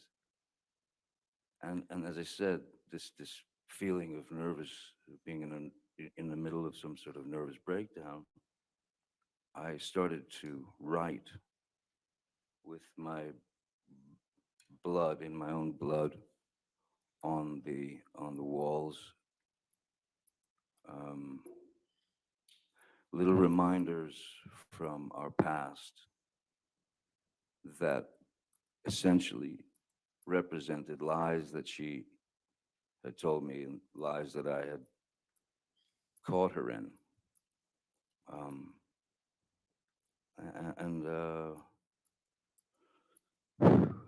And then the next thing, amongst all the madness, I would again hide in the bathroom or wherever, and I texted Dr. Kipper and I said, "You might want to come over. I've cut my finger off here." Which finger was cut, Mr. Depp? It's the middle. It's the funny looking one. It's the middle finger here. You can see you can see all the sort of from the initial wound, all these bones up here were crushed, and it looked like Vesuvius, and so this part of my finger now is so that because of not having use of the tip here, this is basically arthritis that kicks into the joint once that upper part of the finger is mangled. So is that the right middle finger? Right middle, yes. And is that your dominant hand? Yes, it is, yes. Mr. Depp, after Ms. Heard threw the vodka bottle at you and severed your finger, what, if anything, did she say when she saw the injury?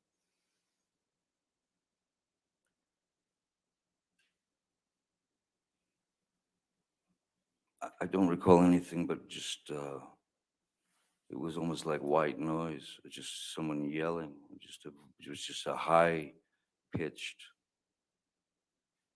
constant attack of insults. It was just jumbled words to me in a very high frequency, and I was in a bit of shock. I was in shock. You mentioned that you reached out to Dr. Kipper. Did you receive medical attention after that? Yes, Jerry Judge, Malcolm Connolly, I believe Debbie Lloyd was there. Yes, Debbie Lloyd was there. Ben King had arrived as well. Who is Ben King? Ben King he's essentially he's a house sort of an estate manager, and we worked together in London a few times, and he's a wonderful guy. So I brought Ben along to Australia to manage everything. He's very very good and very nice. And then there was also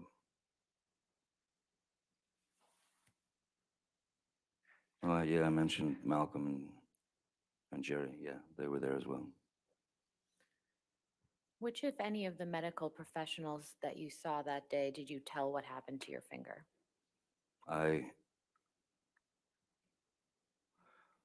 When Malcolm and Dr. Kipper, when they took me to first we went to Malcolm's apartment where he was staying while we were shooting the film, and tried to clean my hand because I had worked the day before, and obviously when you're playing pirate, Captain Jack or whatever, you're covered. They paint with alcohol, with rubbing alcohol. They paint dirt all into your hands and into your face and everything. So they were worried about getting my finger clean, so they tried doing that at Malcolm's, and then Kipper said, "No, we got to get to emergency room, and we got to get hold of the tip of his finger." So we went to the emergency room. The doctor asked me what happened, and I lied to him. I said that I had smashed it in these large accordion doors, that it got caught in the accordion doors. Why would you lie about that? I lied because I didn't feel, I didn't want to disclose that it was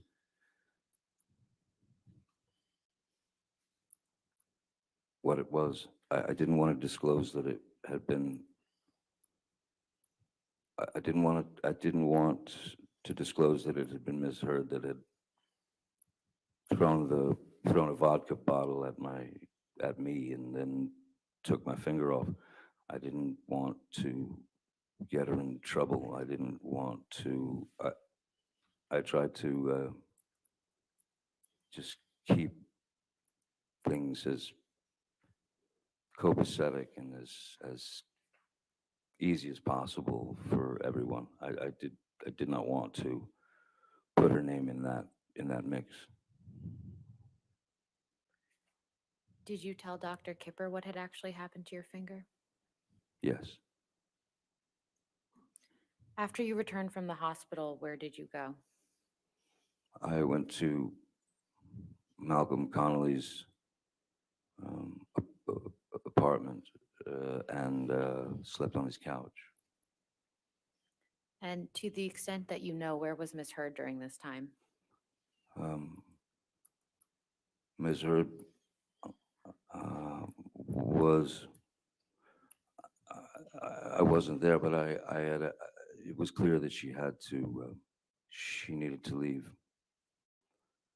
And I'd asked them to get her on a flight from Melbourne or Sydney or wherever back to Los Angeles. Why did you ask for that? I didn't want to see her. I didn't want to see her. I didn't want to have any more arguments. I was, for all intents and purposes, I was just done. Mr. Depp, I'd like to show you a picture. If we could please pull up Plaintiff's Exhibit 145.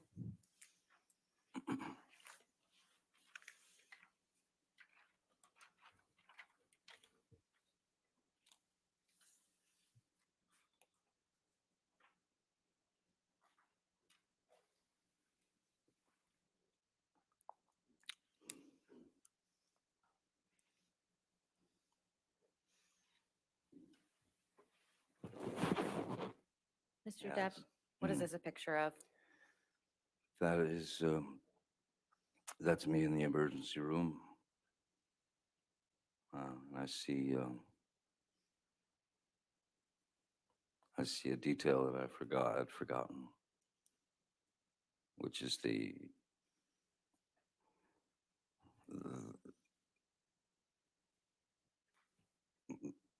Ms. Heard had taken my cigarette from the ashtray and stomped it out in my face here. Could you mark on the screen where you see that? It's right above that green dot. And do you know who took this picture? I do not know. Can we please publish this to the jury? Do you want to enter into evidence? Yes, please. Any objection? No, Your Honor. All right. 145 in evidence. You can publish to the jury.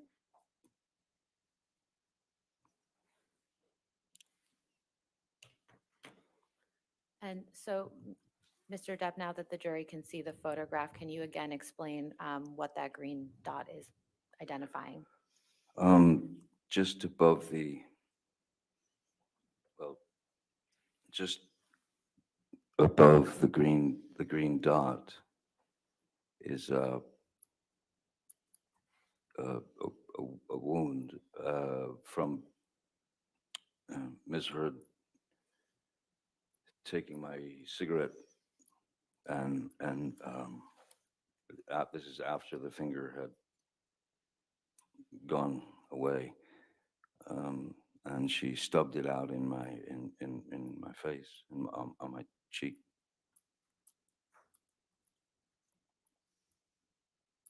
So that's the result of that.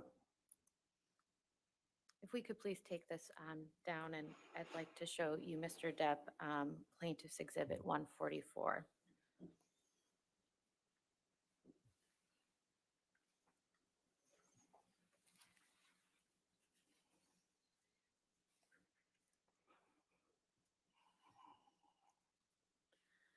Yep, it's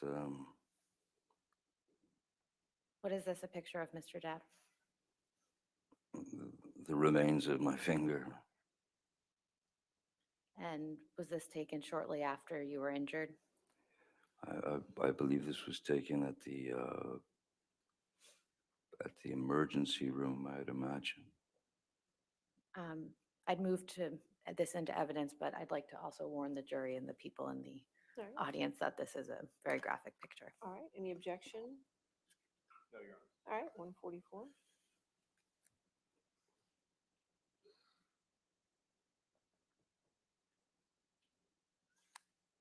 We can take this down. Thank you.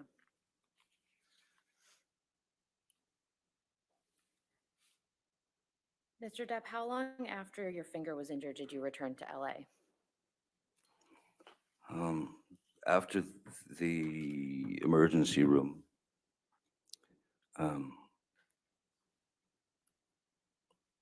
the following day, I was sent to they'd found a surgeon in Australia, so that I could go. They wanted me to take have X-rays taken and all that. So we went to that doctor, the finger surgeon, and he asked me what happened to my finger,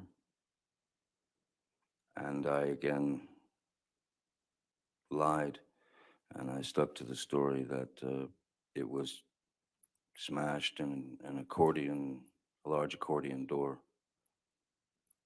and he looked at me as if I were lying, and the next thing I heard was, "Sir, that is a wound of velocity." And Your Honor, this is a communication in the context of medical treatment. I'll sustain the objection. Moving on. So Mr. Depp, this was a surgeon you saw in Australia?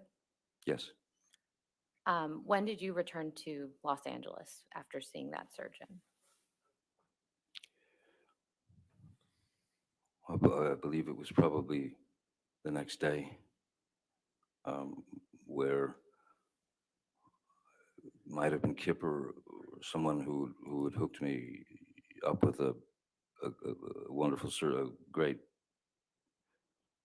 expert in reconstruction of hands, fingers, digits, whatever.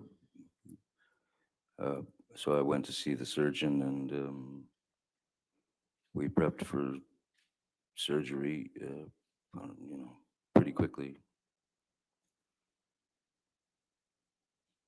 And what type of surgery did you have on your finger?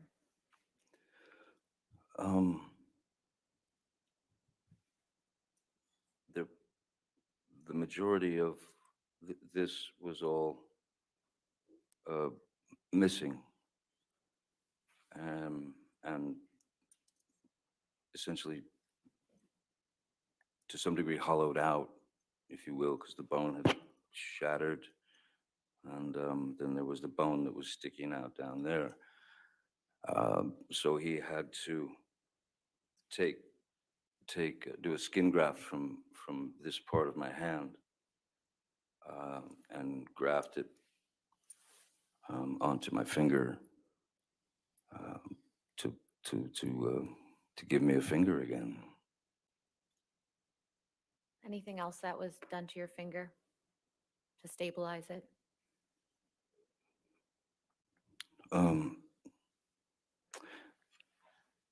I don't think it was initially that they put the pin in. I think the pin, feels like the pin came later. I'm not sure, but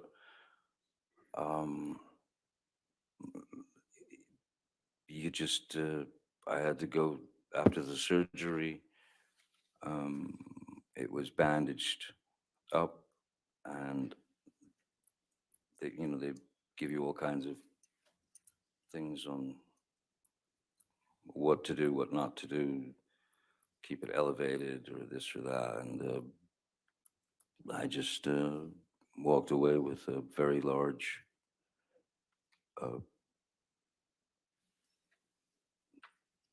middle finger. It was all wrapped up to like this, and then,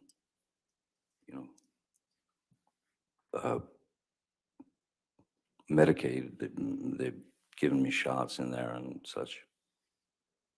How long did you wear that bandage that you just described? Well, the bandage was from the time of the surgery all the way through the remainder of finishing Pirates of the Caribbean, which was, I think I finished, the injury took place in March. Finished Pirates of the Caribbean 5, I believe, in August, beginning of August, end of July. So there was a bandage on it the whole time. What I had to do was wear, because of, there's a special effects trick that they had planned. Basically, whatever bandage I had on, as long as they could, they would put more little green dots, for example, on the splint and the finger and all that, and the bandages, so that in post-production they could use what's called computer-generated imagery, CGI, to erase the bandage and replace it with a normal finger. That's how we finished the film.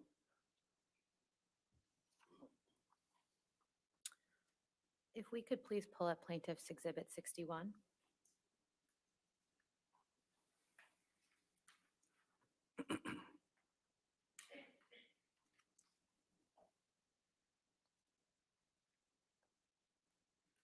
And if we could scroll to the second picture, or third.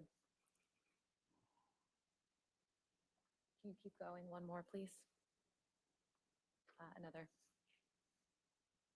Sorry, this is a series of pictures, and to spare everyone, I don't think I'll show you the immediate injury again. This was one right here. Thank you. Mr. Depp, do you recognize this picture? Yes, I do. And what's reflected in this picture? This was taken in the surgeon's office. Where I'd go in, well, I had to go in every couple of few days to have it checked out for infections and such. And so the finger finger, non-finger, was wrapped quite heavily, and there was this medicated, kind of greasy medicated thing on top of the wound itself. And this, I believe, seems like when the pin was in here, and the wrapping is, the bandage is, well, I had my choice, and I thought, well, may as well take the kitty bandages, dinosaurs and hearts and unicorns.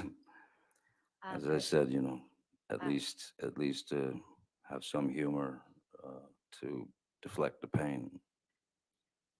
Your Honor, I'd like to move Plaintiff's Exhibit 61 into evidence. Do you want the whole exhibit or just this picture? If we could publish the whole exhibit. You want the whole picture, the whole exhibit? Any objection to 61? No, Your Honor. All right, 61, but you just want to publish this part of 61? Yes. Okay, thank you.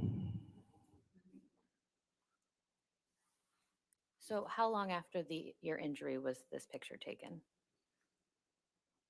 After the initial injury, Yes. I'd say no more than, it would seem to me, no more than 5 days, a week. And how long was this bandage on your hand for? Well, I was wearing bandages all the way up until I finished the film, and then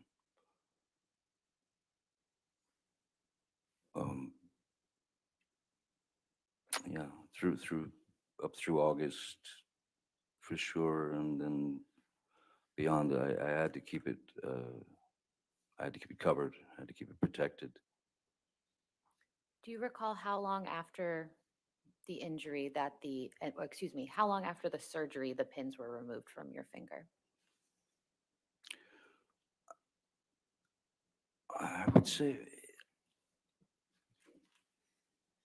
maybe, I think it was about 2 or 3 days, because I remember that there was maybe more, but I just remember that the pain seemed to be getting worse and worse as Debbie would rate it, from is this an 8 out of 10? Is this a 3 out of 10? That kind of thing. At a certain point, it became kind of a 12 out of 10, because it felt hot, very, very, very hot, and it felt there was throbbing. It was like it was throbbing, and the pin in there. It was like I could feel the pin in there. So we called the surgeon. I called the surgeon, told him. Actually, I think it might have been Debbie Lloyd actually called, but I knew I had to see the surgeon again because something felt very wrong, and I went there, and he removed all the bandages, and he found that that my finger was indeed infected, and that I had contracted MRSA, MRSA, which is like I believe it's like the flesh-eating disease or something. But it was a pretty grotesque sight. After with the pin in, and what they had to do to save it. Mr. Depp, while your finger was injured and healing, did you ever take any opiates during that time? No, ma'am. No more. Your Honor, I'm about to switch gears, so if it makes sense to take our lunch break. All right, ladies and gentlemen, let's go ahead and take our lunch break. Come back at 2 o'clock. Just make sure you do not discuss the case and do not do any outside research. And we'll see you at 2.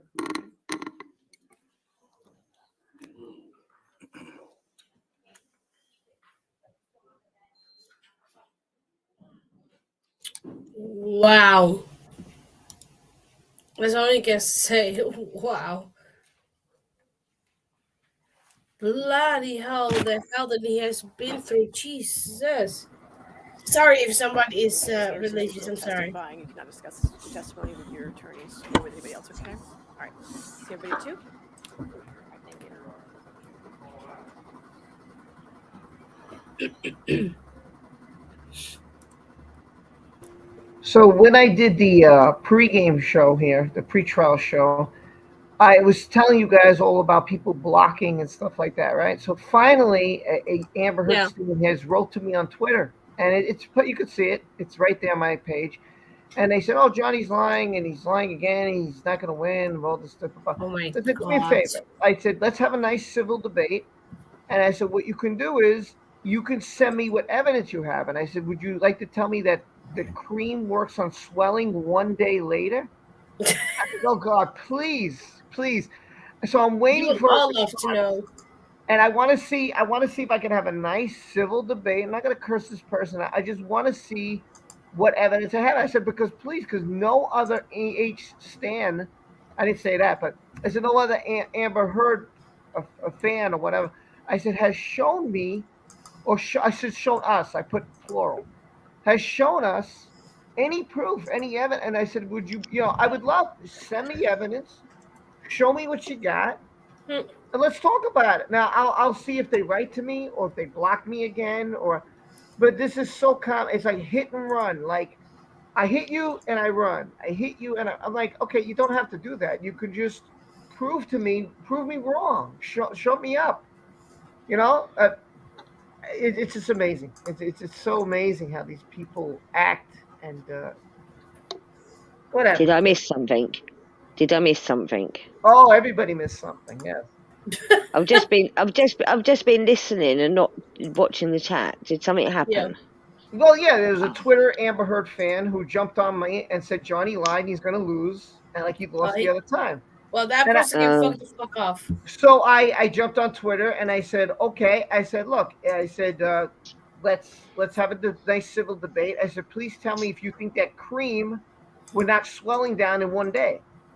I said, and if you have any evidence, please bring it because I put we plural. I said, we got no evidence on your side. So I would love to get evidence from your side and have a nice debate about this. I've been trying. So now we'll see if this person decides to block me or if this person decides never to respond. We'll see. We'll see as the day goes. So, this is What's for me? Pay off, Terry. Well, Han, I have to say, this is your favorite color, at least. Purple, yes, it's my favorite color. Hello, guys, I'm back. Purple background. Welcome back.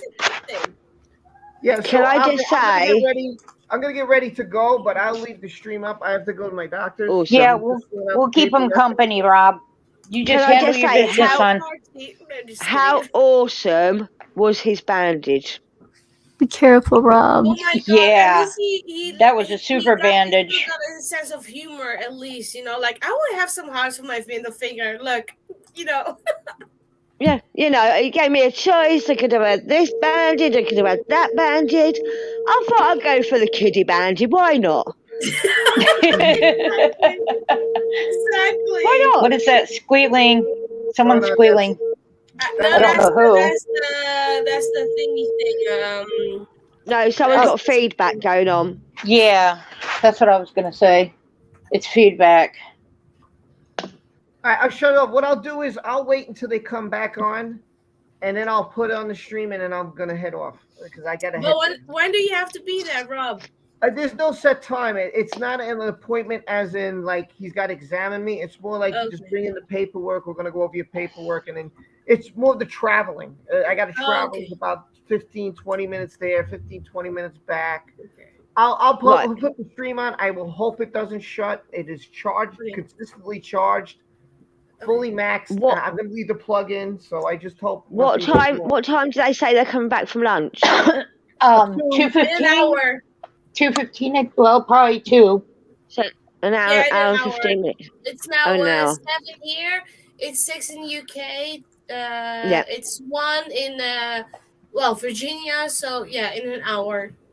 I used to have those world clocks, but I don't have them anymore. I like them things though. They were interesting. Oh my gosh. But I do have to say, like, in all honesty, like, for Johnny to open up like that, I have huge respect for him. I don't give a excuse me, I try not to curse, but I don't give a No, F. say it. Okay, Say it. I don't give a fuck. Fuck. We use it. It don't matter. We bring it raw here. Use your words. Use your words. Use your words. Fuck that, that he's a celebrity. Like he said, it makes him very uncomfortable with, being that. And I think the problem is a lot of people forget that because when they, of course, I have my, moment when I saw Johnny Depp for the first time. I was shaking like a dumb bitch. But, why are you cursing yourself out? Because I was like, bitch, what the fuck is wrong with you? Why are you shaking? Because I remember that so well. When I saw Johnny the first time, I was like, oh my God. I was like, bitch, be normal for fuck's sake. What the fuck is wrong with you? It happens. Because it really does happen. But, I can confirm that, when I saw him, he was a very gentle, sweet man. We had eye contact. I waved at him. I was like, why not? I would try, And paparazzis were next to me, and he smiled back. He was like, smiling and all that stuff. And then later I saw him again at the Alice in Wonderland. But, anyway, sorry. Now I'm rambling. Anyway. Listen, I'm just glad. There was one thing I was really trying to push out from him. Like, I was sitting there like, say it. I was in the chat going crazy. Like, but he finally said it. Like, why? That's a great question. Why didn't you say she did it? Why did you lie? I don't want to get in trouble. Well, it's obvious. Yeah, if he got her in trouble, then her career's over. Because when you love somebody, you want to protect them, even though they treat you like shit. Agreed. Yeah, victims do side with their abusers more than they side with other people. It's very true. I don't get it. I don't. Yeah. But like with AH, when I see her face and all the stories, I'm like, quit growling in your sleep. Sorry. No, don't say sorry. Go ahead. Well, my dog's still growling in his sleep, so. Well, he's dreaming about AH, that's why. Oh, I guarantee. And I'm serious. When I said that, man, when he sees Johnny, because I have almost all his movies. I think I'm still missing 2, though. But when he watches Johnny Depp movies with me, he goes nuts.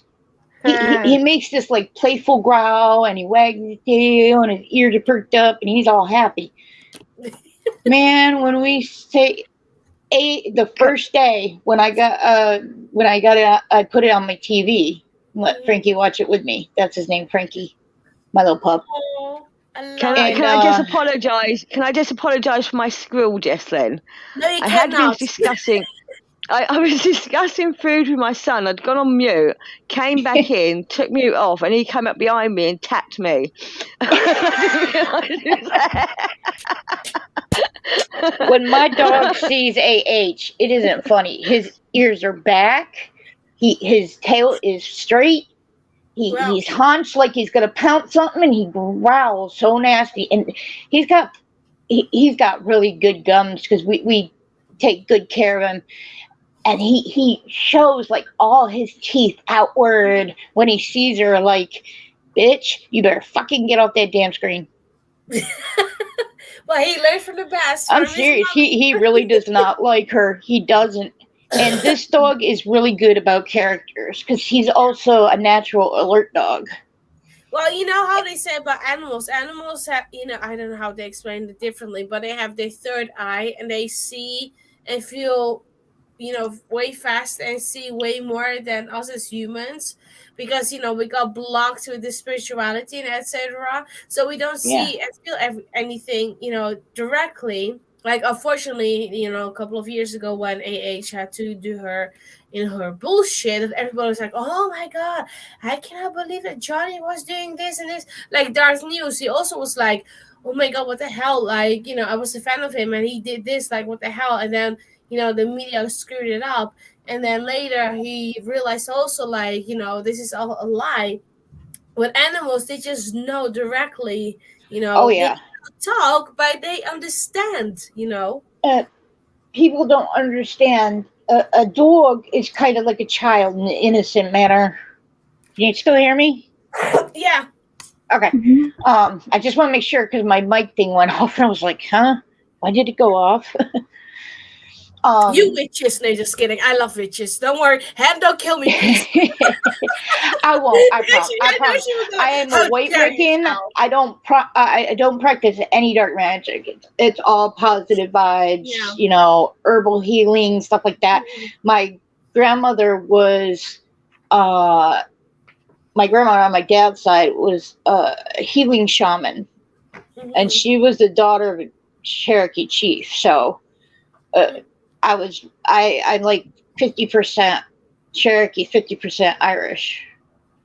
So I got weird mix. Both are fighters, so I think that's why I fight so much. But dog's perspective, and I've seen this out of all the dogs I've had, all the dogs my hubby has had and stuff throughout the years. They are like an innocent child.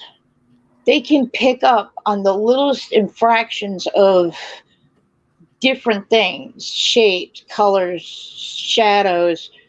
I'm not only Wiccan, I'm an empath, and I've got I was very psychic as a kid, and I intuned like everything. I felt like a radar, but yeah. Dogs see like an empath does with their emotions and feelings. They sense too much testosterone, too much hormones, all the different traits of a physical attribute to an emotional one. And that's what the dogs pick up on. Yeah, I guess that's also why Egyptians really look up to cats and stuff, because they see more than humans do, for example. But yeah, like the stories, like I have to say I'm so proud of Johnny, because I can understand it's not easy, when you went through trauma and everything, you try to protect a person even though they're in the wrong. But the thing that hit me the most, and I think all of you that are survivors of domestic violence, bullying, emotional abuse, verbal abuse, physical abuse, whatever trauma, you always wonder why do I deserve this? Why does this has to happen? Why? Yeah, exactly. That's the thing that definitely struck my heart really big, because I was like in the same when I was bullied, for example, I was like, why am I different? Why am I, doing things wrong? I don't understand. Why do I deserve this? Why? And when he said it, I was like, oh fuck. That definitely, got my heart. And the things that Amber did to him, but tried to gaslight, I also could relate to that, because when you're vulnerable, when you have empathy, like Meryl Streep says, the actual legend, the real actress, blah blah blah, not like fucking Amber Heard turd. But it's true, because when you have empathy, you understand the other actors, and for the people that says like that that news or whatever they say, yeah, Johnny Depp really deserves an Oscar of the moment because his acting is amazing. I'm like, okay, first of all, sorry, that is a scooter here, but first of all, as an actress myself, you cannot fake things even though you want to. Like when you make a movie, you have to prepare, you have to do homework. Is it with every freaking job? If you do something wrong, you cannot just hide your emotions and go like, oh, yeah, well, yeah, You know, you have seen with Amber Heard, she's, well, hashtag, well, not hashtag, oh shit. You know what I mean, with the two fingers, both. You know, she's an actress, but when you see her in position, she cannot hide anything right now. Also, like when Johnny was being really serious, pouring his heart out, she was smirking. She was, you know, smiling. She was like, I don't give a shit. Oh, yeah, that happened. And then she tries to act like, really? I don't know that. It's like you can see that so well. It doesn't matter what kind of job you have. You know when something is a lie, and you know when something is the truth, and that's all. It's easy to see that. It doesn't matter what kind of job you have. I just want to get this in since I've been so quiet, and I love that you guys are debating and talking. I love all this. Web Surfer Guy, again, I just got to say, man, you are just friggin' awesome. I mean, you are like the king. I don't know what to say. Sending healing vibes to everyone, and that is a very nice message. Yes. And the reason why I want to keep Thank you, Web Surfer. because people right now are triggered and nervous and upset, and very many people. And I'm gonna say the reason the reason you probably don't see John Doe, who's on my streams all the time, because I know that his comment bothered some people, so he probably said, I like to joke, but if it's going to bother people, he's probably laying low. And I understand that. There's a lot of people right now who are on pins and needles. They're on edge. They're nervous. Yeah. I get it. I know some people try to joke to try and try to make you forget, but some people are like, I don't want that. And, again, everybody's on nerves right now. I get it. Like with me, Rob, I don't know if you saw my DM, but for just in case, just to apologize, just in case, with a person, I thought, he was, or she, was being serious, and I was like, oh shit, what do we do? But I didn't meant any harm, and I guess because I was so tired yesterday evening, for me at least was evening, that I saw that it was in a joking way, but unfortunately I had really bad cramps and everything that I just totally forgot. But like you said, Rob, we all are a family. There will be irritations, there will be miscommunication and all that stuff, but in the end we are one community, and we all love and respect each other no matter what. We are a family that does not end with blood. Totally agree. Agree. Totally. Yeah. Sorry, I am back now. I've ordered my Mary food. me, Dolly, welcome back, Hen. Hen is alive! I hate that some He's of us alive! fight. I hate that. Hen is alive with the sounds of music. Dear me. Oh, dear me. Rob, what was you saying before she started singing at us? No, I said I hate that there's infighting. I hate that some of us have fought and got mad and then talked to each other. I hate that because I'm like, aren't we all on the same team? Why would we all be fighting amongst each other? I hated that from the beginning. I hate that now. I always hate that. Because I don't get it. I never understand that. I mean, if we're all on the same side, then that's it. We believe in what we believe in. We shouldn't. Why are we fighting? Like, do you believe? I'm just going to say that. I just want to say something. Okay. So, a lot of the people in our chats have been through some horrific things, absolutely horrific things, and they will get triggered and they will lash out when they get triggered. People, I'm telling you now, if you're getting triggered, step away. Your mental health is more important than keeping up with this case. Step away, take time out. If something is upsetting you, step away rather than lashing out, because it's not doing you any good and it's not doing the group any good. That's all I want to say on that matter. That's perfectly said. I think that's well said. She said it all. I understand both sides of the story. I understand some people come here and try to joke around and pretend for Amber, and they don't mean it. The Glare is one guy. John Doe's another. Sometimes Lily does it. Sometimes another one does it, and that's fine. I understand they're only joking and trying to play around, trying to get you guys to laugh a little and smile. They don't mean it in a very offensive way, and I just want to make it clear because I've got DMs. Oh, why is the Glare here? Oh, why is this one here? Like, relax. They don't. I can tell you right now, I have the Glare on recording saying very nice things about this community. I recorded it, and I was always supposed to make a video and say the glare exposed. I was supposed to do a video. I never did it, but I do have it.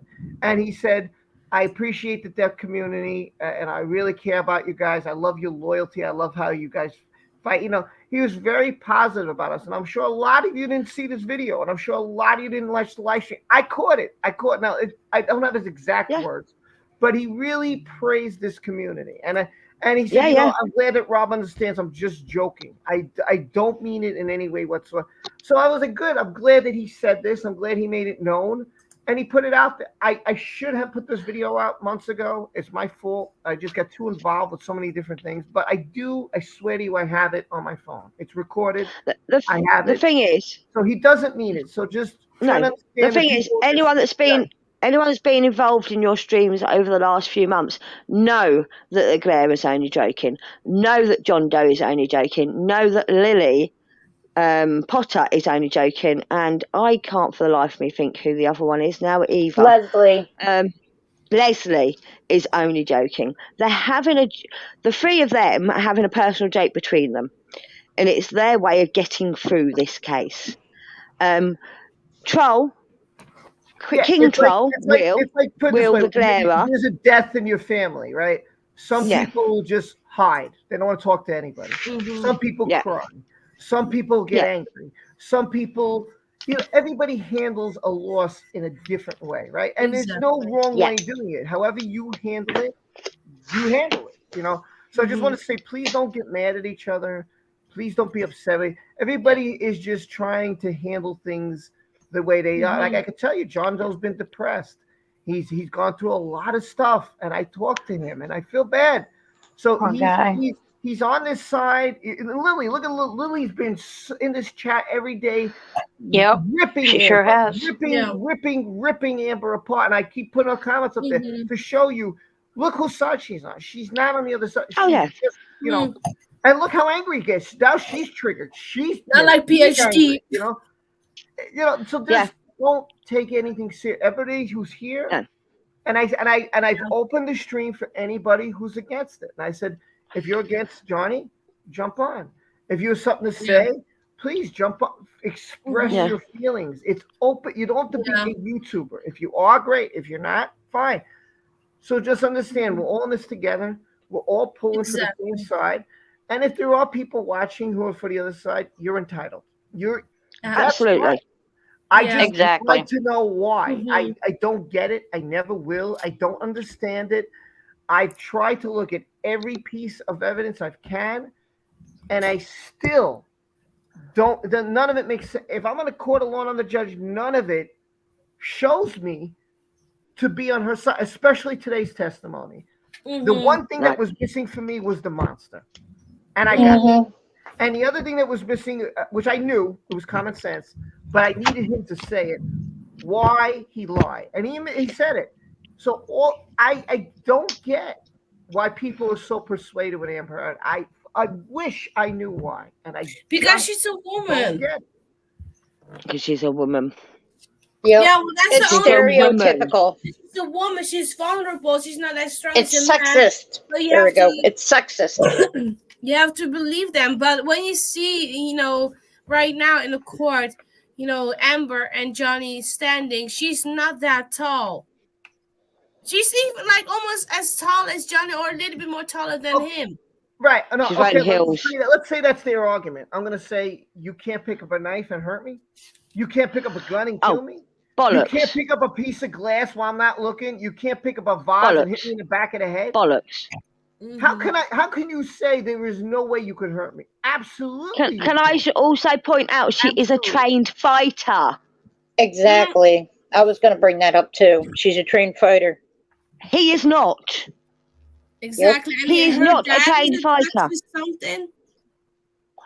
No, her dad was an evil bastard that. I understand, but I guess because he was trained in certain way in Texas, so she took that with him, kind of, so she could be a. He used to run illegal dog fights. He used to run illegal dog fights. That's the sort of standard. That's the sort of standard she grew up with. Disgusting. And honestly, I also feel bad for her mom, because she, you know, you remember that video? She's like, "Yeah, I'm the mom of Amber Heard," and she's like, "Don't make eye contact with me." I'm like, "Are you serious? That's your fucking mom supporting you," and you say, "Don't make eye contact with me." Respect your mother. Exactly. Your mom has been, you know, birthing you, which is not easy and painful. I have not been pregnant yet or giving birth, but Hannah and everybody else that have been giving birth and stuff. You know, being a parent is a hard fucking job. You know, raising Don't have children. They're horrible. Don't have children. They're horrible. Job. It's a job. It's a hard job. That is a full-time job. So for all you ladies that has been a mom right now or just a new mom or whatever, I have huge respect for you. I want to be a mom someday because I want to have kids someday. Aww. No, don't have children. Do not have children. They're horrible. I love children till I had my own. They are horrible. I've worked with thousands of kids in my career. So did I. So did I. And then I had my own. They're horrible. They're really horrible. But I know when they scream and cry, I'm like, bitch, shut up. Oh no, the baby side is easy. That side's easy. It's when they can start answering you back and telling you no. That's when it gets bad. Yeah, really. Oh God. Well, I'll be prepared for that. But at least, you know, they're innocent. At least, you know, they have fantasy and everything. And, you know, you only can raise them the way you can.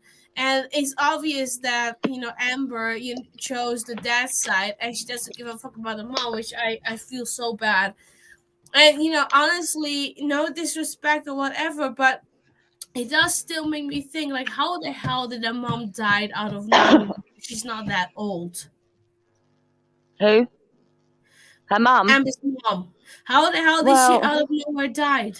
Anyone can die at any age. My parents were very young when they passed away. So my dad was in his... How old, Hen?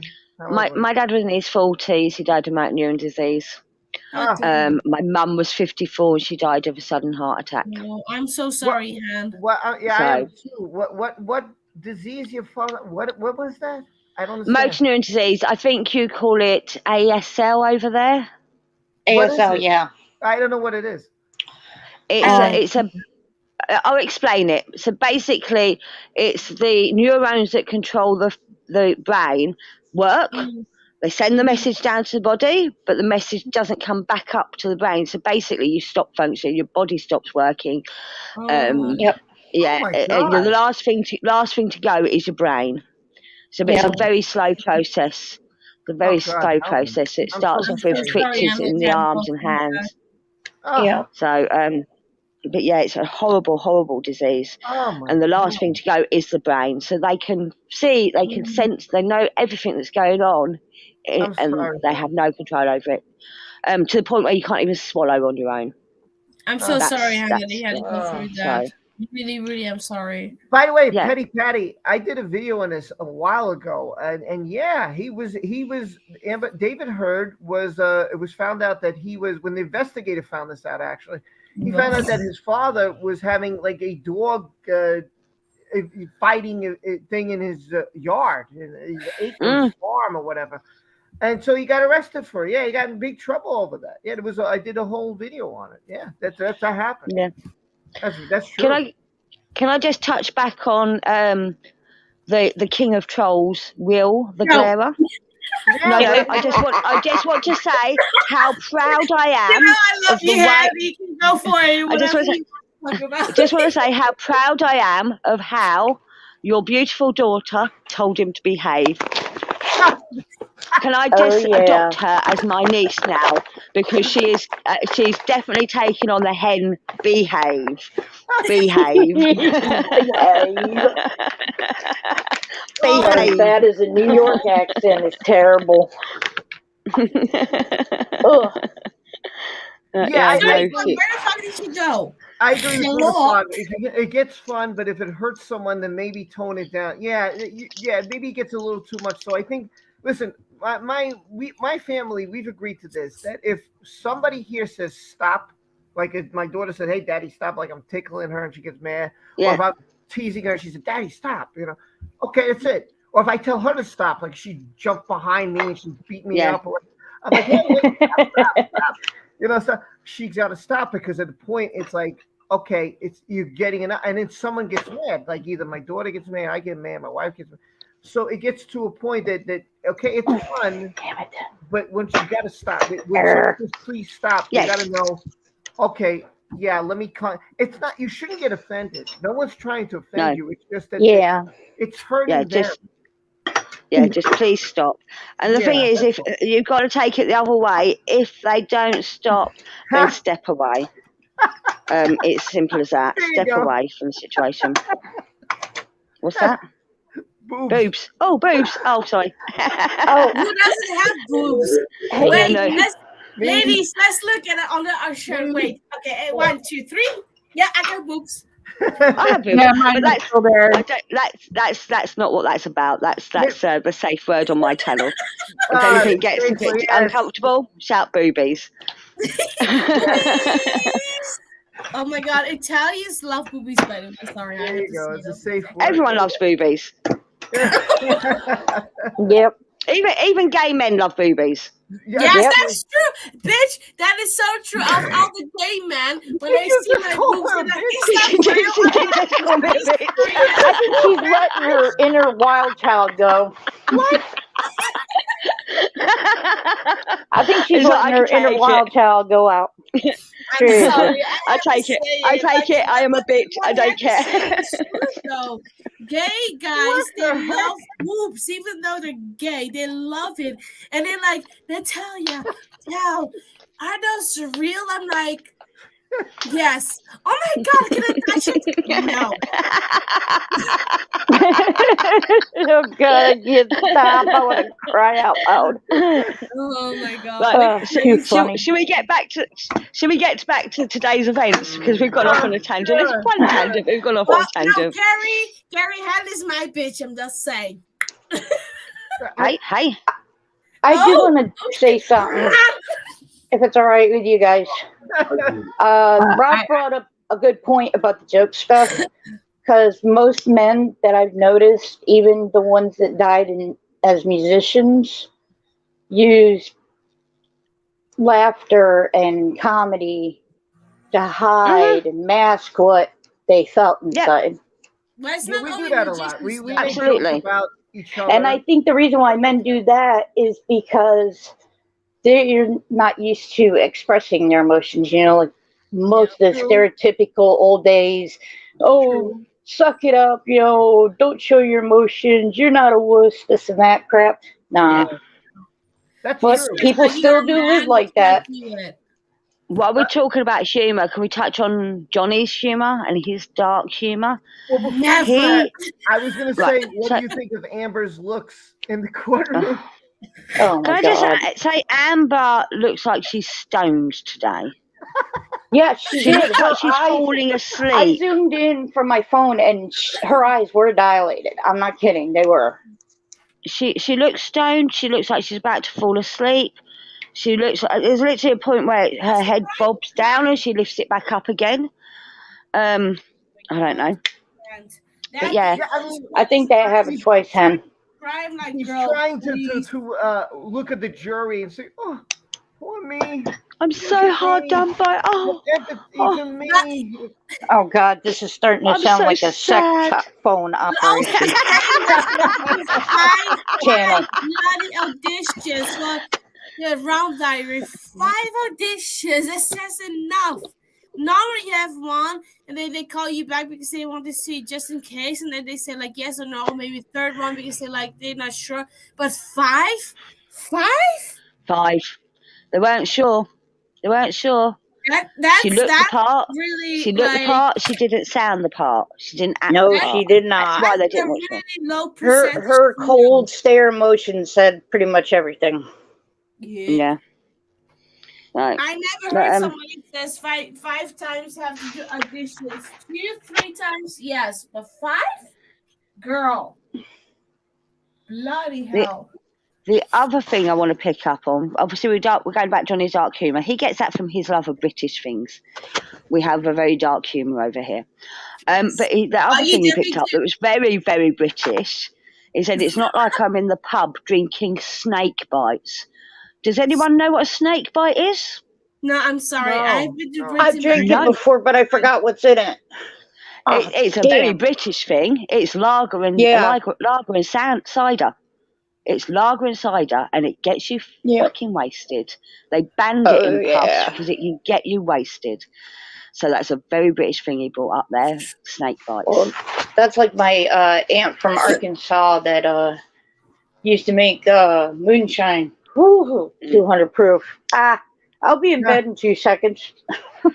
I used to be a heavy drinker, though. When I did drink, I was very heavy in all the liquors. I could drink anything, and I would never get sick, never get a hangover or anything. Now, I just drink late socially because my meds and everything, but...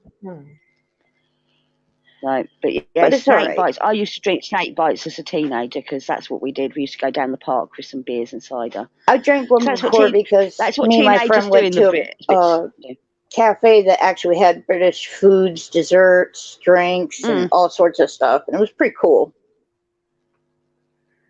So what do you think about Johnny's testimony? Awesome. He nailed it completely. All the details, the descriptions, he had it all. He really did. Okay, what do you think, Hen? I think he's doing awesome. I really do. He's painting a picture with his words. Exactly. That's my pizza just delivered to my door, to my bed.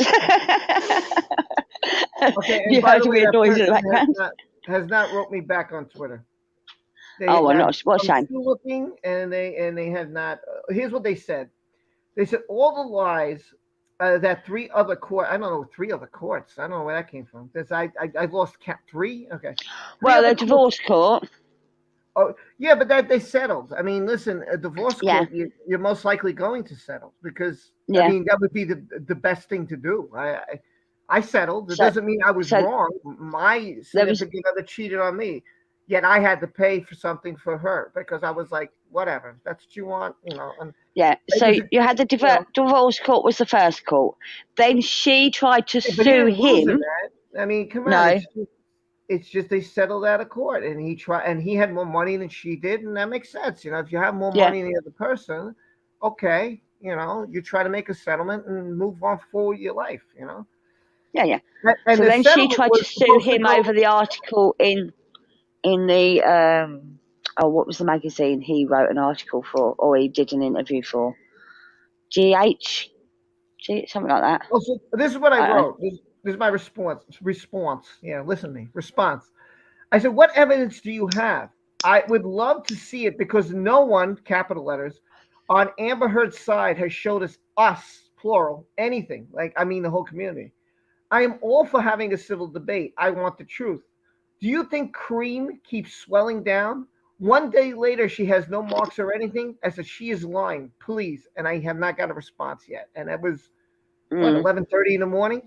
And here it is, 1:30, 2 hours later, and this person come on, you know. They never respond. They never do. They never do. And this person claims they are a mixed race, by the way. Not that means anything to me, but whatever. I don't know. It means nothing to me. I'd love to know. It means nothing to me. Doesn't matter what skin color you are to me. So I would just love. I'm just trying to say it's not a female, male. So they're right on. You know, I could see it being either way. So I'm like, okay, you're trying to be fair. So am I. So then give me a reason of why you think the way you do. That's all I'm asking for. Just a simple somebody on the other side of the fence. Let me know what your thought is. I honestly, I have not. I just want to say something. So I was talking. Go ahead. I was talking to my son on Sunday, and I said I've got back into the Johnny Depp case because it started up again. And he knew I was obsessed with it in the UK trial. And he's gone, I've listened to the tapes, Mum. What was said on them tapes reminded me so much of my relationship with his ex, who ran off with his child, by the way, that I can't bear it. It just brought back all their memories. I can't bear it. It really, really affected him. And it's just, men aren't believed. Men aren't believed. She accused him when it was her doing it, and the same's happened with Johnny. She accused him when it was her doing it. It's sad.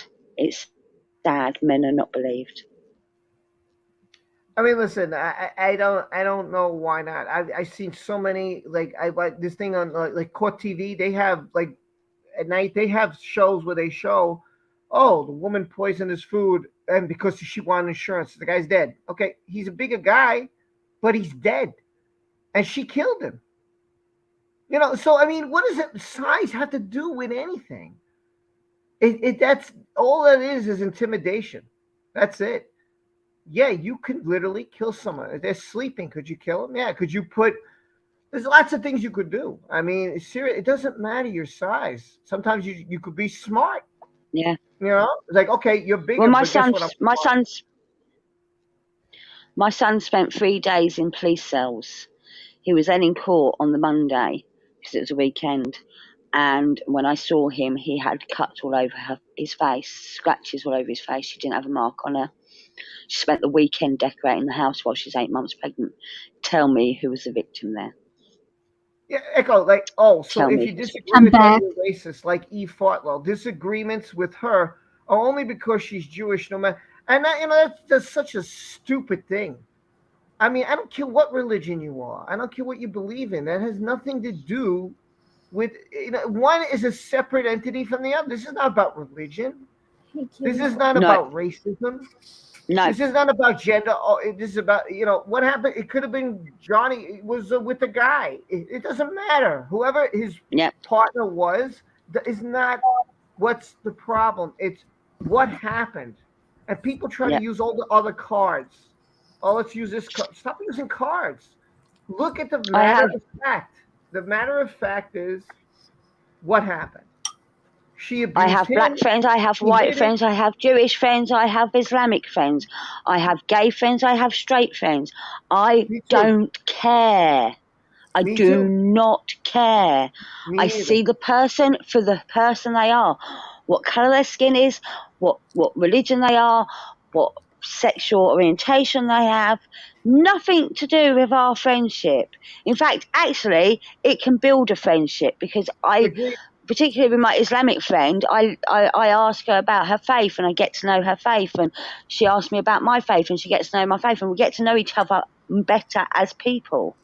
I agree. You know, I agree. I'm like, you know, it's like, oh, you know, I remember one time someone was arguing over what country they're from. I was like, what does that have to do with anything? Who cares? What does that mean?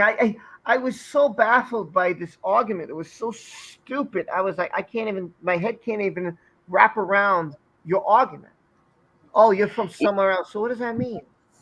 You say that, but I take the mick out of Americans all the time. Sorry, Rob. I'm like, God help me. I swear, I don't know where I'm living sometimes. It's just, who cares where you're from? None of that matters. I don't think people understand that. I think they use that as empathy to get people on their side. That's what that is. That's all about, oh, I could use my card now. Like, come on, give me a break. Can I just say, with Eve Barlow, most of the Jewish community thinks she's a twat. That's all I'm saying. That's all I'm saying. Listen, to me, I don't know. It's not, again, it's who you are. And people have to accept that. This is who you are. There was a woman, like someone sent me an article, I forget who it was. I think it was the Alliance, I think it was Animation who sent this, about a woman who pretended that she got kidnapped and made it public, and then she admitted, oh, it didn't happen. What was that about? Attention? You're trying to get some innocent person in trouble? Oh, that was the real life Gone Girl, the one that Amber stole her story, even down to the wine bottle. Yeah, she came out today saying, yeah, I faked it all. And I'm wondering if Amber may pull this as her defense. Because the woman, because she admitted to it, she's only going to get somewhere, it says, between 8 to 14 months in jail rather than the max of 25 years. And she'll have to pay $300,000 to the court because of, you know, the cost of the investigation and the search that went Yeah, into she her. should. She So, should. yeah. And I She think should. that this is what Amber's going to fall back on. I could see her doing this. I mean, she's taken this woman's story and spun it into her own all the way up till right now. It's like I could see her making it, going through with this. She has no defense to fall on. She can't. Yeah. They've got nothing. They've got absolutely nothing that can make them win this case. It's over. Like, well, done. They're playing the. You don't know what he did behind closed doors. You may not have seen anything, but it doesn't mean it didn't happen. That's the card they're playing. Like there was one guy. That's all they can play. Who had his whole. He was in high school. I wish I would have saved the story. And this woman claimed that he raped her. So he had problems getting into colleges. You know, he's playing football. You know, he was a really good player. I mean, he was going to be, you know, had a scholarship and everything. She later on admits, later in life, oh, he never did it. I couldn't do. I swear, I wanted to throw my phone across her. I was so angry for this guy that now he had a chance to make a really good life for himself and help his family out and everything. And it got ruined because she said this and later on comes out and said, yeah, it never happened. Like, oh my God, why would you ruin this poor guy? Because you got mad at him about something? Or maybe because he broke up with you? I don't even know the reason. Like, how could you? That is such a something happened to a friend of mine, similar situation. Horrible. He lost. So a friend of mine, he had custody of his daughter because his ex was a bit mentally insecure. She had been in and out of institutions, so it was a proper condition. And she'd basically turned up at his door when the baby was only a few weeks old, and said, there you go, you have her, and walked away. Which is why he ended up having custody of the child. He was looking after the child, taking care of the child. One day she's round there and the baby wasn't very well. He said, oh, I want her to take the baby this weekend. He goes, no, she's not well. She's staying here. In the middle of that night, his door was rammed in with the police arresting him for raping her. Wow. He's never got custody of the child back because of that. Oh, that accusation. You that know, accusation to me, lost his custody. This case is all about like people said, gaslighting, deflecting, taking up stories, making up stories. And when you ask for evidence, they're like, oh, well, let's look at the LA apartment. Yeah, let's look at it. Look at the police footage. Now what? See, he didn't have that footage in the UK. I want to remind everybody, that footage came out after. So there was things that came out like after the UK case were dropped by Adam Waldman and whoever else. And I was like, man, this evidence needs to be shown in the UK. You know, they need, because you got a good story. Yeah, okay, maybe he didn't. Okay, maybe he did smash things. Maybe the house was a mess. Maybe he broke things. Maybe he was angry. Yeah, okay, it doesn't excuse his behavior. I could say, okay, good argument. Then you see the footage and they're like, yeah, there's nothing wrong, officer. You look around, dogs are running, nothing's ruined, everything's tidy. You see a wine bottle just sitting there. So I'm like, wait a minute, like everybody's just hanging out, like nothing's wrong? That's not normal behavior at all. Someone's hurt, man. They're going to the hospital or they're laying down or they're bandaged up or, you know, people will be taking care of them. And the officer would have noticed that. Like that's the thing that gets me the most. Like, how do people not realize that? I don't know what country you're from, but to take whatever officer you're there, if they see that one side is physically hurt, there's a problem. There's a problem. They're going to question you. I've been questioned. You know, I've been questioned because of the whole incident. But when they saw my face and they saw my ribs, they were like, "Dude, go." And right away, because the first thing they did was question me, like, what happened? And then I looked up and they were like, that was the end of the argument. Once they saw I was bleeding, that was the end. So yeah, they got to, and I was injured. Now they had a choice. They asked me, do you want to press charges? Do you want to go to the hospital? I was like, I'm fine. And I didn't know I was bleeding. Had I known that, so again, I did what Johnny did. I wanted to protect the person. I didn't want the person in any trouble. I didn't want the person to lose their job. So I did what he did. But I didn't lie. I just was like, because I obviously it was seen. I was just like, no, man, I just want to go. I just want to get the hell out of here. I that's all I want to do. I just want to leave. I don't care if the rest of my stuff stays there. I really don't care about it. It's only stuff. I can buy it, but I just want out. I don't want this to get worse than what it's turning into. And they understood that. They understood it, but they let me get all my stuff out, and they watched, and I got the hell out of it. I believe me, I did it as fast as I could do. And that's how he felt. He felt like, okay, look, I don't want to ruin her career. What she did is horrible. And it's over. He said it. He said, I felt like it was over, so I sent it to LA. Now, I want to know one other question. Why the hell would he continue at that point? Why did it continue? Why, if he said, because he said in the stand today, it was over. I wrote it down as I wrote it down. So I was like, okay, now if it's over, I want to know why he even went back. Was it her? Did she persuade him? Did he have a second thought? Yeah. She persuaded him. She persuaded him. She twisted him round his little finger, her little finger. She twisted him round her little finger. This is a good point by Lily. Do you think, and I'll ask the panel can answer this, do you think they will show the cops' videos and the types? Yes. Yeah. I hope they do. Yes. Oh, Margot, I'm so sorry. Oh, my God. My friend Male was beaten by his wife with a bike helmet. Then she scratched her own face with both hands. Oh, my God. There was a woman who was caught on an elevator.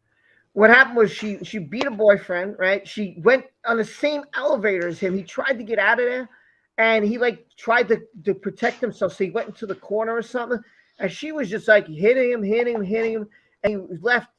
So on the elevator, the stupid woman didn't realize there was a camera, so she tried to hurt herself. So I punch herself in the face. Smashed it into the wall. Yeah, she tried to mess up her face. Self-mutilation. I couldn't believe it. I was like, and so they oh, so he did it, huh? Well, let's see what the video shows. And I was like, yeah. Oh, he's so busted. Yeah. I've seen that, and it happens all the time. I mean, I know more. Well, I've known women that have been in abusive relationships, mostly mentally abusive relationships, may I add. But I know more men that have been in physically abusive relationships than I know women that have been in physically abusive relationships. Yes, that's true. Very true. And I said that in my courthouse. I could tell you, I've seen case after case after case of women walking in, sunglasses, hat, long sleeve shirts. It's 90 outside. That means and fields with Celsius. I don't know how to change that, but it's very warm out. It's just really, really hot. And I'm looking like this is not something that they would or someone should wear during the summer. Well, a hot, humid day when you're I'm sweating, just being in a courthouse is hot. And they would take off their glasses with black eyes, marks on their arms, on their legs. They would show their legs because the judge wanted to see. You saw purple, yellow. Let me tell you, no cream in the world would have stopped what we saw. And this was one after the other. So yes, men do it. Yes, it's both sides. Guaranteed. Yeah. Yes.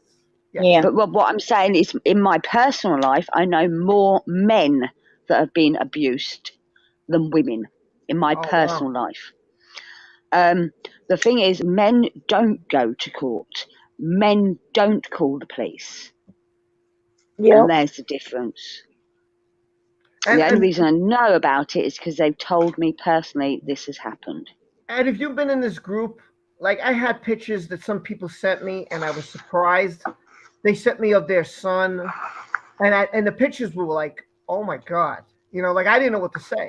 They sent me pictures of someone's friend or husband, And when you look at the face, I was like, Jesus Christ. It looked like a war zone. I was like, yeah. Like, I didn't know what to say. You know, what can I say? You're sending me this picture and I'm feeling like horrible. Like, so I said, what happened? And they're like, they just didn't say anything. I was like, how do you explain that the next day in work? How do you go to work with a face looking like that? I mean, there's no way to hide it. I was like, how are you going to hide that? What are you going to say? You got into a fight? I mean, I guess that's what they said. Oh, you know, I got beat up, or I got into a fight, or someone hit me and jumped me. Or I guess they were using those. Yeah, I got robbed. I guess they were using those kind of excuses. Because I don't know how else you can cover that up. And that's the only way I could think you could protect someone. And of course, it could come back to bite you because look at this now. You know, oh, why'd you say, you know, your finger? Yeah, well, he admitted it. I lied to protect her. I think it's pretty obvious. You know. He didn't want the police involved, did he? No, he didn't want that scandal. No. That's what it was about. That's why when people are like, oh, she should be arrested. I'm like, how? There's no criminal charge. He never wanted her arrested. Do you understand? As much as we all believe that someone like that should be arrested, you can think about some of your situations, right? Some of you guys were like, you didn't want to go and get that abuser in trouble because it would only cause you more grief. Yeah. So a lot of you ran, like I did. Run. It's fight or flight. Leave.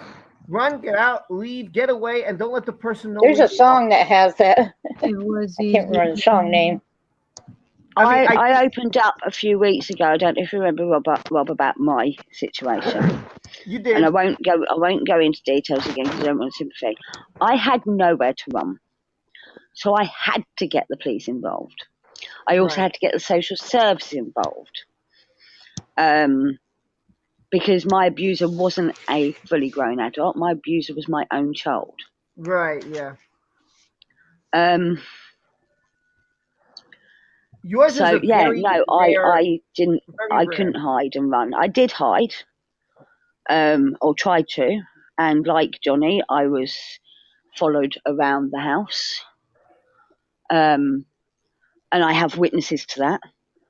One of my friends was staying with me for a while, and she's like, "How do you cope?" And I'm like, "I don't. Is the honest answer. I don't cope." Which is why social services were called in. I called them in. Well, not I think anyone you're else. doing a good job, Hannah. Hopefully, YouTube and your channel and people coming on and all the jokes you do. Hopefully, that helps you cope in one way. Yeah, the thing is, things are a lot better now, and that person has changed. Because they've learned how to control their temper. They've learned to walk away. They've learned when they get angry, walk away. Yeah. But it took them becoming a full. Actually, it took them sending me to hospital to wake them up and realise what they were doing was wrong. That's good. That's good, Hen. Yeah.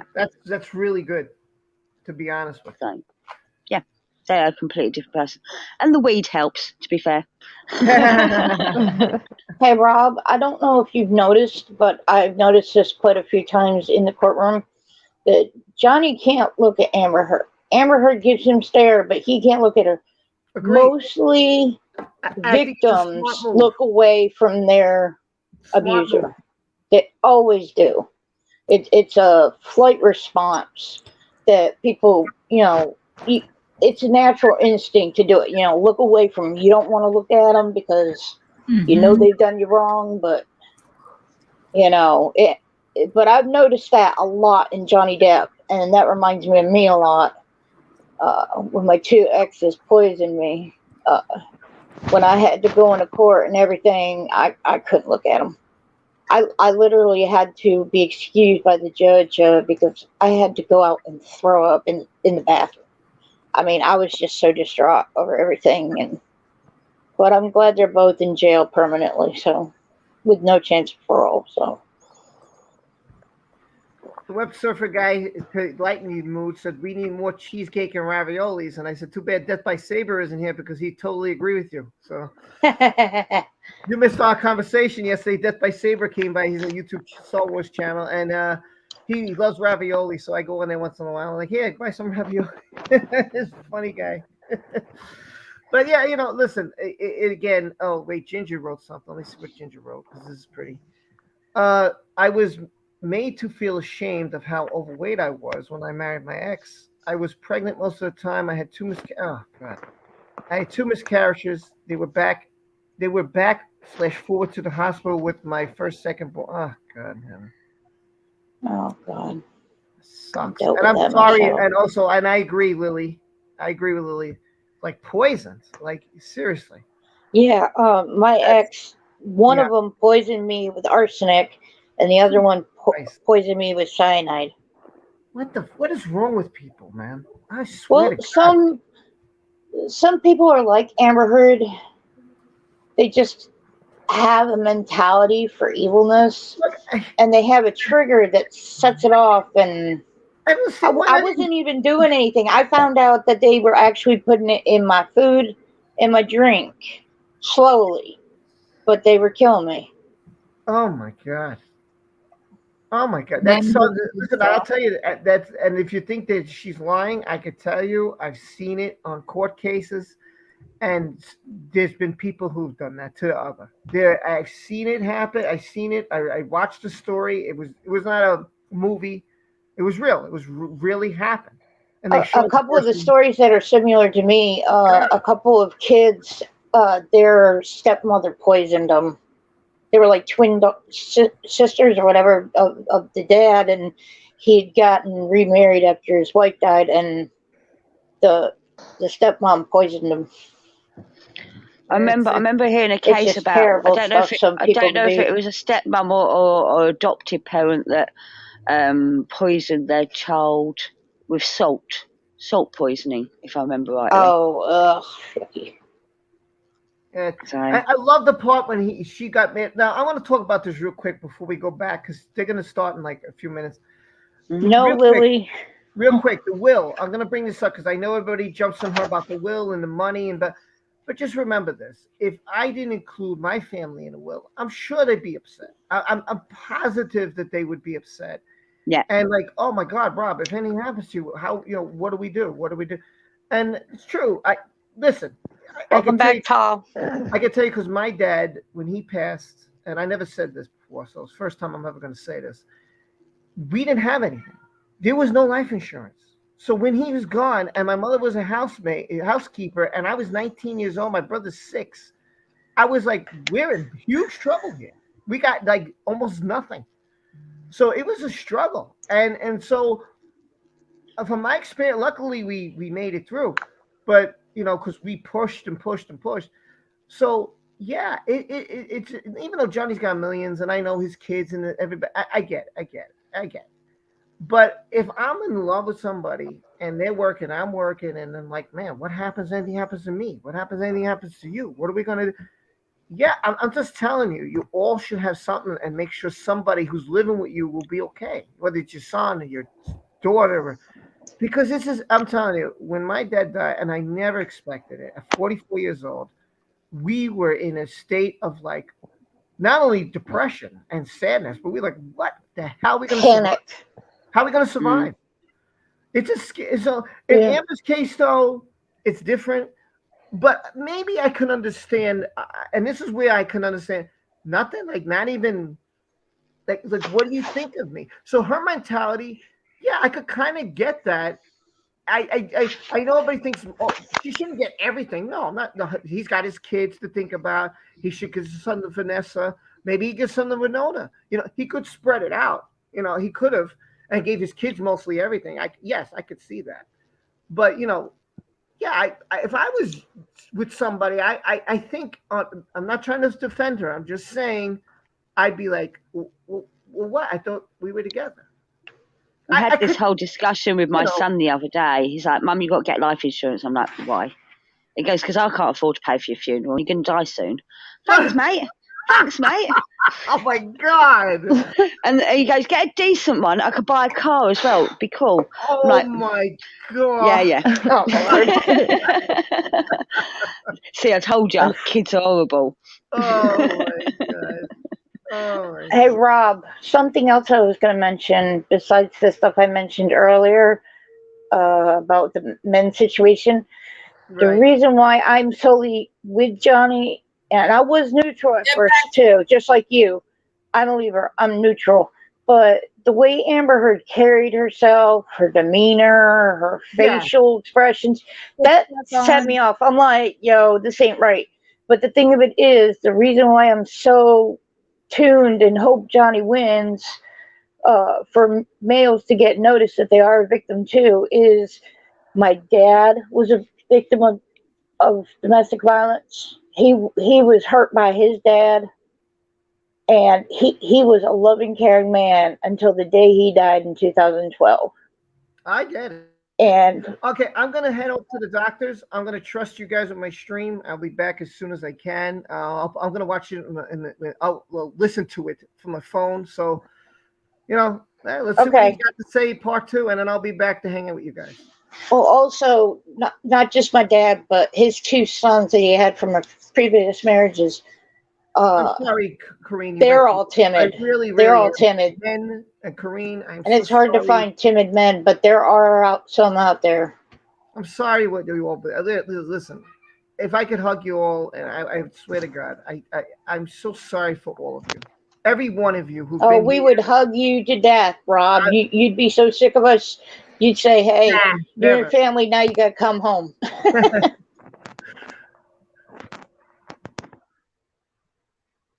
The volume on, or is it still muted? Previously. So if we could publish it to the jury as well, please. Okay.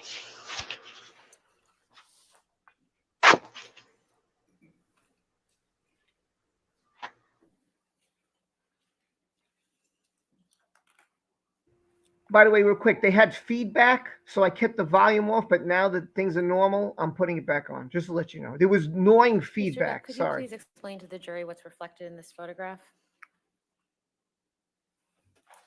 I believe that's, well, it's definitely me. After receiving kind of a roundhouse punch from Miss Heard. I believe that this is it's March. I believe that this is from what's been called the staircase incident. Am I correct? So you said you think this is from March of 2015? I'm just looking at the top. Do you remember who took this photograph? Mr. Bett, Sean Bett. And relative to when you had injured your finger, when was this photograph taken? Sorry? Relative to when you had injured your finger in Australia, when was this photograph taken? The injury to my finger was sustained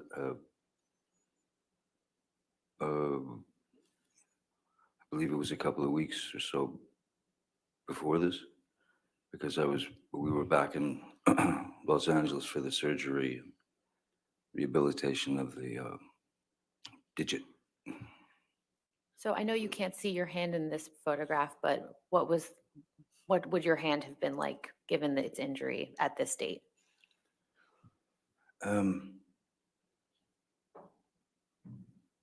Well, it was still a very it was a very fresh wound. When that amount of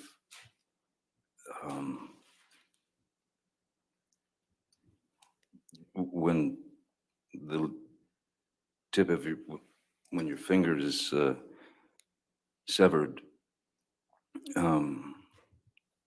that's not going to heal up for a very long time, and So my finger was still a very fresh wound. I'm not sure, but I'm pretty sure that this might have been around the time of the pin in the pin that was put into my finger to keep it together, I guess. And what type of cast would you have had on at this time? It wasn't a cast per se, as it was bandaging. When the bandage was out to sort of here, that was extra padding for the tip of the finger protection, and also because of the pin that was in there.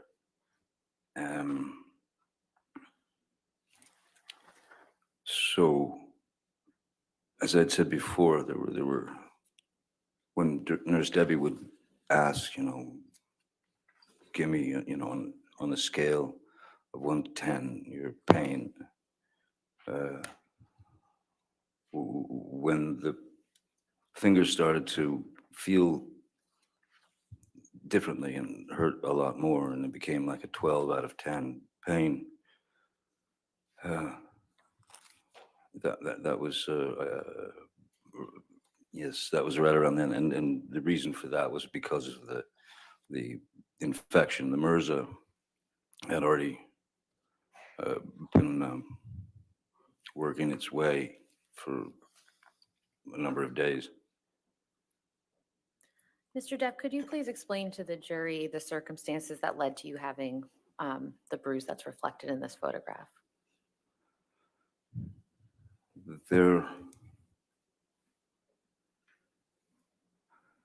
Again, there was another confrontation, another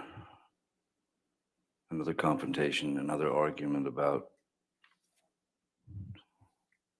something or other, and we were in penthouse 5 area, which was where Ms. Heard had her office at the top of the stairs. And so the stairs came down, and then there was a landing, and then another set of stairs went down the opposite direction. And this took place on the landing, where she was coming out, trying to get to me, trying to hit me, trying to do anything she could. And then Whitney, her sister, was there, who stepped in the way. And interesting thing that was interesting now is that Whitney stepped in front of Amber and was facing Amber to stop Amber.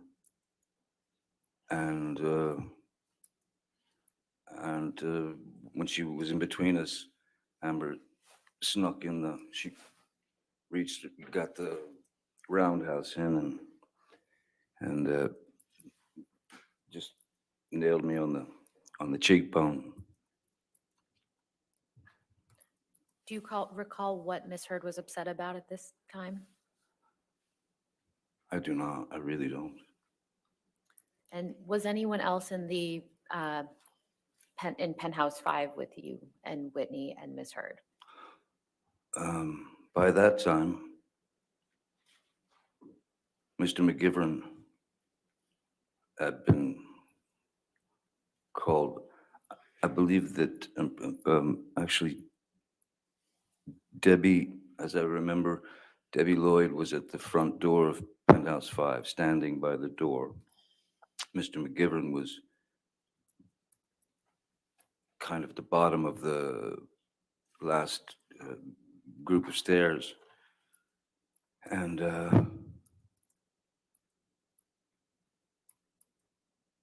then the thump happened, and I got myself out of the situation, and I walked down the stairs to Mr. McGivern just to say, let's get out of here, you know. And I remember that something was thrown from up there. I don't recall what it was, but something was thrown at me. It seemed like it was like I don't know if it was a bag of like pens or but it was from her office area.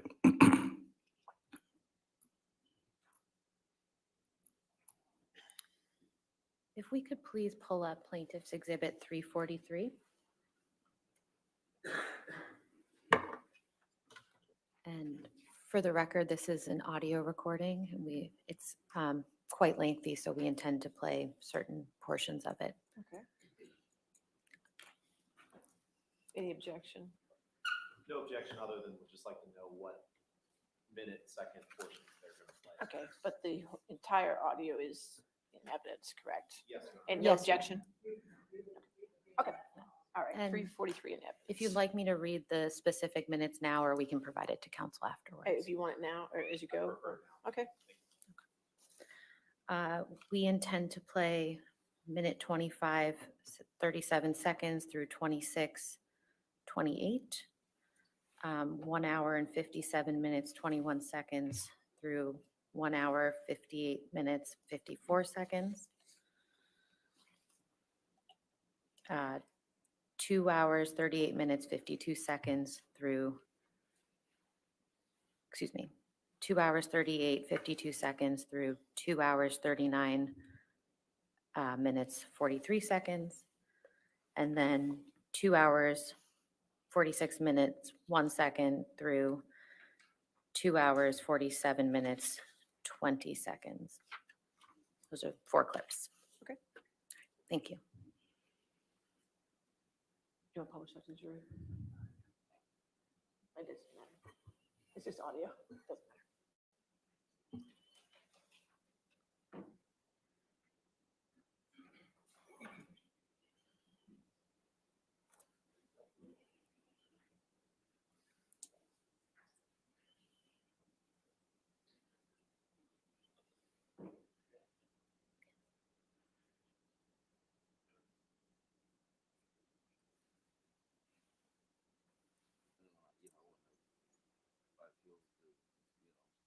Say something to you, that it was okay. That's the promise you gave me a little while ago.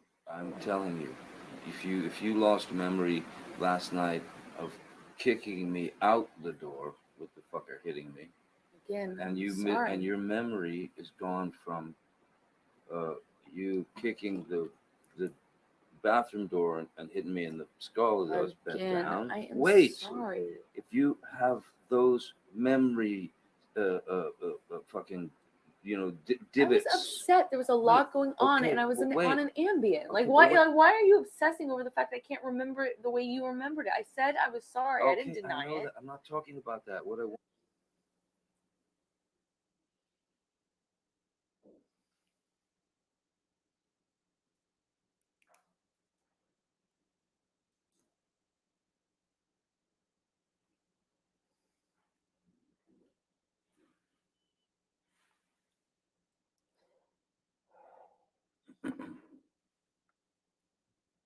No, it's not to get you mad. It's not to get. It's just to get out of a bad situation while it's happening before it gets worse. In Australia, when we had the big fight where I lost the tip of my finger, at least 5 bathrooms and 2 bedrooms I went to avoid talking to me. To to avoid escape working it out. That's to the escape problem. the fight. You don't escape the fight. You escape the solution. No. You escape the solution. No. You escape figuring it out. We cannot work it out if you run away to the bathroom every time. Listen to me. Listen to me. A boxer can't go 12 rounds without a fucking minute break. I'm not giving you a minute break. You do it at minute 3 at the beginning of an argument. No. There are rounds, man. and when it gets too fucking hairy, the ref splits them apart or whatever. But all I'm saying is, you can't have a solution if the argument just keeps mounting and mounting and mounting and mounting. I fucking go into the bathroom and sit on the floor. Bam, bam, bam. Here you come. I come out. Fight. Crazy. Escalated. I split again. I go to another fucking bathroom or a bedroom or something. Knock, knock, knock. Bang, bang, bang. You kept coming to get me.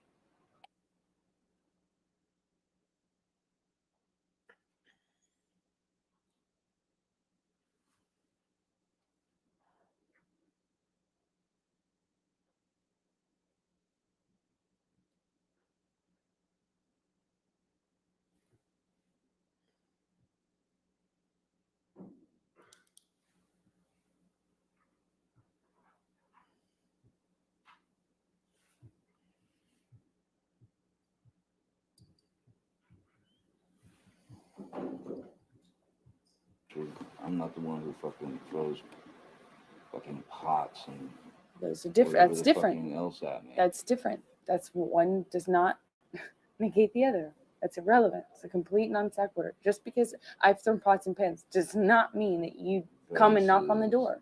Just because there are vases does not mean that you come and knock on the door. Really, I should just let you throw. I'm not saying that. You're saying that. You're putting words in my mouth and then making non sequiturs. I'm giving you a situation. No, you're trying to justify how you don't or do come to the door based on whether I throw pots and pans. It's irrelevant. I'm justifying how you seem to think that there's this cowardice in me that runs away and I don't fight for you. And you're justifying that by saying I throw pots and pans? Okay, cool. Let's talk about everything you do wrong. I'm not the one who...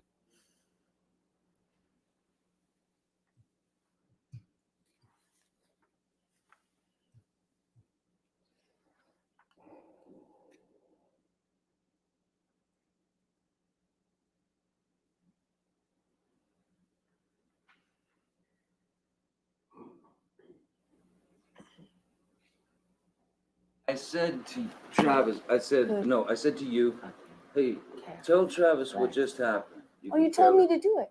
You told me to. You said, go do that. I said, no, tell him what just happened. And I lied. And that you punched me in the fucking thing. And you figured it out. And you said, no, I didn't. What the fuck are you talking about? And I watched you lie. And then I didn't punch you, by the way.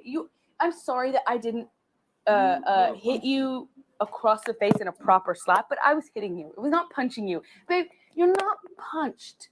Don't tell me what it feels like to be punched. Even a lot of fights been around a long time. I know. Yeah. No, when you fucking have a close. You didn't get punched. You got hit. I'm sorry I hit you like this, but I did not punch you. I did not fucking deck you. I fucking was hitting you. I don't know what the motion of my actual hand was, but you're fine. I did not hurt you. I did not punch you. I was hitting you. How are you? What am I supposed to do? Do this?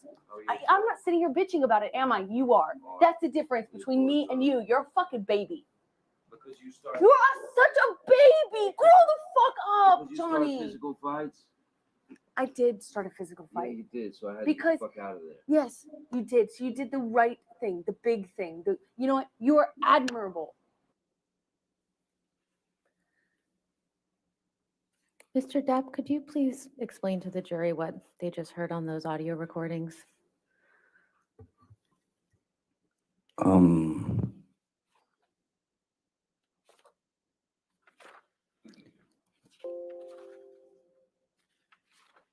What was just played on the audio recordings was very much the tone and the aggression and the attitude and the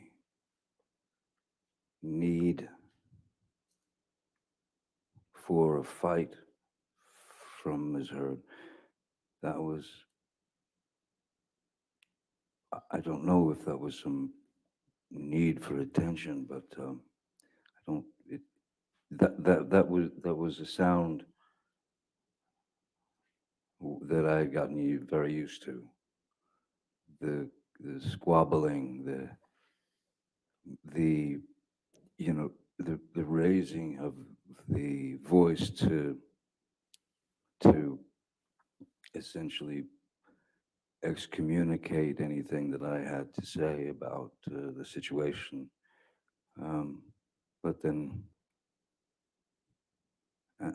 and I do remember the that incident.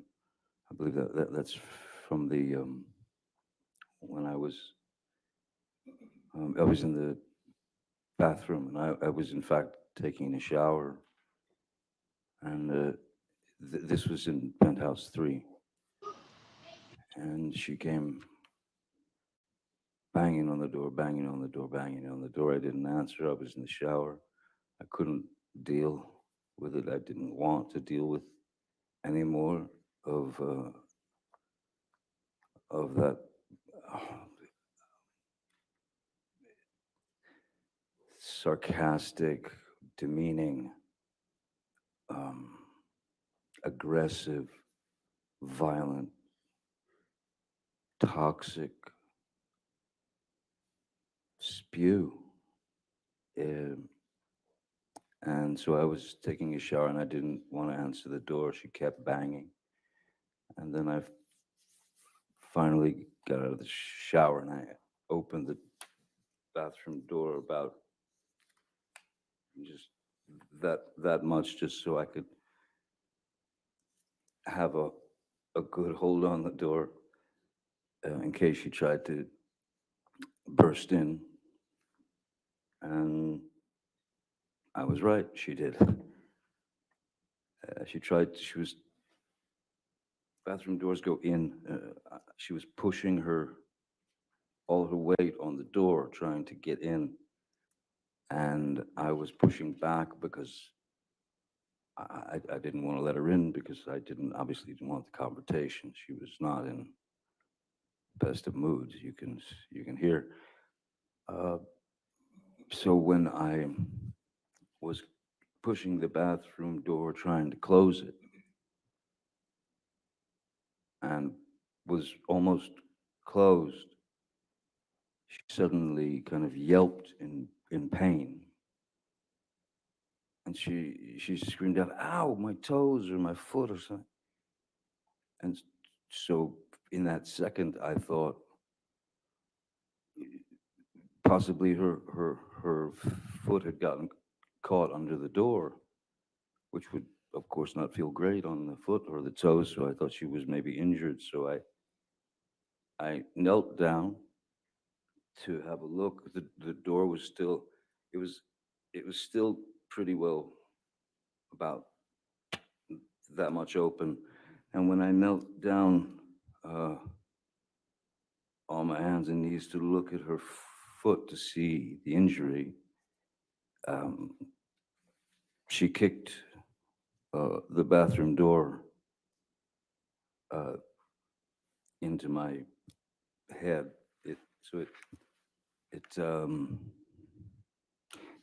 She kicked the bathroom door into my head, and I was completely taken aback by such a corrosive, horrific move.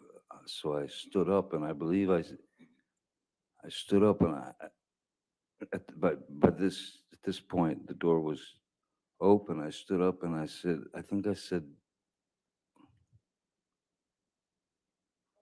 "What the fuck was that? What the fuck was that?" And the next move was just a bang. It just she clocked me in the jaw, and that was another shocker. How long after that did you start recording? Sorry? How long after that did you start recording that audio recording that we just heard? That audio recording was about her trying to make less of what had happened. In fact, trying to make less of what had happened by repeating some story to me that didn't make any sense, and it certainly didn't make any sense since I was there and I was the target. So I wanted some confirmation from someone with some semblance of a mind that could understand what was happening. I wanted Mr. McGivern to come up, and I asked her to tell him what had just happened. And her answer was essentially, I don't know what he's talking about. Nothing happened. He's fine. And once again, I told Mr. McGivern, time to leave the premises. Mr. Depp, I'd like to show you now what's been marked as Plaintiff's Exhibit 162. Okay.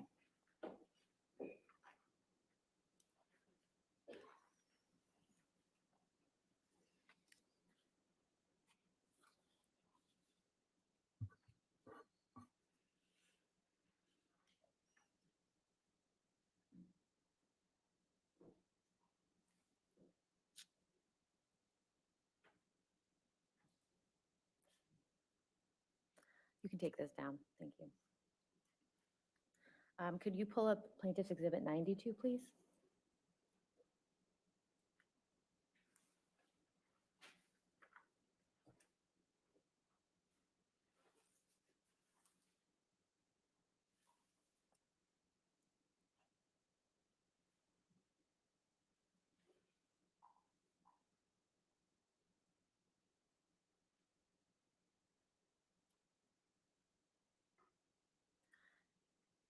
Mr. Depp, what is this a picture of?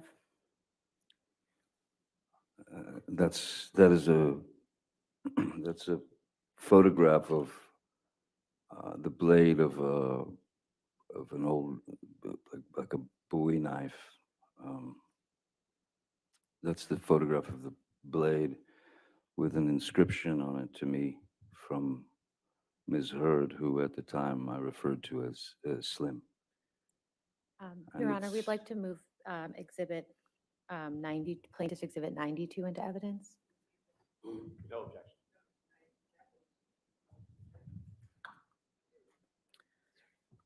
Mr. Depp, what does it say on this knife? Hasta la muerte, And what does that mean? until death. And then what does it say after that? XX Slim. And who is Slim? Ms. Heard. When did Ms. Heard give you this knife?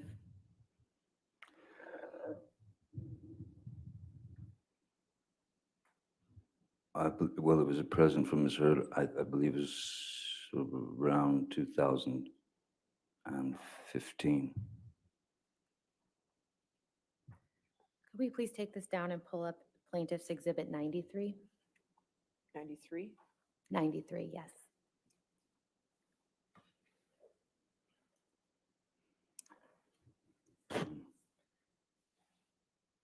Mr. Depp, what is this a photograph of? That's the knife in full view. That's the full side of that knife. Plaintiffs would move Plaintiff's Exhibit 93 into evidence as well. All right, 93 in evidence. You can publish to the jury.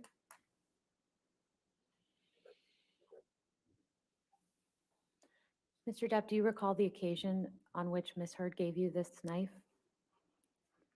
I don't recall exactly the occasion, whether it was my birthday of 2015 or if it was a Christmas gift. We can take this down, please. Thank you. Mr. Depp, I'd now like to show you what's been marked as Plaintiff's Exhibit 65.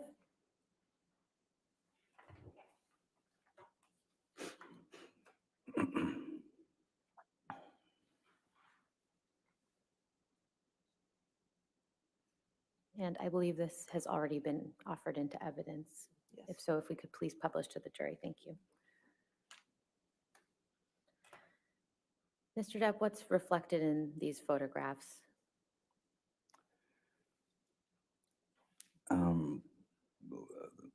There were some scratches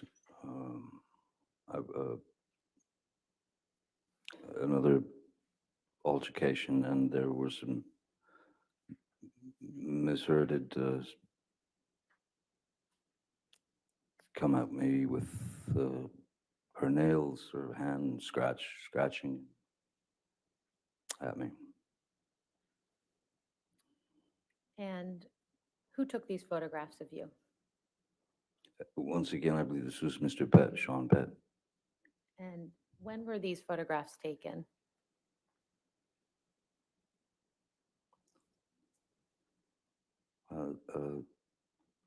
Seems to be Christmas, or 10 days before Christmas, the 15th of December 2015. Mr. Depp, do you remember what led to you having these scratches on your face? This was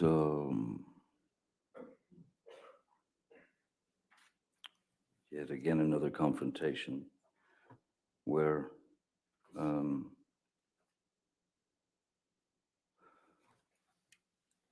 as was my regular practice, there had been an altercation. She was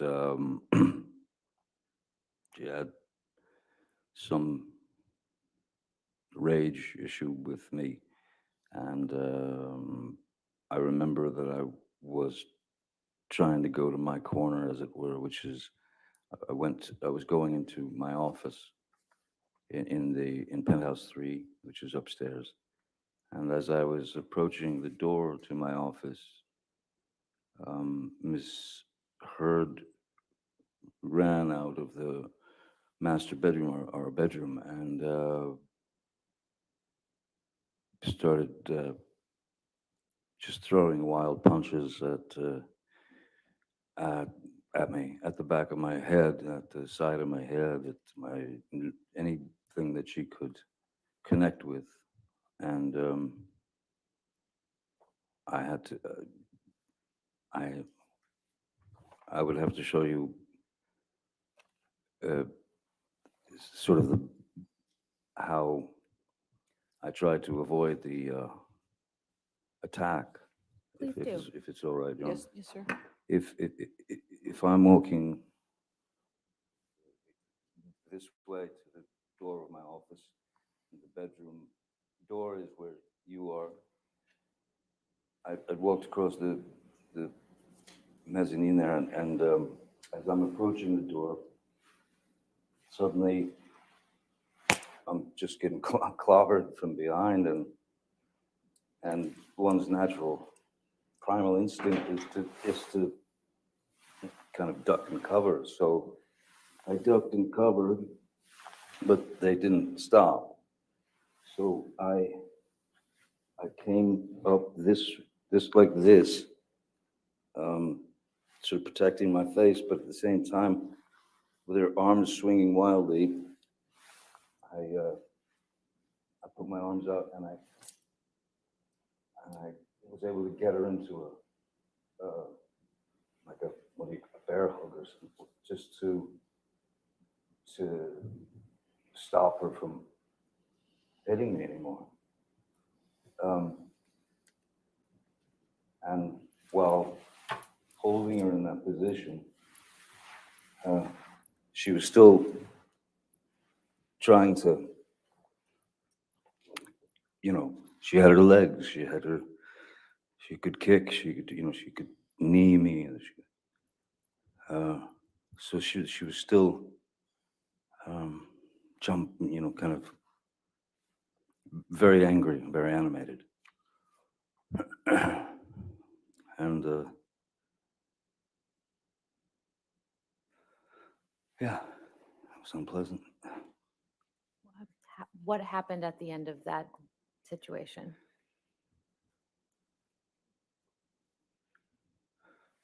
Because of the grabbing of the arms and holding them to her side so that I didn't receive any more blows, and she was still fighting, I believe there was some kind of contact with our or heads, our foreheads, as would happen if you're trying to calm someone like that. And then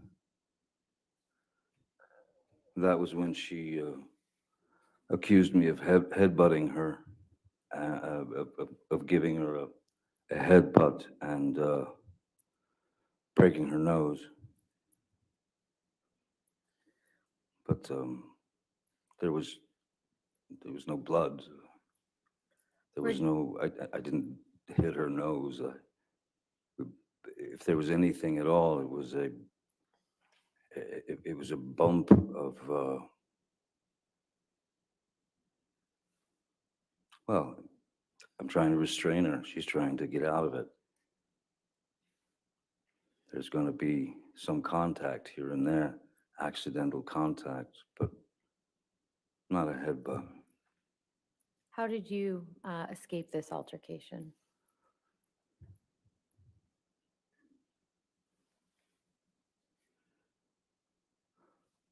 After she'd made the remark about the fact that I headbutted her, which was just impossible, she split. She huffed off. I let her go. She huffed away, and she was gone for about 7 or 8 minutes. And then when she came back, I was in the bedroom of penthouse 3, our bedroom. And she came back about 7 or 8 minutes later, and she had a Kleenex or a tissue to her nose. And she pulled it away from her nose and she showed it to me. And there was red. There was indeed like red color on the tissue. But me, I know that there was no connection to her nose. No part of my body made connection to her nose or eyes or anything like. So she said, she took it away and she showed it to me. She said, "Way to go, Johnny, you broke my nose. You broke my nose." And I knew I hadn't. So I said, you go into sort of placation mode, which is, "Oh my God, let me see. Are you okay? What happened? Let me see."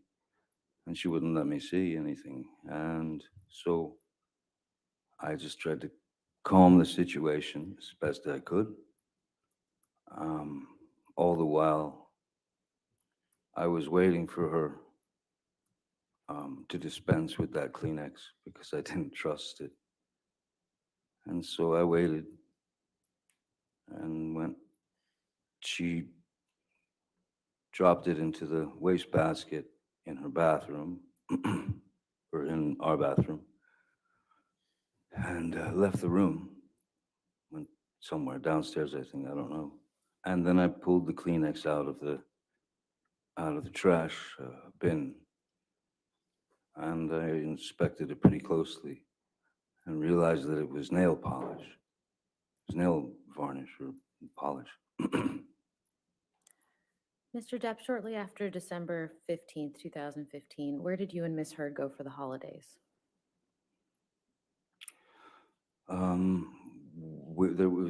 It had been planned for a while that we would be going to the island, and we would be going to the island with my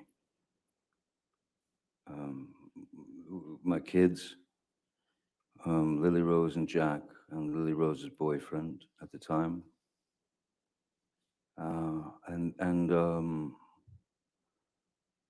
there's a friend of Amber's called Alice Temperley, I believe her name is, and her boyfriend Greg Williams, who's a very well-known photographer, and both very nice people, and their kids were going to. She told me they were going to be coming to the island, and I thought, okay, great. And so, yeah, that's where we went for the holidays. And what happened on the island in December 2015? Many things. But, was there any violence by Miss Heard against you? Oh, yes, there were a couple of incidents that were, again, just each time one of these incidents would occur, it seemed to get worse and worse. That is to say, as opposed to fists or anything like that. I'd set up on the back porch of the house. I'd set up an area with an easel and oil paints and a can of mineral spirits, linseed oil, brushes, everything. So she wanted to paint. So I had set it up for, and for some, and again, I remember I was sitting at the table where most of the paintbrushes and the can and all that stuff was. And the argument, again, escalated, and she simply reached down and grabbed the can of mineral spirits and chucked it at my face. She threw it at my face, and it struck me right at the bridge of the nose, sort of the forehead, bridge of the nose area. And it hurt. Who else was around when this happened? Well, thankfully, my children and Lily Rose's boyfriend were over towards the cafe. At that point, I didn't know that anyone else was around or had witnessed anything. I thought it was just Amber and I, but apparently there are 4 staff who work on the island. I don't think it's hearsay. I don't think any statements yet. You can go ahead and continue your answer, sir. Okay.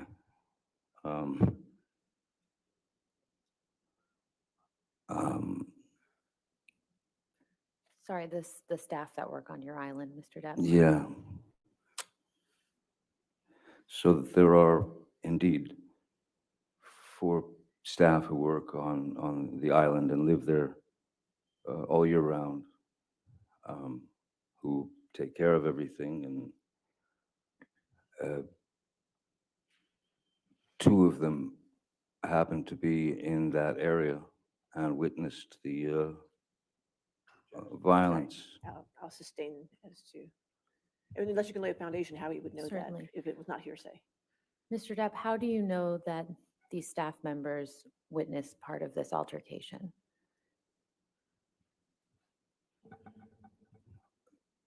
These people, as I said, they're staff on the island, though I consider them family and very dear to me. And I believe it is mutual. I've known them a very long time. They were visibly shaken by what they'd witnessed. Objection. Again, if you can lay a foundation, if he saw them there, or if this is something. Mr. Depp, did you see any of these individuals shortly after you had this altercation with Ms. Heard? No, that's not the proper. Did he see them? Are they actually there? If he didn't, if it was something they told him, then it's hearsay. Mr. Depp, did you see any of your staff members at the house when you and Ms. Heard had that altercation? Once Ms. Heard had stormed off,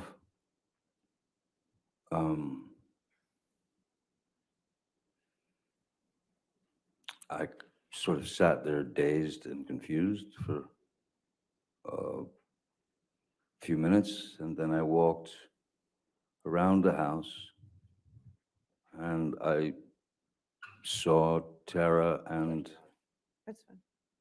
Okay, I'll sustain the objection. We'll move on. You mentioned Tara. Who's Tara? Tara's the manager of the island. Mr. Depp, I'd like to discuss April 2016 now. When is Miss Heard's birthday? 22nd of April. And in 2016, how was Miss Heard celebrating her birthday? We'd set up a dinner for her, which was, she wanted to have a dinner with all her friends, and Josh, Drew,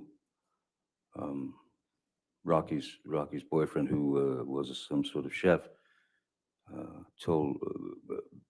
he asked her what she would like for him to cook. That's hearsay, I guess. Correct. I'm not just sure it's offered for the truth of the matter asserted. He got it. Okay, all right, well then. I'm learning. There you go. Let me put it a different way. Mr. Drew, who was a chef, which I don't believe is hearsay, Mr. Drew had made Mexican food Ms. Heard's favorite. Is that better? And what were you doing that day before Miss Heard's birthday celebration? I had been in a room for many, many hours with a group of accountants, new accountants, and they were going through essentially the situation that I was in financially, which was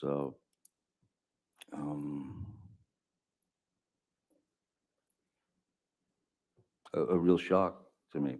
I had no idea, and I know this sounds ridiculous, but I prefer to think of the work as opposed to how much I'm getting paid. So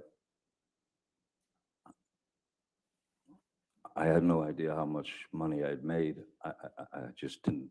I just figured if I was working, there was money, so everything would be all right.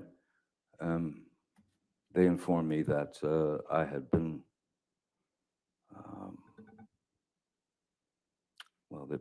quite an inordinate amount of sum of money had been was gone. It had disappeared, and after having worked 30-something years in the industry, I'm sorry, I could hear Ms. Brett. No, you're fine. Go ahead. Sorry. Go ahead.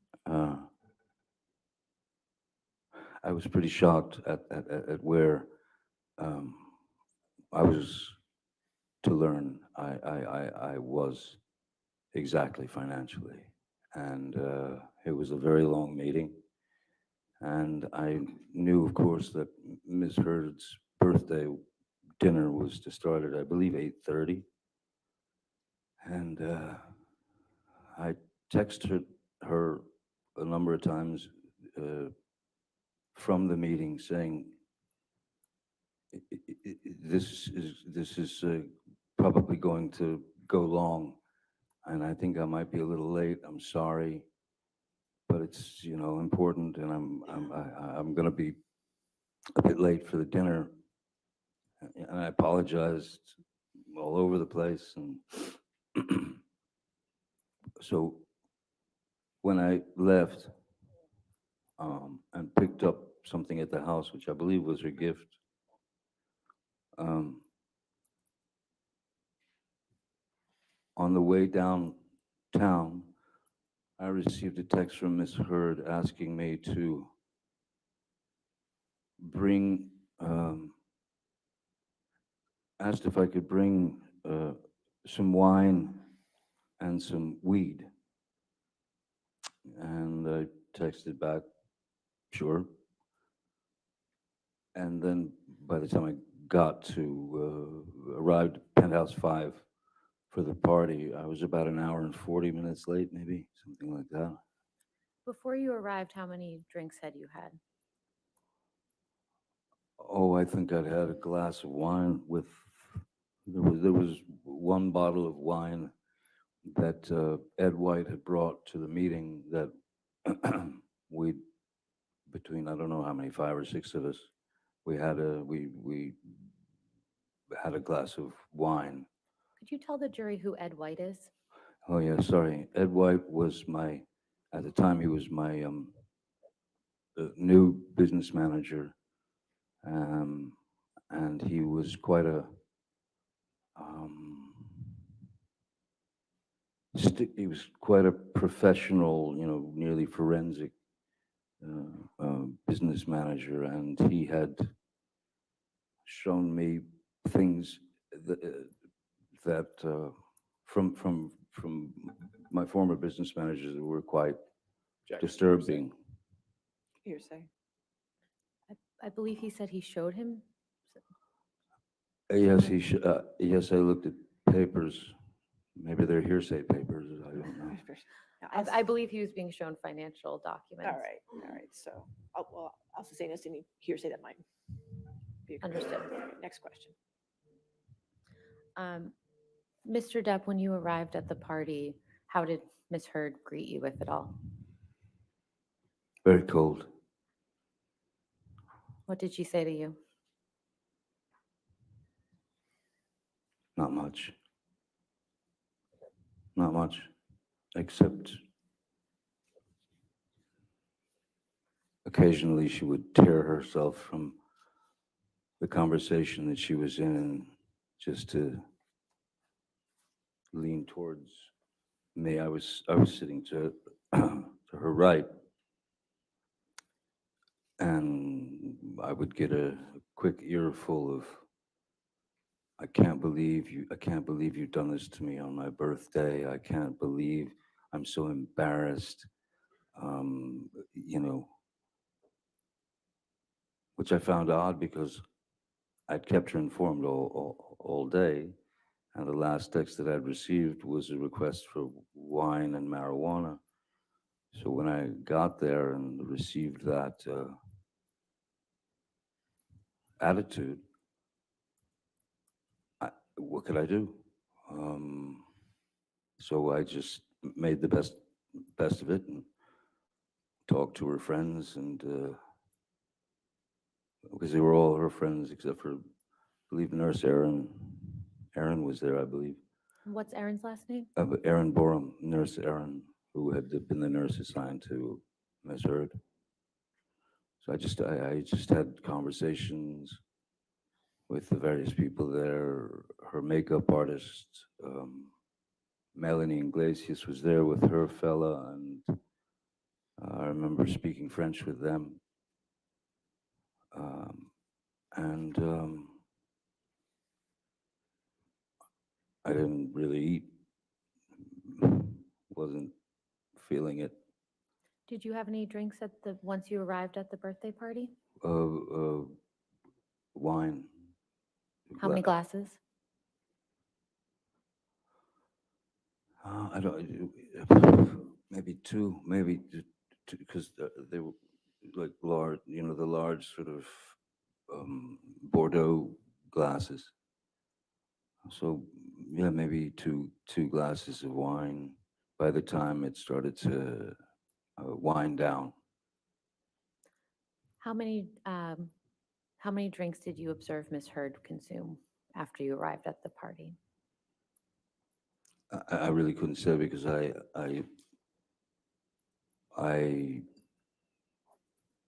all I saw was just she was drinking wine. And did it seem to you that she had been drinking wine prior to your arrival?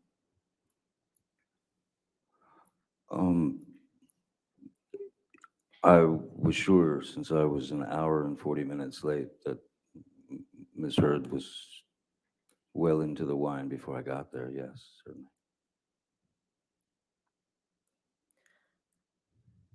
How did the party come to an end?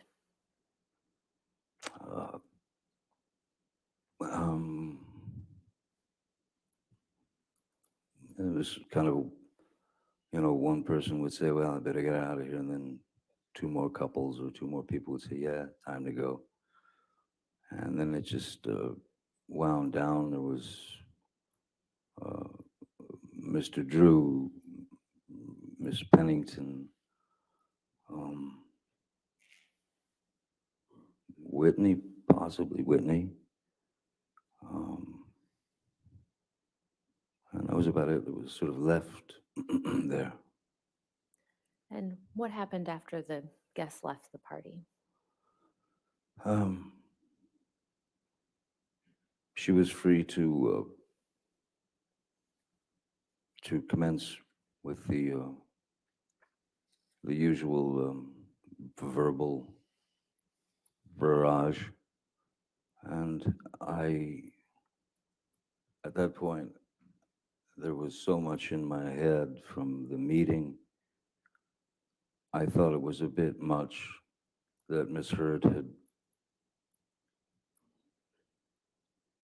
I'm sorry, it seemed quite brattish. It seemed quite childish that Miss Heard was holding such a grudge against me for having been late to her 30th birthday party when she knew very well, she was well informed that I was in an intense meeting that had a lot to do with not just my life and my future, but my children's. And I didn't know what was going to happen.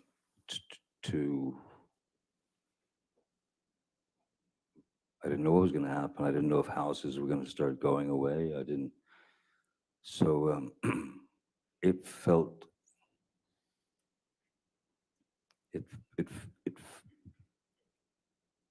I'm sure, of course, she felt something, but it felt unfair. It felt small comparatively. If your loved one or your husband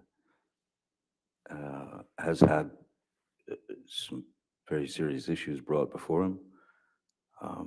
So when she engaged in her normal kind of banter of trying to poke at me and get me to react, I literally just got into bed.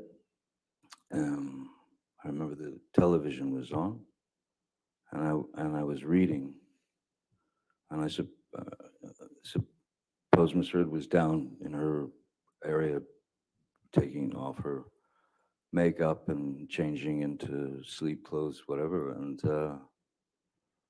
she entered the bedroom while I was laying on my side of the bed reading, and she was still rattling off all the wrongs I'd done to her in that particular day, and how unreliable I am, and what a horrible person I was. And I did not engage verbally, nothing. I sat there or laid there reading my book, and when she didn't get a jump out of me or a jolt out of me, she got out of bed, she walked around the bed, she came to my side, and again, it's you've got a person who is throwing multiple shots at your face, at your head, at your neck, at anything she could hit. So I got up out of bed and I grabbed her by the shoulders and I sat her down on the bed.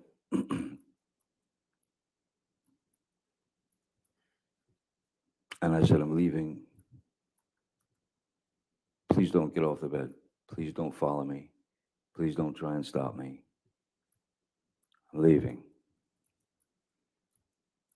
And she got up off the bed and she squared off at me in the doorway of our bedroom. And I said, what do you want to do? Hit me again? Would you like to hit me again? And I said, go ahead, hit me. Bam. And then I just said, is that what you wanted? Would you like another? Bam. There's the second one. And I said, good, now you're done. Grabbed her by the shoulders, walked her to the bed, sat her down and said, don't follow me. Leave me alone. I'm out. I'm gone. I went, I grabbed a few things, and I got out immediately. And I went to my other house on Sweetser. As Ms. Heard she was leaving the following day for Coachella, which is Coachella is like it's a big event, a concert, you know, many bands, and yeah, out in the desert. She and her friends were going to Coachella for the weekend, and that was it. That was it. Mr. Depp, after April 21st, 2016, when was the next time that you actually saw Ms. Heard in person? I left Miss Heard, well, I left Penthouse 3. I left at 4:30 in the morning. It was actually her birthday. It was 4:30 in the morning, April 22nd. And that's when I left. And from that moment on, I did not see Ms. Heard until May 21st. And why was that?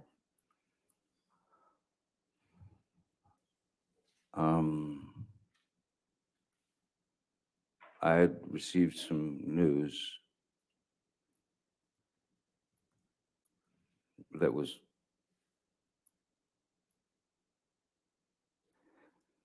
as absurd and grotesque and cruel. And then I was shown a picture of what the problem was. I had gone to Mr. Bett and said, she's at Coachella. I think it's a good time to go downtown so that I can get some of my things, you know, and get them out of there, especially the things that were precious to me, you know, children things from friends, Brando, Hunter, Thompson, whatever, things that were important to me. And he said, I don't think now's a good time to go. And I thought, it's the perfect time. She's not going to be home for 2 days. And then he showed me a photograph on his telephone of... Objection, Your Honor. Also, you're saying. It's a photograph, Your Honor. As being relayed to him by Mr. Bett. He says he looked at it on his phone. I'll overrule the objection as the photograph. What was the photograph of, Mr. Depp?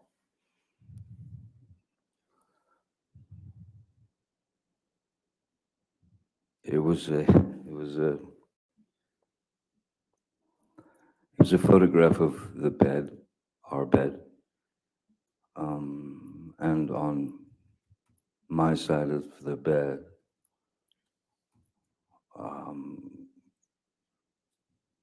was human fecal matter.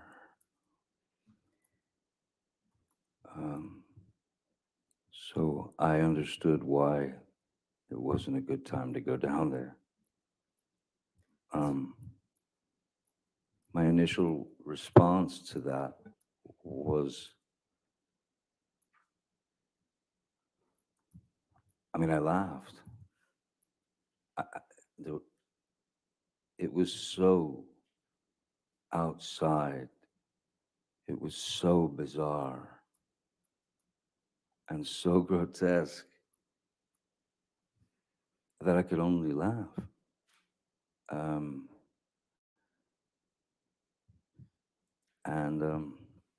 So I did not go down there that day. Mr. Depp, how was your mother's health during this time?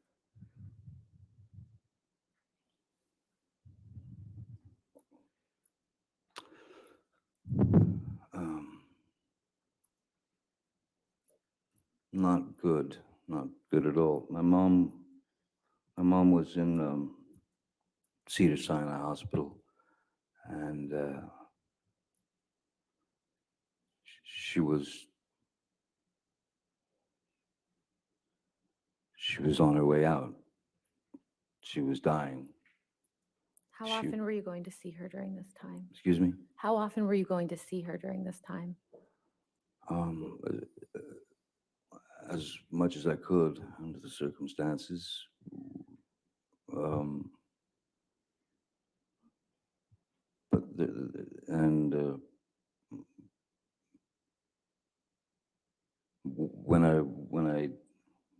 When I did go and get to see my mom, she was pretty much incapable of speech. Her speech had left her. At that time, she seemed to, her eyes were still open, and she could kind of react with her eyes, but she couldn't speak. And then not long after that, once her eyes closed, she lay there for the duration of her life, which ended on the 20th of May, the night before I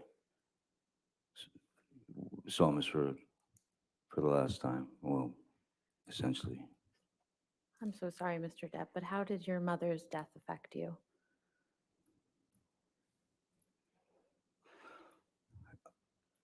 As would anyone, I suppose. There was one thing that I couldn't fathom was, I brought my kids to see Betty Sue in the hospital, and at that time she was not functioning. She was not responsive. She was alive still. She was fighting still inside, but she was lying in the bed,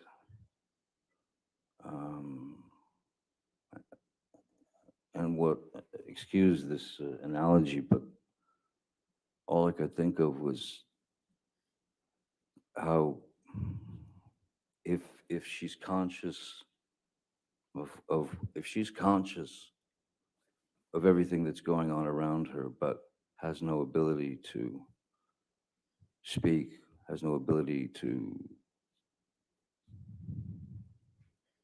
move. I knew that the one thing, as far as Betty Sue was concerned, the last thing that she would have wanted was to have ended up lying there on a, what it was like, there's my mom lying there on a deli platter. And it was a horrible image. But I brought my kids in to say goodbye, and we all spoke into her ear. And then she passed away later. So it was painful, but there was some side of it too, at least to me, that in a way it was I was happy for her. Why was Because that? I can't imagine Betty Sue or my mom. I can't imagine anyone lying there in quite possibly was a kind of a locked-in syndrome. And if she's surrounded by 10 people looking at her lying there on that deli platter, if you will, I was happy for her that she was out of pain, out of frustration, out of. I was happy that she'd moved. Not happy. I was relieved that she was no longer in that situation. Though, when those you love leave, we're the ones stuck with the pain, with the grieving. But I was glad that my kids got to see her and give her send off, I suppose. And but it was no. It opened my eyes quite a lot to a number of things. And what were some of those things that your mother's death opened your eyes to? That life is a bird song. That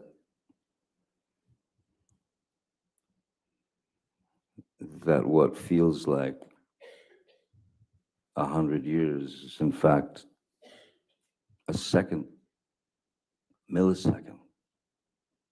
Nobody can count those things, you know. So I had made peace with Betty Sue because I understood where she came from, and I understood how difficult her childhood was, and I understood that she had not had the proper training or proper teaching or the proper background to be anything other than what she had been when we were younger. I forgave her for all that, as one would, should. So I was.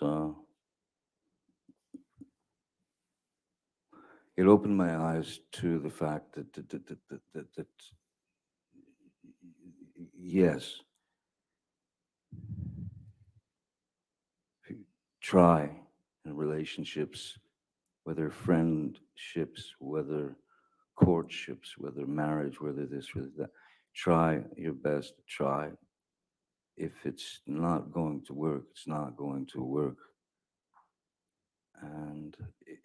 And more importantly,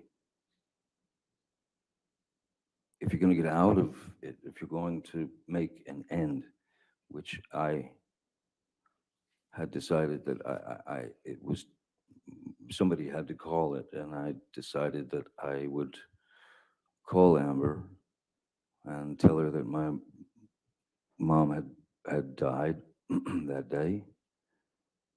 And then I very calmly said, look, I've made a decision, and I think it's the best thing. I'm going to file for divorce,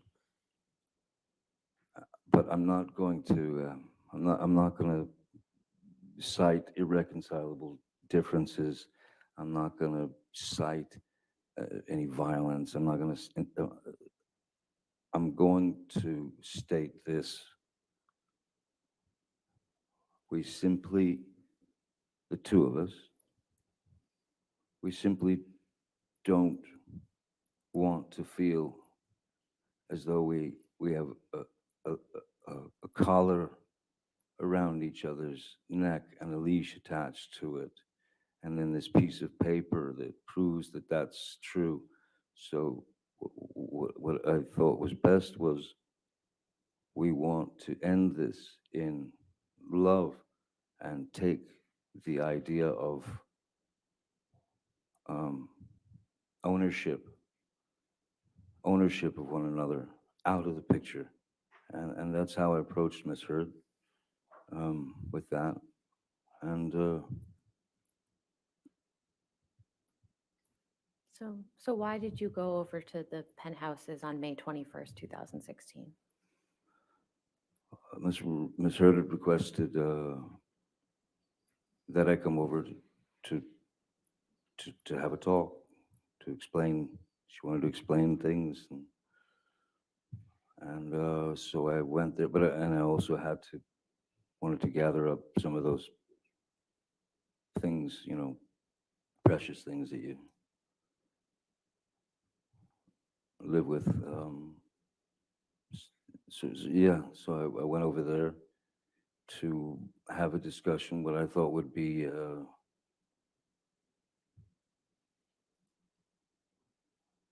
calm understanding. And I figured she understood as well as I did that there was no way back. And I also felt that she would understand that it was the best thing for both of us, and there was nothing there should have been nothing to fight over. It was clear. I told her that I would take care of her and all that, and then she she was telling me about she brought up the situation of the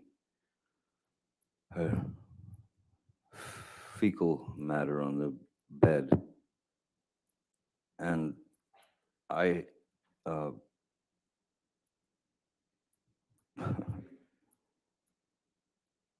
and she tried to blame it on the dogs. But Why didn't you think it could have been the dogs? The dogs they're teacup Yorkies. They weigh about 4 pounds each. The photograph that I saw, and I mean, I lived with those dogs for many years, and so did Hilda Vargas. She's a woman who's been with me for 30 plus years, from the very beginning, and she was the one who photographed it. It was clear she knew the dogs as well as I did. And none of that did not come from a dog. It just didn't. Mr. Depp, could we back up a little bit? Who went over to the penthouses with you on May 21st? I went to the penthouses with Jerry Judge and Sean Bett. And I had asked them on the just in case, please pay particular attention and stay as close to the door, stay at the door, or if you got a split, come back quick. If they went down to the security shack or whatever it was, don't linger, get back. Because if you hear anything, if you hear screaming, you got to get in there. So leave the door unlocked and spring in there if you hear something. Why did you want them to be able to get into the penthouse quickly if they heard anything? Just based on my past experiences with Miss Heard, when you say something that she either didn't agree with or swore up and down that it was a complete falsity and there was something wrong with me, I'm crazy, and the escalation. If anything was going to start to escalate, I did not want to be there. So I had them waiting by the door to get in there in case anything went down. So when you walked into the penthouse, what did you see? When I first walked into the penthouses, you walk in and then make a left, and then you're in the kitchen area, and then beyond that was the living room. I saw Miss Heard sitting there on the couch, and I went over to talk. I went and sat down on the couch. She was sitting on the couch. Was kind of a square or a half square. She was sitting on one side of the couch. I was sitting on the other. That's when she was trying to explain a few things about Coachella and then the fecal delivery, and saying that it was the dogs. And I could not agree with her. I'd lived with those dogs. I picked up their fun. It was not the dogs. And so what happened was I said, let's call Kevin Murphy. Who's Kevin Murphy? Kevin Murphy he was in Los Angeles. He was the house manager over the places in West Hollywood, and he was also taking care of the penthouses downtown, if any work needed to be done or this or that, and he would schedule the girls who would come in, the ladies like Hilda, to do their work. And he'd had a conversation with Ms. Heard.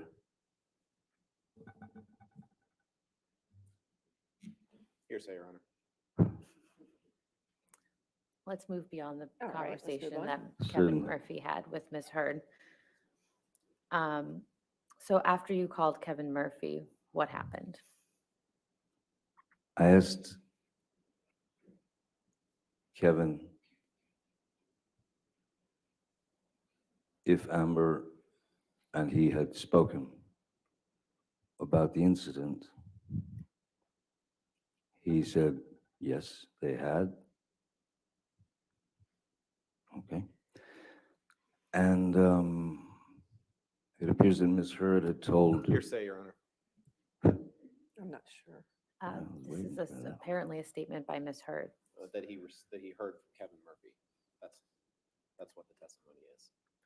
All right, if you want to reframe that, that's fine. Okay. After you when did you hang up the phone with Kevin Murphy?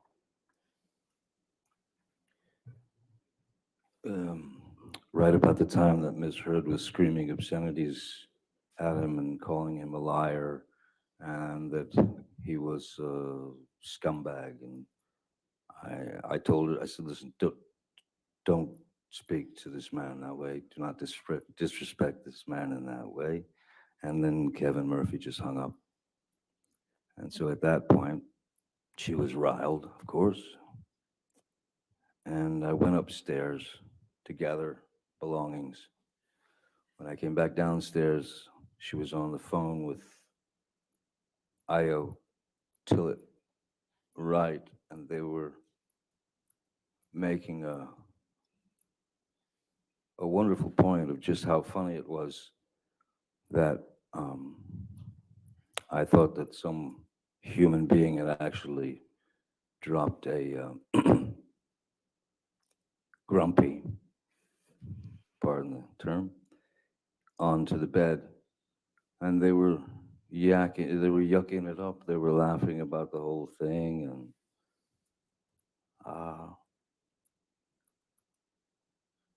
it was it was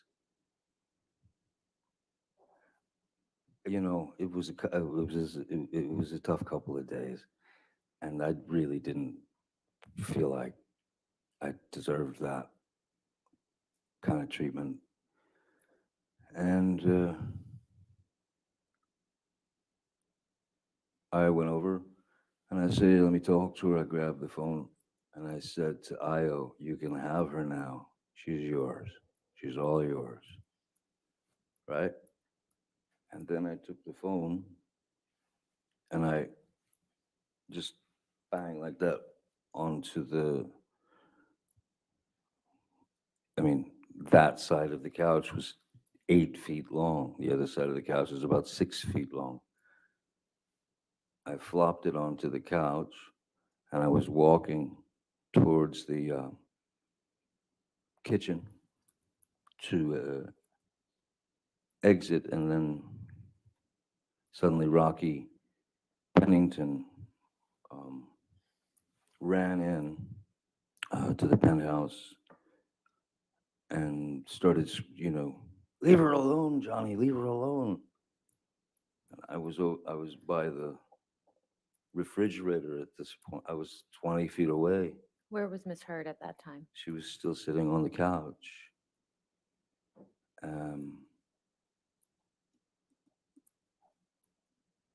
And that's when the screaming,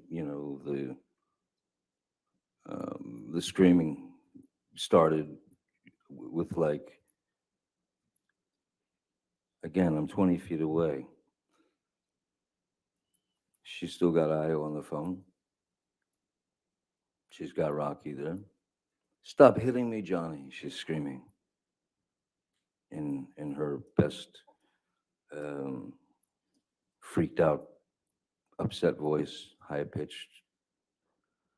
Stop hitting me, stop hitting me. Jerry Judge and Sean Bett entered the room. And as they entered the room, and she was quite surprised to see them, she said, that's the last time you'll ever hit me. That's the last time you'll ever do that to me. And again, I'm a good 20 feet away by the fridge. And then Jerry said, boss, I think we should just leave. And then we left. That was the last time I saw Miss Heard until she asked me to break the restraining order. Or not break the restraining order. Break the restraining order and talk to her in July later. Mr. Depp, where did you go after you left the penthouses on May 21st? I went home. To which home? Oh, to Sweetser. And then where did you go? Where did you go after you went home to Sweetser? I was due to. I had to go to. I had to catch a flight to New York, where we were doing. I was this group, the Hollywood Vampires.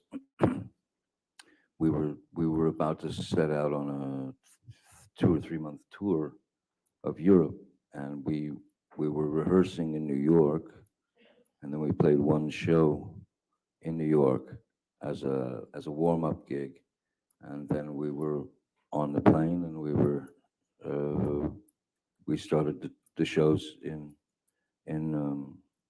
Europe, and I was on the road from then, which was May, on through July, August or something.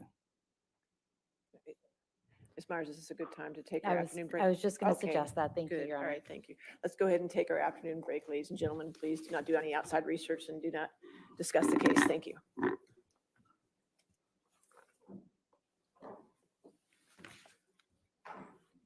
God, I missed a lot. I hope you guys fill me in. I caught some of the birthday. I caught this knife. I saw scratch. I so much to catch up on. And I gotta work. Anyway, I hope you guys can catch me up because I'm so sorry. I missed so much, but I had to go to the doctors. Thank you for hanging out and sticking around. Take our recess, Mr. Depp. You know what I'm going to say, right? You're learning, right? Okay, 3:45. Is that good? Thank you. Thank you. So if anybody wants to come on the panel and fill me in on what I missed, otherwise I'm going to have a lot to do tonight. So let me know. I mean, I know I missed some of it. I know he talked about the birthday and that she was punching him and that he tried to sit her down, and she got back up and started hitting him again, and he sat her back down again, and he left, and he grabbed his stuff. That I caught. Something about a knife she gave him, like to death do you part or something. She gave him a knife. I was like, what is that about? Hey, Carmen. Carmen's here, Animation's here, Tal's here, but everybody's quiet, so I have no idea. I missed some stuff. Hey, I'm here too. Who's there too? Corinne. Oh, Corinne, his hen. Corinne's in his hen. Okay, good. I'm getting people in. Hey, Rob, you didn't miss too much. I didn't miss too much. Okay, did they talk about LA? A little bit. Not all of it, though. I wish they were mostly directed on his finger and the cigarette mark on his cheek. Oh, that's They good. went into detail with the finger. They showed a gruesome picture and a couple other things that Johnny was saying who witnessed it and who was around him and stuff like that. Was you here for the audios, Rob? It was like little clips. I thought it was going to be a long thing, and it was just clip, froze, clip, froze, clip, froze, done. I was like, yeah, because they were so short. That's why. So what they did is they attached them to each other and made them like that. That way, the court has it all in one file. What I don't understand is why they didn't play the full clips and then talk about it and then play the clips and talk about, like, man, why are you giving snippets? Like, because everybody's, because if I'm on the jury, I'm like, there's more there. Like, why are we not allowed to hear yeah, I guarantee the jurors are feeling that way. Like, there's more to it. Yeah, what did they cut out? What are we missing here? Amber's gonna play snippets, or it's coming. I hate to tell you all, it's coming. And it is coming. But the only thing she's got on him on audio is the headbutt, which he just admitted to in his testimony. That's where that bruise was on his forehead. He's admitted to alcohol, he's admitted to drug use, and he's admitted to the headbutt. So I mean, I don't get, if someone's admitting to something they did, how you go? Oh, like, what are you gonna say? Oh, he hit it? No, he talked about it. What now? Yeah, the headbutt was an accident when he was trying to restrain her, and then she faked her bloody nose with nail polish. She did do that. Yep, the nail. No, I'm laughing because I've seen a lot of artists use that when they're trying to make fake, blood streaks or whatever. They do use nail polish sometimes. Yeah. Exactly, Emma. Exactly. Can I just say, I was watching the chat. I was in the chat. Please, everyone that's being triggered, whether it's you're getting a migraine, you're getting an anxiety attack, you're feeling triggered, please step out. Your mental health is more important than this case.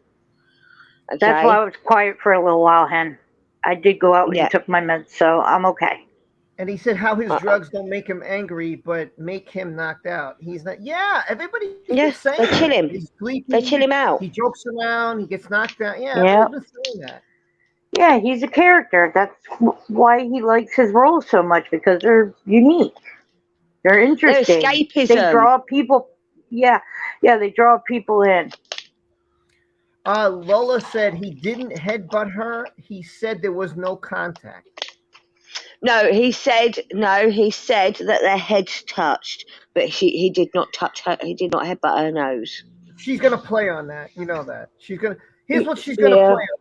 If I'm the defense, I'm gonna play on that. The first thing he mentioned, and I know some of you might have missed this because you didn't think it was major, but if I'm the defense, I would have said, "Oh, so your father punched the wall, right?" And you said that he had broke his hand, right? Because now you're gonna say, okay, so he broke his hand. So isn't it possible that you, with yourself, got your finger chopped?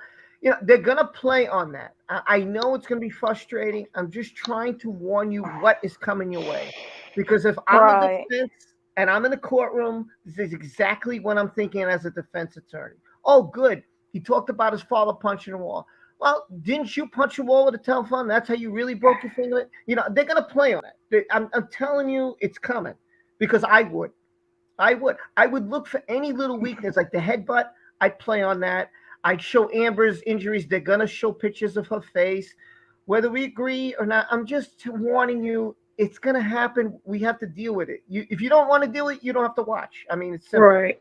I'm gonna watch. I'm here for the duration. I've gone all this way. I am not stopping now. Even if it pisses me off, it bothers me. I'm sitting here cursing, swearing. Doesn't matter.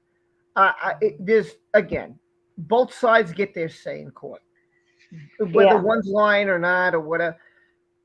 Again, right now to this day, this is day 6 or I'm losing days. I think day 6. She doesn't have much going for her. Now, that's not to say that next week her witnesses pop up and all of a sudden the story does a 180. Yeah, but as of now, there's not much offense. The offense has calmed down for her, and now I knew when he took the stand there was going to be plenty of offense. I knew that. Oh yeah. So right now, I think again I have a good feeling. I don't have much saying. Well, look at the witnesses. Look what they said. Look at the security. We've had a neighbor. We've had doctors.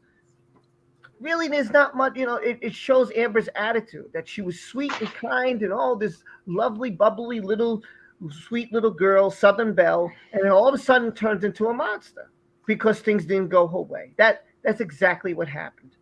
Entitled little brat. Control the person, and things don't go your way. It gets violent because, like Johnny said, violence doesn't solve anything. But Amber thought that by being violent, she would cause fear. So that was her way. Let me make him in fear, and if I could make him fearful, I can control him. If I can control him, my friends could stay for free. They're always going to be around. I get what I want. I do what I want. I'll get the roles I'm looking for. This to me was a whole goal. Again, the will could be an argument too, because I would say, listen, hey, if I'm with somebody, what do you think happens if that person passes? There's bills, there's a responsibility, and now more of the burden falls on me. You could say that. That's understandable. I could go with that, but I don't know if they're going to go. I don't know if they're going to go. Again, I'm just saying what the defense can say. I'm not saying if she's not named as the next of kin in his will, the burden does not fall on her. It falls on his next of kin. Right. To me, my money would have been on Jack and Lily, and I would have said, "Look, you guys are getting the majority of that pot." And I would have given a little to Vanessa because she's the mother of my kids, and without her, they wouldn't be here. So yeah, I would give her a little. I give a little charity, and if I was with somebody and I knew we were deep, yeah, I mean, listen, I would give them a little. I wouldn't give them the majority. But again, that's me. It doesn't mean it's him. He I don't know who. The thing is, I don't know who the will was going towards. I don't know if he said that. I missed it. If he did, she's not on the will. She's not on the will. But even if she's not on the will, yeah, exactly, and she wasn't, she could with the what's it called? Listen, again, if he loses this, I swear to you, I am going to go to work as majorly upset, depressed, angry, all that stuff. I'm going to feel everything. Because right now, everything is, oh my God, it just seems like she's buried. I don't know how. What's she going to say? The cream? What's she going to use? Oh, he used drugs and alcohol. He said drugs and alcohol. Amica cream cools off. Did you see my little clip I put on Twitter earlier on, Rob? Oh God. Go ahead. What happened on Right, Twitter? So I watched this guy called Dr. Mike. Yeah, he's a medical professional, GP, and he's on YouTube. And he was reacting to first aid hacks that you should avoid from one of them stupid channels. I think it was 5 Minute Crafts.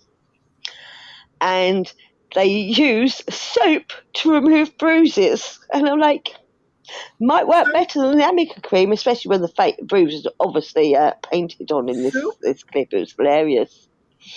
So Yeah, so, you know, maybe she should just use soap to get rid of her bruises instead of having cream. Soap or soup? I missed which one. Soap. As in, you know, the stuff you wash with. You got to be kidding. Just wash away them bruises, because they're not real anyway.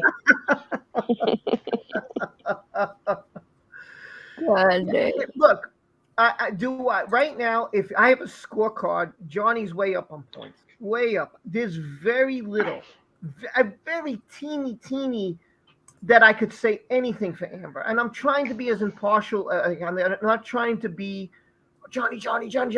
I'm trying to be fair. Like if I'm in a courtroom, the way I would look at the judge, I would grab the judge in the back and I say, you know, hey, it's looking good for him so far. I mean, and it is. Isaac was terrific. Sean Bett was terrific. Kate James was terrific. Even Gina Daughters, who you're supposed to strike, I can't. It's in my head. Yeah, I'm a human. It's in my head. It was huge. Like I used the cream. I'm still bruised, and I would know. Yes, you would. Yes, you would. That's stuck in my head. And pronounce the name of it right, so the jury had a clue what the fuck that stupid woman was talking about the day before. Anrica cream. Arnica cream. Aranica. You have to say Arnica. The way Elaine says it. Amica. Yeah. Because she can't understand her own writing. That's what it was. Cream. Arnica cream. So at least the jury actually have an idea what the fuck she was talking about the day before. Because none of us knew. Because she's a special person. Hey, John. Real special. Special needs a damn straight jacket. Yeah, well, listen. And a case of Vicodin. Case of Vicodin. How about Amanda cream? John Doe said Amanda cream. Oh my God. Oh, thank you, John, for making me laugh. I needed that. That's great. You know her new nickname is Armica Curd. Oh God, Amica Turd. Amica Turd, sorry. Amica Turd. Well, John just made a good one though. Amanda it was great. Cream. That actually fits better. Yeah, I like it. I love it. I think that was great, John. That was funny, man. That was very erotica cream. No way, Emma. So listen, they didn't. What did they say about LA? I mean, there wasn't much, really. Can't remember what happened in LA. Can we remember? That was the penthouse, the phone. What happened? What? Oh, so they talked about he talked about the birthday and how she'd punched him, and he got up off the bed and said, "Do you want to punch me again?" So she punched me again. And do you want to punch me again? So she punched me again. Then he walked her back to the bed and said, "Stay there. Do not follow me. I'm going," and left. Yep. Did he say anything about Rocky being in there? Did he say anything about Rocky being in the penthouse? Yes. Yes. As he went to leave, she came running in. Did he say that she was already in there because the guards were outside? Did he mention that? No, I think we're still on that, to be honest with you. He said that she came running in as he walked into the kitchen. Huh. That's interesting. And then and then she started screaming, "Leave her alone, Johnny, leave her alone." And then Amber started screaming about him hitting her. Yeah, and he was a ways away from her too. He was 20 meters away or 20 foot away. Time to play the "you hit me" game. Either way, that's more than reaching distance. I don't know anybody that's got arms that long. Well, I remember when they came in there. I don't know if Sean Betts mentioned this in his testimony here, but I think on his deposition he said when they came inside, Johnny was at the kitchen and she was behind the sofa, and Rocky was there next to Amber. So he was a good distance away. But they made it seem as if he was in their face. And anyway, we're coming back, so I'll try to catch up to all this. I'm so far behind. But I appreciate all those being here today, my panel. Thank you. Through technical difficulties this morning, you stayed, so thank you for doing that. What was it? Echo Spice and what? It was a matter of less than a minute. Rocky came in, got next to her. They started screaming, and his security came in. Right in. Okay. The question is, was Rocky in the apartment already, or could she not get through because Jerry and Bet were outside? Well, it was a matter of seconds, so therefore. Yeah, I think she was in there. Yeah. Rocky must have been in the hall already if security got in that shortly after the screaming started. Yeah. She had to, otherwise she wouldn't have had no time. She would have been stuck behind them. Yeah. Yeah, so a couple things I'm going to have to really, like tonight, catch up on all this. Like I did last night. I hate when I miss things. But Johnny was really good yesterday and today. He hit it all. And he was honest about everything that he did wrong. He admitted. Even when he admitted to being wrong comes in just for about your saying. If I could get a hard copy of those, they're not on the thumb drive for some reason. And in my binders, it says produced in native format, and I don't know what that means. Okay. So if we could just get those two in hard copy, I'd appreciate it. Absolutely. We're back. Yes. Yeah, we're back.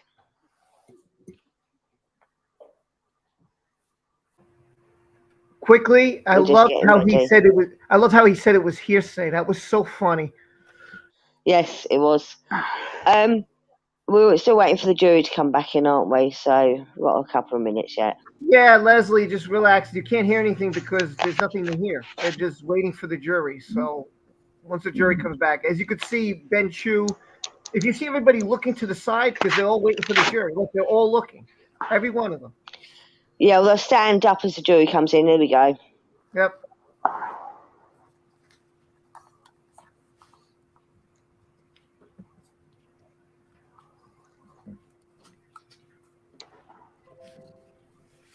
I got eye candy. Behave. There we go. What is that? Don't want any puddles today. Thank you very much. Behave. These are my earrings. They're swords. Mr. Depp, I'd Johnny, like to do another audio recording that is another sword. 397. We got more recordings coming. For the record, we intend to play the portion that is 1 Mute hour, people, mute. 4 seconds to 1 hour, 2 minutes, and 50 seconds. All right, so there's no objection to 397 coming into evidence its entirety. Okay, audio's coming in. It's 397 in evidence, and then you want to play that part. It's fine.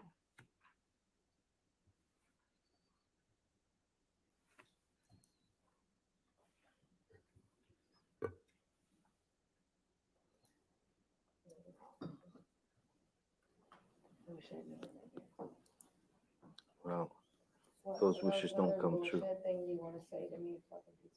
Those wishes don't come true. You want to fucking say to me, you piece of shit? What else? You know what I mean? You gotta say to me, cool. I wish you the best. Hey, why don't you fuck yourself? Go suck your own dick.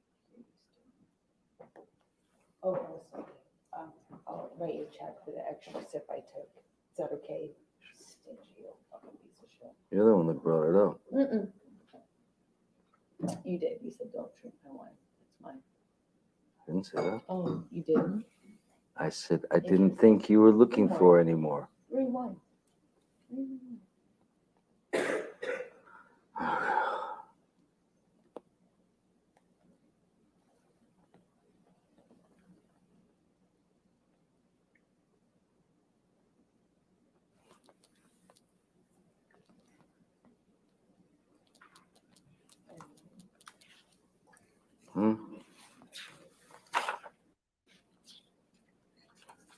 Probably defended me pretty good in front of your Rocky and your pop and your mom.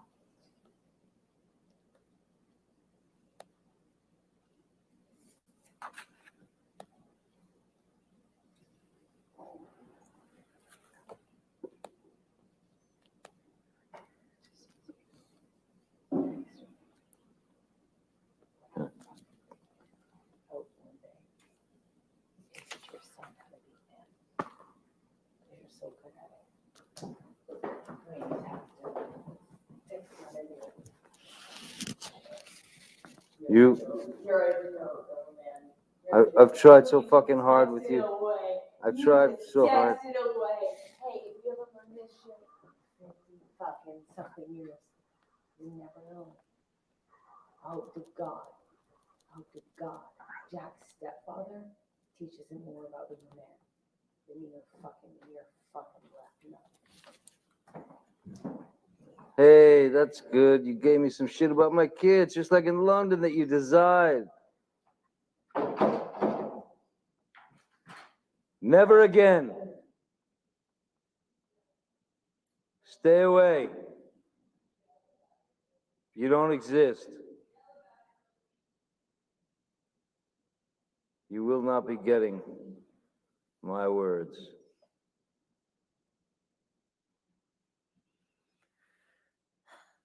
Mr. Depp, could you please describe to the jury what they just heard in that audio recording?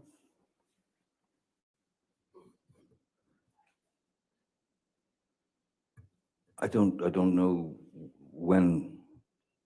I don't know when that. If there's a date on that, but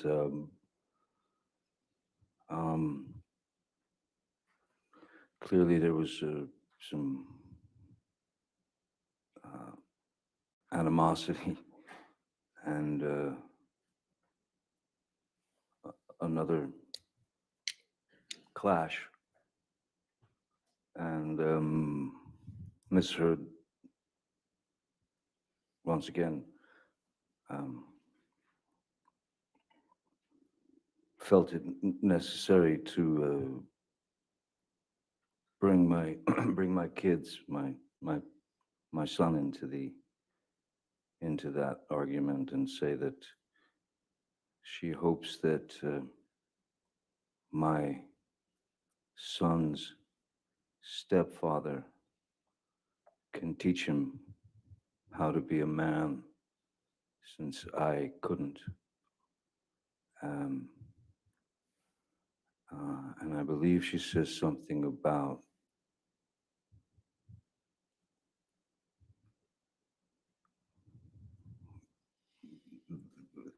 more man in the stepfather than would be existing in my, I believe the term was left nut.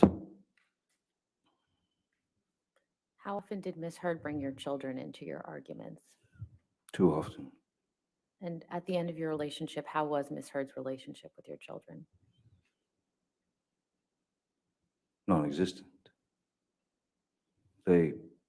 My children, my kids are far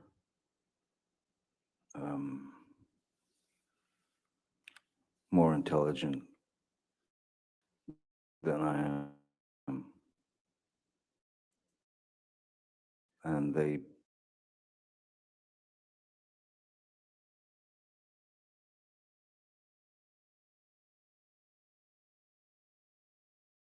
broke. They wouldn't be around.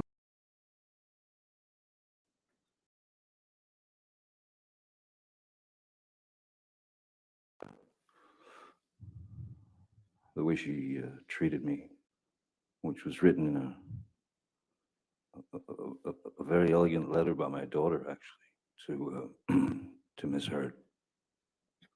I don't know if that's in evidence, but I remember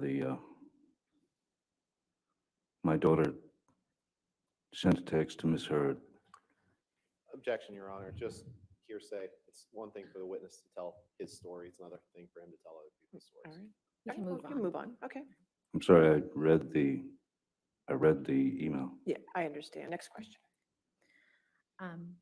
When did you learn that Miss Heard had filed for divorce? Well, it was, let's see, Betty Sue was the 20th. That night I spoke to her about the divorce. 21st was the kicker. I believe it was on the 23rd, and I had So already am left I. town for New York to prepare for the tour. Did Ms. Heard know that you were out of town at that time? I'm just muting my mic so I'm not loud because my puppy's snoring. When did you learn that Ms. Heard had made domestic abuse allegations against you?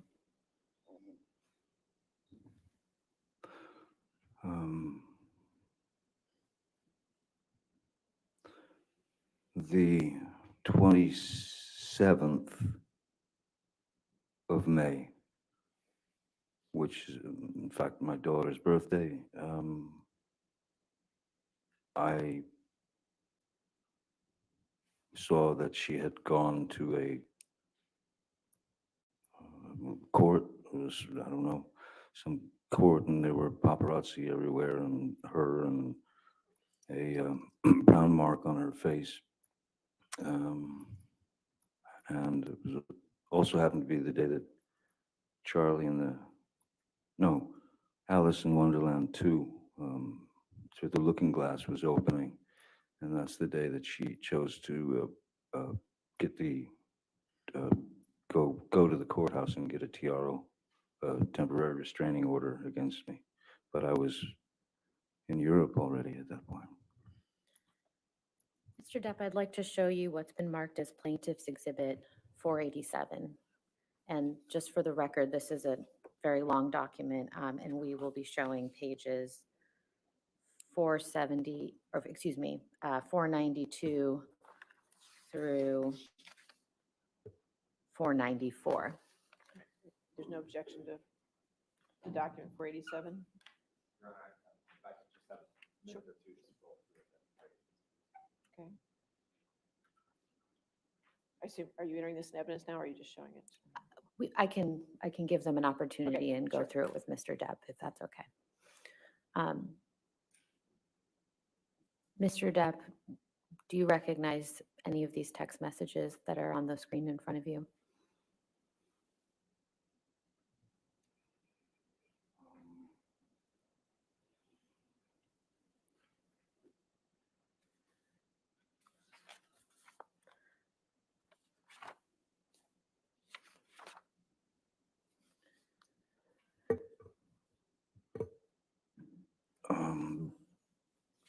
Vague memory of these. And who were these communications between? It looks like myself it's me in the green, and Ms. Heard's words in the blue. And do your communications reflect that Ms. Heard understands that you're in New York? I'm sorry? What is the date of your text messages here on this page? That's the 23rd of May, 2016. And hers are the 24th of May, 2016. And based off of these communications, does this refresh your recollection that Ms. Heard knew that you were in New York on this date?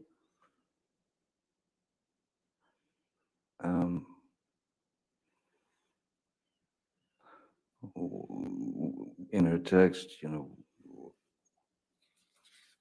when do you leave? It was clear that I was leaving right away, but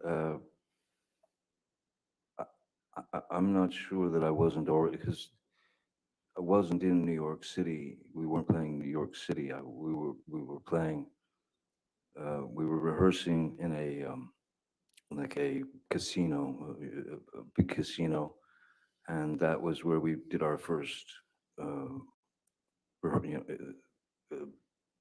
show first show to practice for the tour, the European tour. So I don't know if I was either leaving for New York, but I think I was already there, because New York City.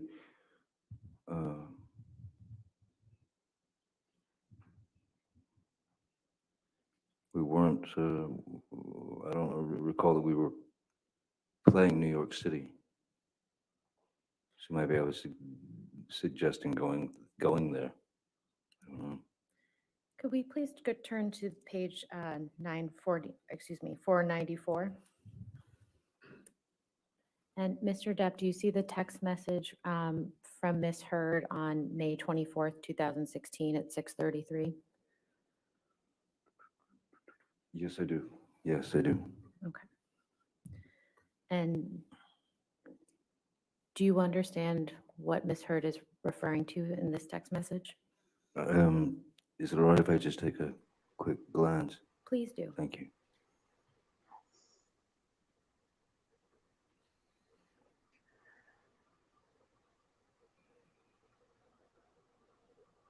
Thank you. That's better.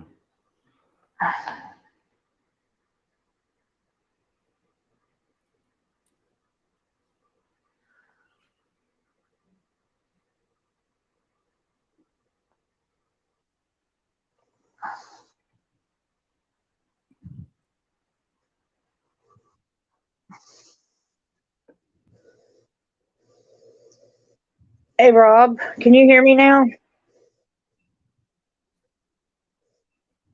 We heard you before when you said you tried to unmute your mic. I recall this.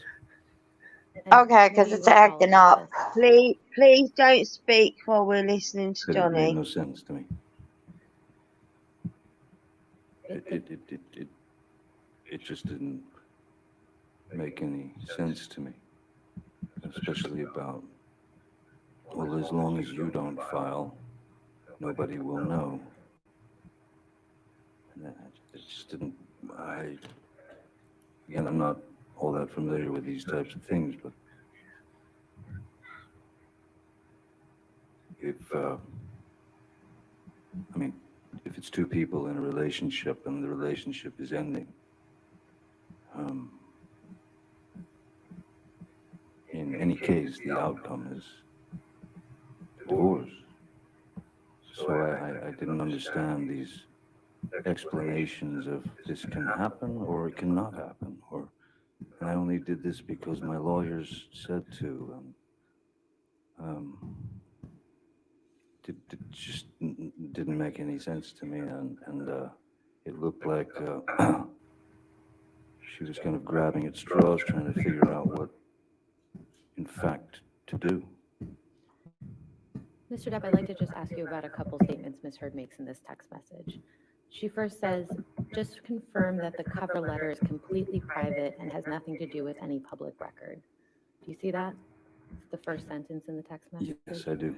Do you know what cover letter Ms. Heard is referring to? No, I don't. Okay. And then she says, and only included the domestic violence / restraining order stuff because I called the lawyer when the cops were here and I didn't know what to do or why that happened and was scared. Do you see that? Yes. Do you know what Ms. Heard is referring to when she said that? No. And then dropping down to the bottom, it says 2 lines up, I thought you filed. Do you see that? Yes. And do you have any understanding as to why Ms. Heard thought you had already filed? No.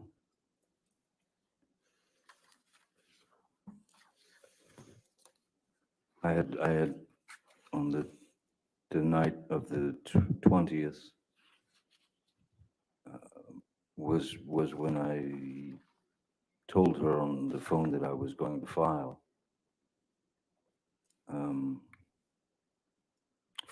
For divorce, and in the way that I've explained it, to keep everything nice and calm and even. But on the 23rd, Chief filed, and so I hadn't had a chance to file. Your Honor, I would move Plaintiff's Exhibit 487, specifically the portions from page 492 to 494 into evidence. So you just want page 492 to 494? Yes, Your Honor, it's a 700-page document, so Just page 4, well, are you going to ever put more 487 in, I guess is the question. I believe so, Your So Honor. this is 487A? Certainly, that would make sense. Okay, so 487A, page 492 to 494. Any objection to those 2 pages? No, Your Honor. All right, those 2 pages are in evidence. Just for clarity, is that two pages or 3 pages? 490, that would be 3 pages if that's correct. That's correct. Okay, 492 to 494, okay. And could that please be published to the jury? Sure.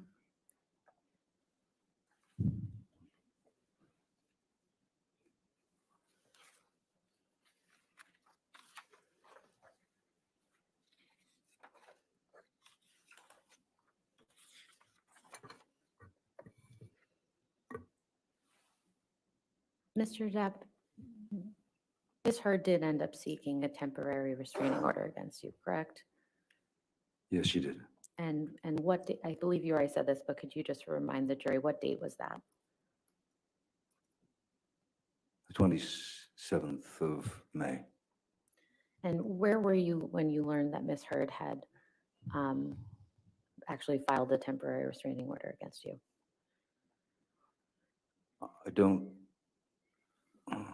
I don't recall if we had left for Europe as yet. That is the Hollywood Vampires for the tour. So I was either in New York State rehearsing and preparing to go to Europe, or I was already in Europe. I'd have to check the the tour dates. Did you find out on the 27th or shortly thereafter? No, I found out on the 27th. It was everywhere. What do you mean when you say it was everywhere? It was multiplying and multiplying and multiplying throughout media, throughout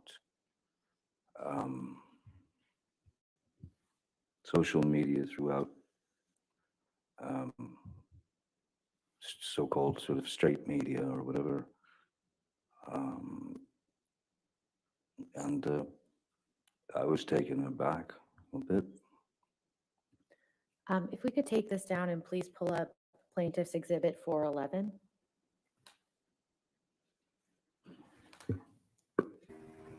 By the way, it was my mic. I apologize. And the writing was so small, you couldn't see it no matter what I did. Even on TV, it's just like a bunch of white dots. You Mr. can't see Depp, it. is this some of the media coverage that you were referring to? Many things of this nature, yes. Many. And do you recall actually seeing this specific article? I don't remember seeing this specific article, but there were already plenty, and certainly more than I was happy to go through.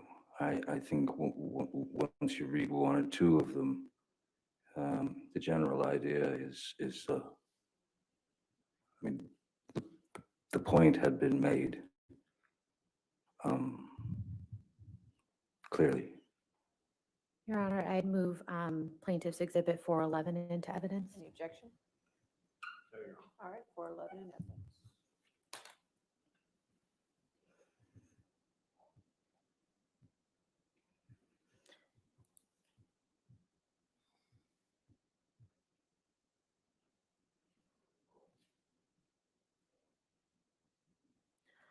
Could we please take this down and pull up Plaintiff's Exhibit 414?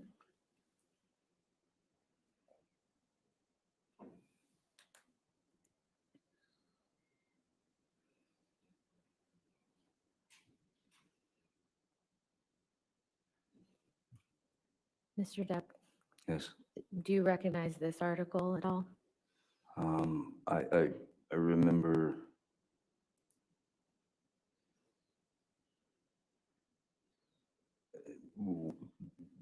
yeah, I don't know if it was this one in particular, but I do remember seeing all the various reasons behind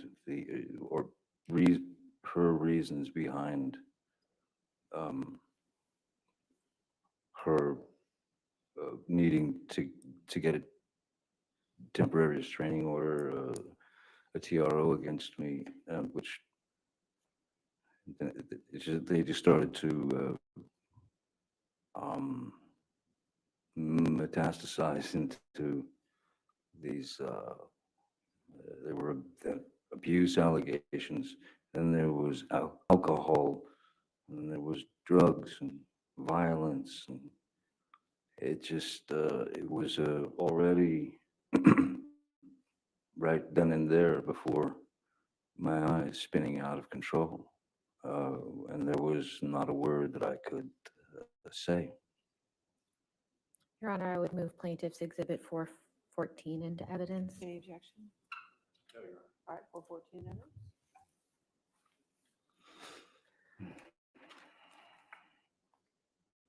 And if we could take this down now, please, and put up Plaintiff's Exhibit 409.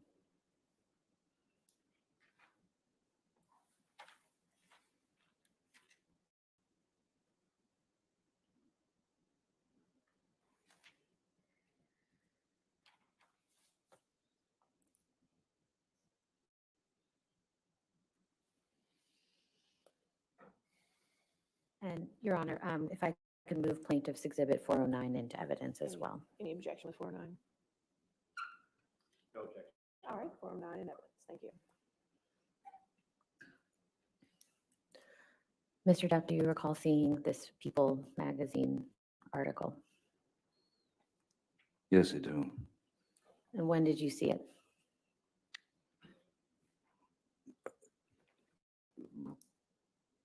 Right when it was released, right when it came out.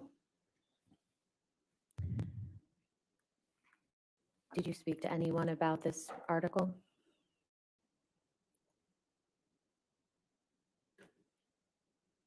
Yes, I did. Who did you speak to?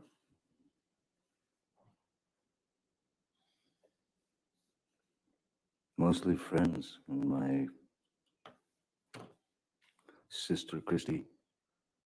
Mostly friends, and certainly the band.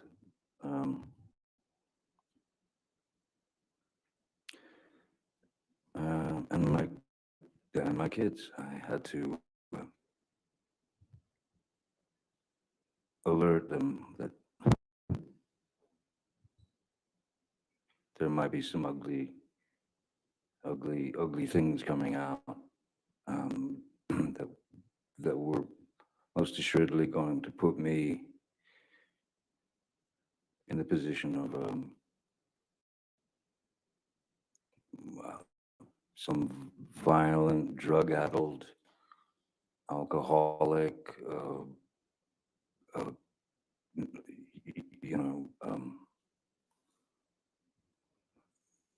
just reprobate.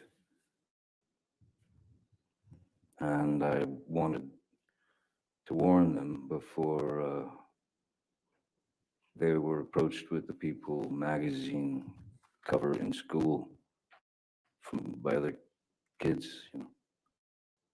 I wanted to be able to explain to them that this was going to be visible, and it's going to be everywhere. And I apologize to them that this was happening. Had you ever been accused of physically abusing a woman before this point? No. How would you describe the impact of these allegations at the time they were made? And Arnold, if you could please take this down.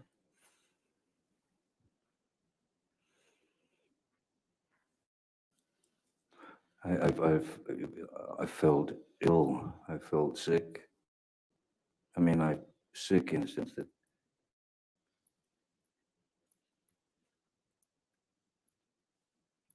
but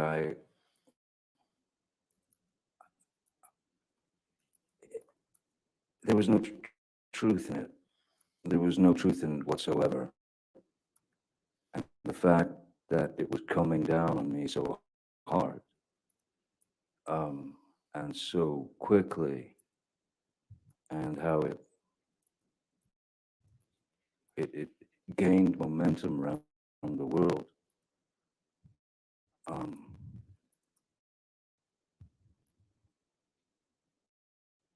And then you notice people looking at you differently. And then you notice calls start coming from agents and producers and that sort of thing. This was before, in fact, the Me Too movement had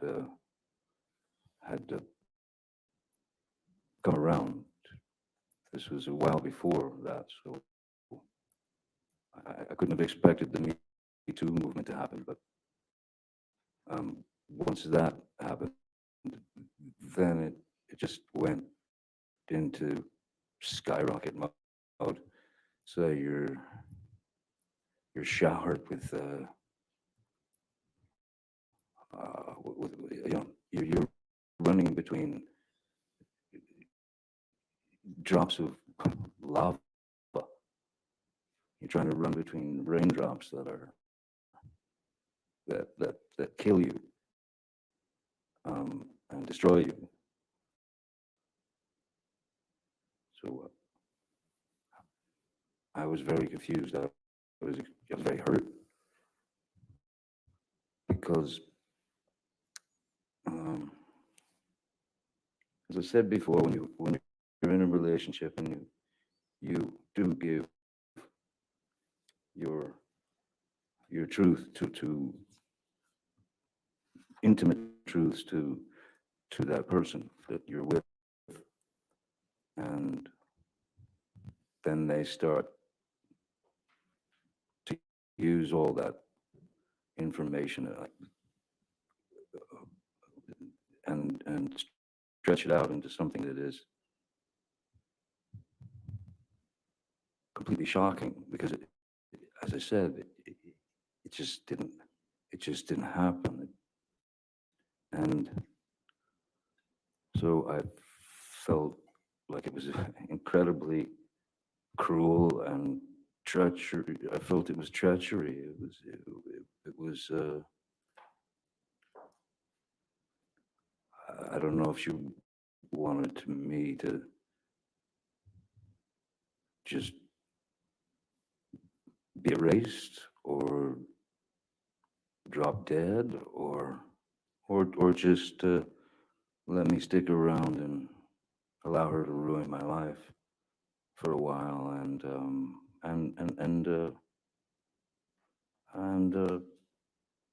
go out of her way to shame me and hurt my kids and hurt people who I've known for many, many years.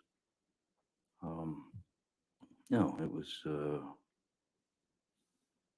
mean, to say that it was unfair is about the largest understatement that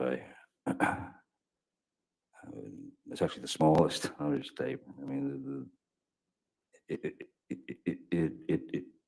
it controlled my every waking second from the moment that I woke up until the moment that I dropped, even on the road playing shows. You'd go out and you'd play for an hour and a half or 2 hours, and you'd do your best to get through that. And I can remember getting off of finishing the show, getting on the bus with the other band members, and just going to the back of the bus and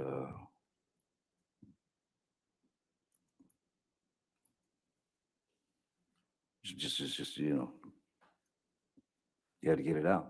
So I just sat back and in the back of the bus and cried and hid it from people. Mr. Depp, did you ever discuss Ms. Heard's domestic abuse allegations with any producers or directors in the movie industry?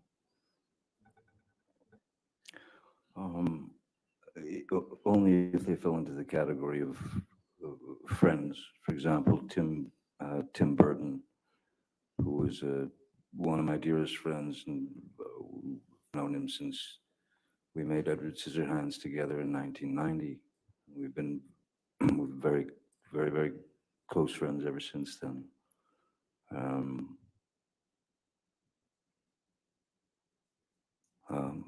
Yeah, just friends, you know.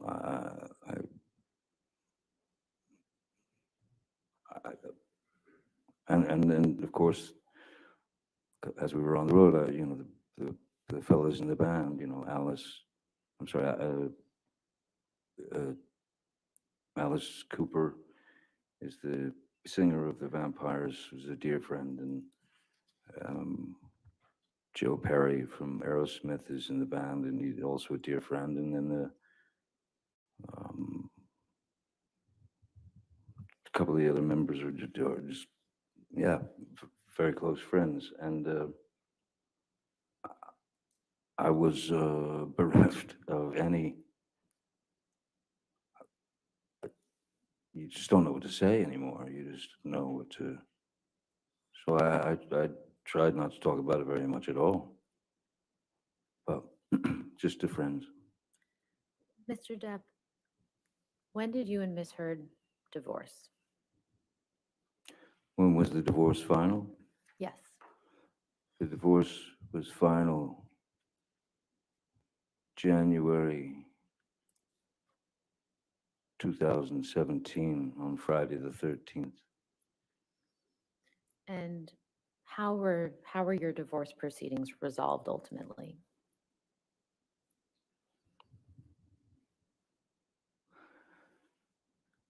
My team of lawyers, which included two of my entertainment lawyers, a divorce attorney, and two more attorneys that were on, Blair Burke and someone else.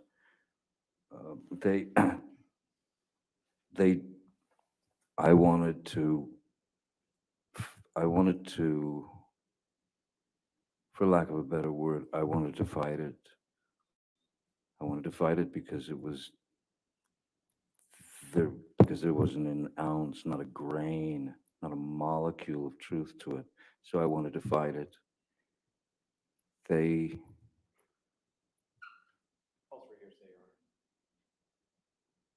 right. He was speaking about what he wanted to do in the context of the divorce. I understand. I think the next one was going to be they said, I don't know. So, okay. You can do your next question. Sure, certainly.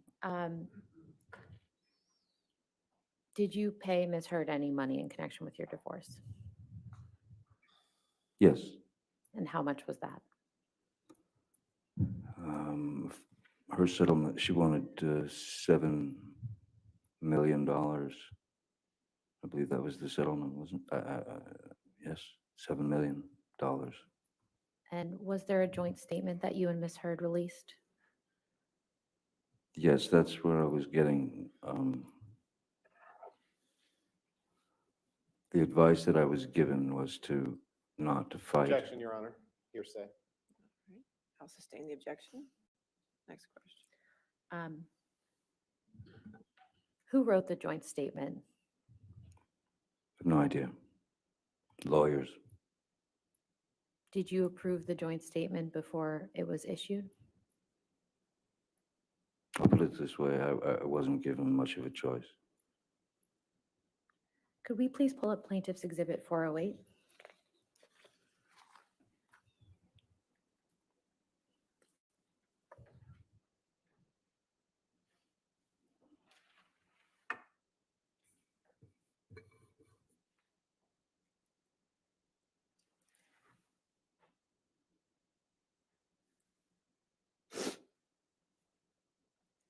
And Mr. Depp, do you see the second paragraph from the bottom of this page? Is that the joint statement that you and Miss Heard released together? That's the joint statement that was released. Yes. And could you please read that joint statement for the jury? Our relationship was intensely passionate and at times volatile, but always bound by love. Neither party has made false accusations for financial gain. There was never any intent of physical or emotional harm. Amber wishes the best for Johnny in the future. Amber will be donating financial proceeds from the divorce to a charity.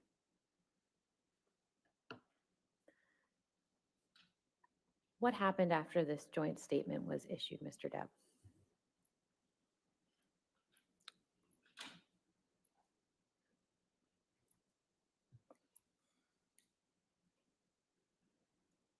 What happened after that?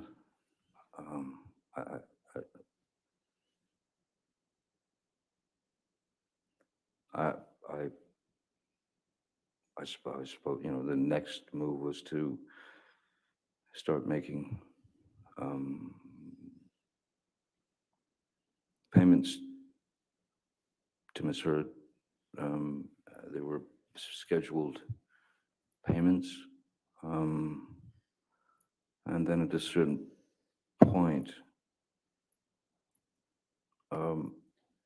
Ms. Heard had made statements to the press saying that the 7 million was going to be, the 7 million was the settlement, and that 7 million was going to be split up between two charities. One was the ACLU and the other was the Children's Hospital of Los Angeles, which in fact was a breach of the agreement. Neither one of us were supposed to speak about details, money, anything of that nature. So when Ms. Heard breached that agreement, that was when I asked Ed White, my business manager, to send the first payments directly to the charities in Ms. Heard's name.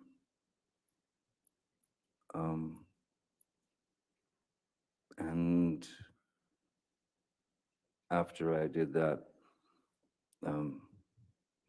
Ms. Heard Ms. Heard was very, very angry that I had made those first payments, and she went into a kind of a tirade about how I should be charged double the 7. I should be charged 14 million, so that because she thought that I was looking for a tax break.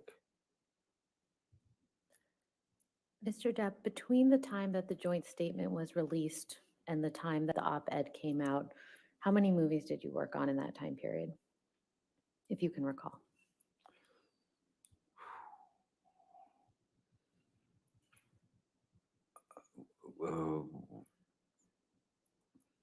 When did the joint statement come out? Was it, I'm sorry.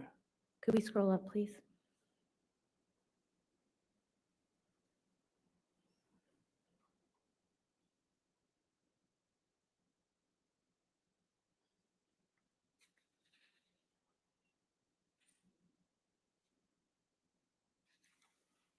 I'll withdraw the question for the moment.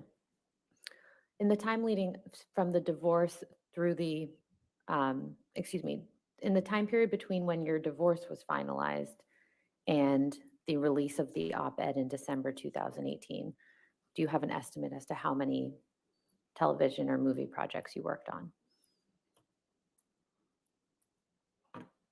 I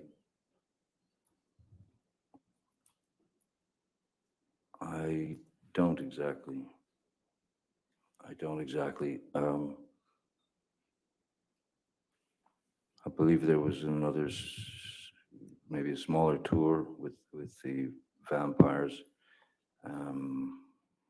And I can't, I don't remember, it's hard to remember. I've done too many movies. That's okay. Sorry. Your Honor, I apologize. Can we please move into evidence exhibit 408? All right, any objection to 408?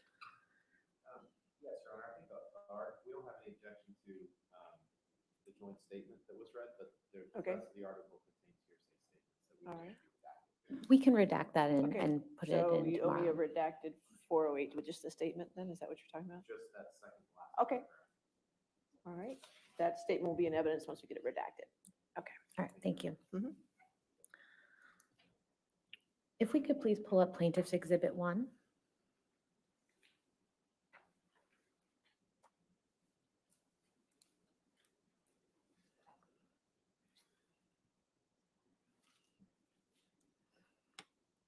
Mr. Depp, do you recognize this document?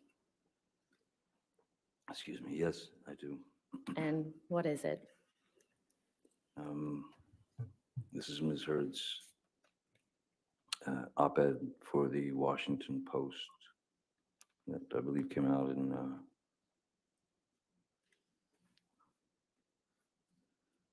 December of 18. I recognize, yes, I certainly remember this. And have you actually read this op-ed? Yes, I have. And what do you think of it, its contents?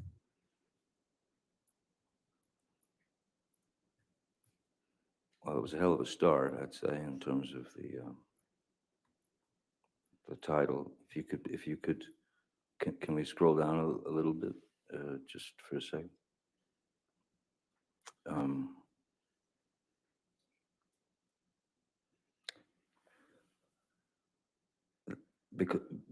Because I'd like to make a point.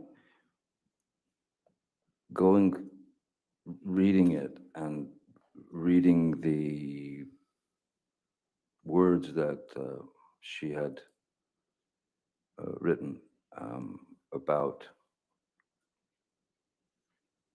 what was obviously it was obviously referring to our relationship. It was obviously referring to me 2 years ago.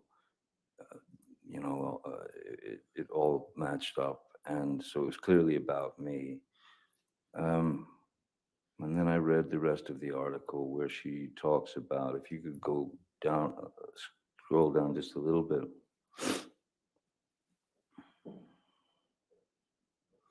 After the imagine a powerful man as a ship. Because she goes into, she talks about, in this section of the piece, she talks about the plight of women, not just in Hollywood, but in general in the world. And there were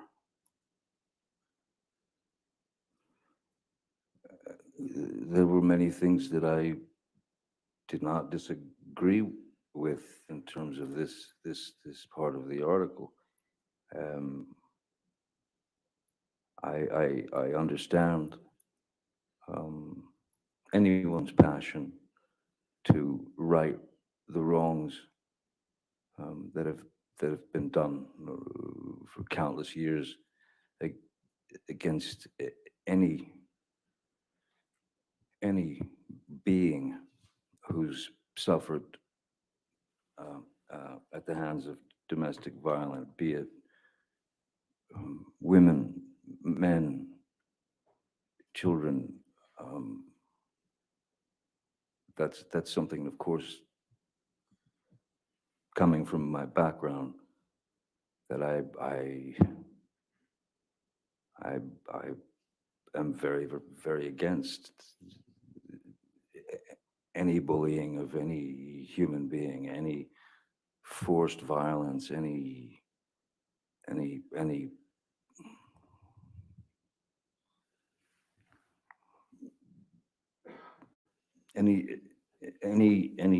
injustice committed against any human being. So all this part of the article was strangely, I understood it very well, and I can applaud some of this. I can absolutely say that I believe that it was very well done with regard to violence against women or violence against anyone. It just seemed kind of a strange other side,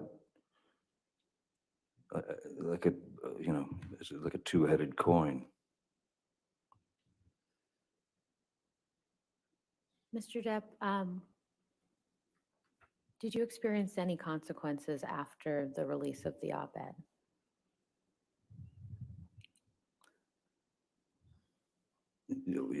Absolutely. And what Yes. were those? Oh, I believe it was, I don't think it took Disney very long, maybe a couple of days, to announce that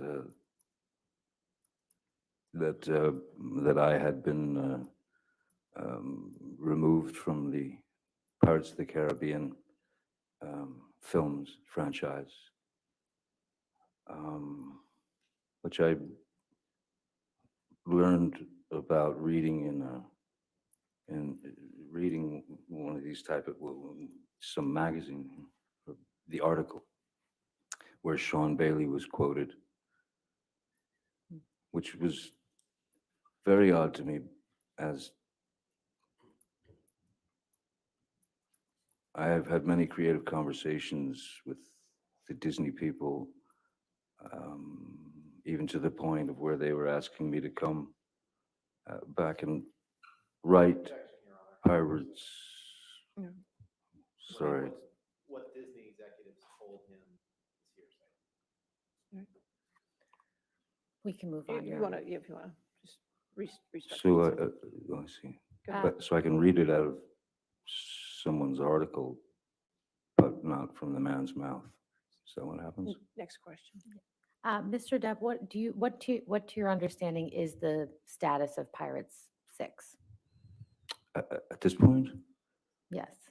I believe it's in dangle mode. Mr. Depp, have you ever physically assaulted Miss Heard? Never. Have you ever sexually assaulted Miss Heard? Never. Certainly not. What have you lost as a result of Miss Heard making these allegations against you?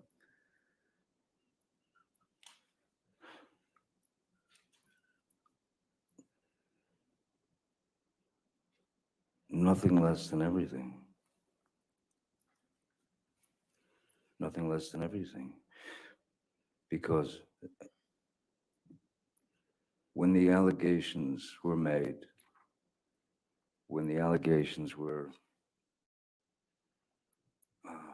rapidly circling the globe, telling people that I was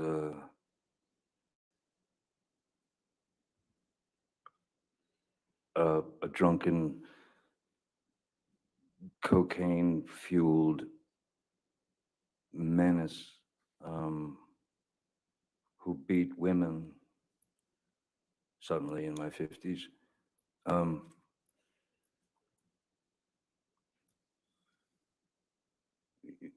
It's over. You're done. So what did it do to me? What effect did it have on me?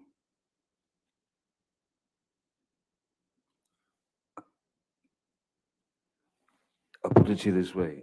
No matter the outcome of this trial, the second the allegations were made against me, the accusations, the second that more and more of these things, as I said, metastasized and turned into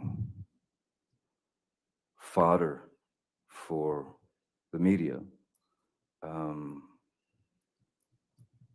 once that happens, or once that happened, I lost then. That is to say, I lost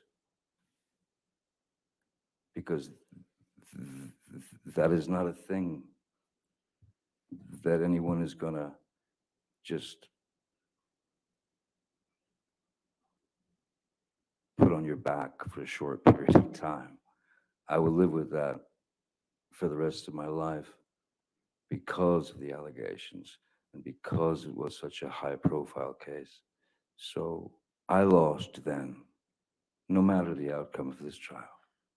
I'll carry that for the rest of my days. And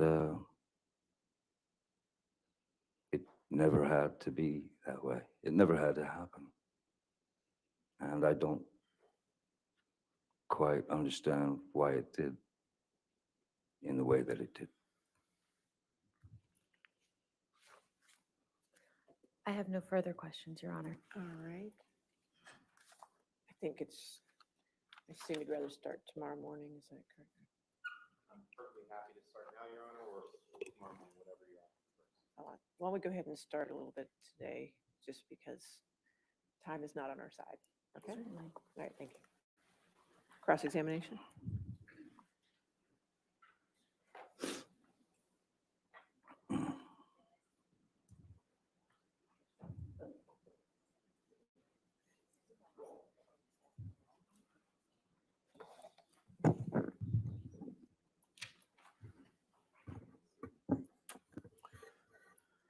Good afternoon, Mr. Depp.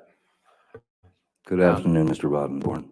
I'm happy that in the last little bit we've gotten to the reason why we're here, and I'd like to start with that. If you could please pull up Plaintiff's Exhibit 2, Michelle.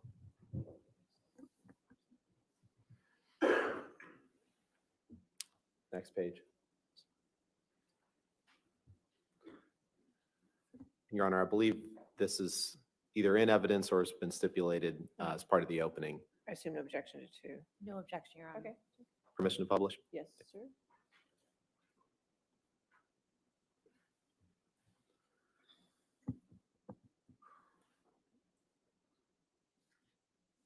This article, this opinion piece in the middle of the page there, Mr. Depp, this is the opinion piece that Amber Heard wrote in the Washington Post that was published on December 18th, 2018. Correct? Doesn't that say December 19th on it? At the top of the page, doesn't that say December 19th, 2018? Go ahead and I blow believe that up, that the Michelle. 2018 was the online. Is it not? Okay, so December 18th, December 19th, this piece in the middle of the page is the opinion piece Ms. Heard wrote, right?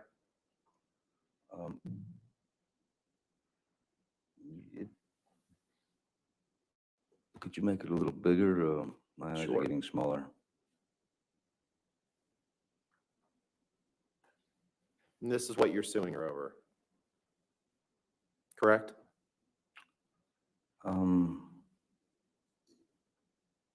I'm suing her over defamation and the various falsities that she used to bring my life to an end. And you understand, Mr. Many Depp, things. you understand, Mr. Depp, that you cannot, you are not suing her for any damage, alleged damage, or any accusations she made prior to writing this article. You're aware of that. You'd agree with that, right? Could you say that again, Mr. Rottenborn? You are not bringing a lawsuit against her, bringing her into court in Virginia for anything that she did prior to writing this article, correct? You know that you can't do that, right? I have to say that I, as I said, At the top of this, I've never seen this version of the op-ed piece. The version that I saw was the other one that I identified that was on the 18th. This is on the 19th. I believe the 18th And was 2 years quite before, possibly, was quite possibly, maybe that was the online version that came out first. 2 years So, before there's a either the very online or the different, print. I'm sorry, I was just No, gonna I think finish my you answered answer. my question, sir. Thank you. Oh. 2 years before the online and the print version came out, Mhm. in 2016, Amber obtained a domestic violence restraining order against you from a California court, correct? Yes, sir. And in obtaining that domestic violence restraining order in May 2016, she accused you of domestic abuse, right? Yes, sir. And Michelle, if you could blow up the third paragraph down, please.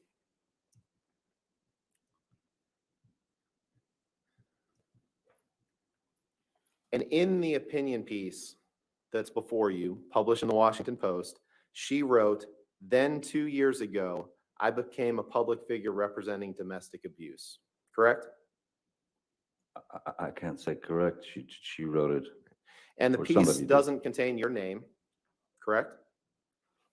No, it does not, no. And other than mentioning the fact of abuse accusations that were made 2 years prior to the publication of this article, the opinion piece doesn't contain any details of your time together, correct? Oh, I think that her, I think it's very easy to write a piece and put the finger on someone without saying their name. There are sneaky ways of writing things.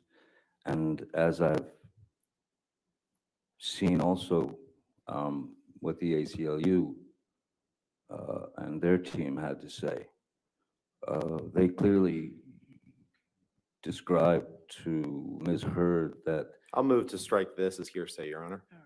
All right, I'll do that. Next, And I appreciate. Sorry, it's evidence. next question, okay? Thank you, Your Honor. Mr. Depp, I appreciate you've gotten a lot of chance to talk, and I'm trying to be respectful of the court's time and the jury's time. So I'm going to ask you that question again, because I think it's a pretty simple yes or no question, which is, You'd like it to be, sir. Nothing simple in this case. Other than mentioning the fact of abuse accusations made 2 years prior, this opinion piece does not contain any details of your time together. Yes or no? It contains fragments. This piece here, I don't know, is this word for word with the other piece? And the article discusses proposed legislation, which you just talked about, correct? You'd agree with that, right? Yes. Yeah. And it discusses Amber's experiences after she had separated from you. You'd agree with that, right? 2 years ago, I became the public face for domestic violence. 2018, 2016. It seemed to me that the puzzle was going to work no matter your angle, sir. Okay. So I'll take that response as a no, that this piece does not discuss this piece does not discuss anything prior to Ms. Heard separating from you, and it only discusses her experiences, her biographical experiences after she separated from you. Correct? I can't say that. Okay. Now you're claiming that due to Amber's allegations of abuse, you can't be in Pirates 6, correct? I'm saying that after everything had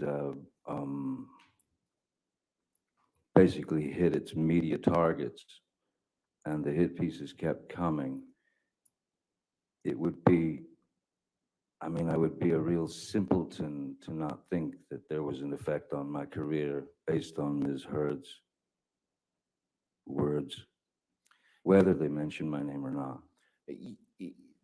You became aware prior to the publication of this op-ed that you were likely out for Pirates 6. that Disney was considering dropping or dramatically shrinking your role, correct?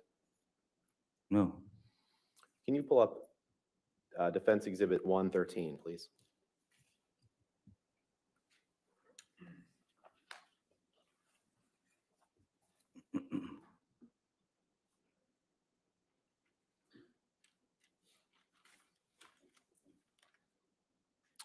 Let's go to, let's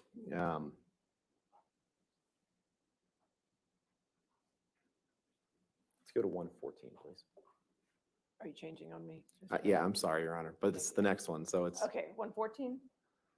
All right.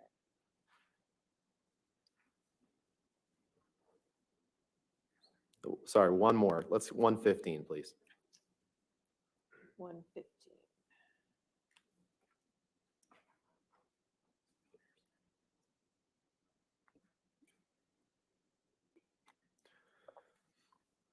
It's 25th October 2018. Higher than a rum.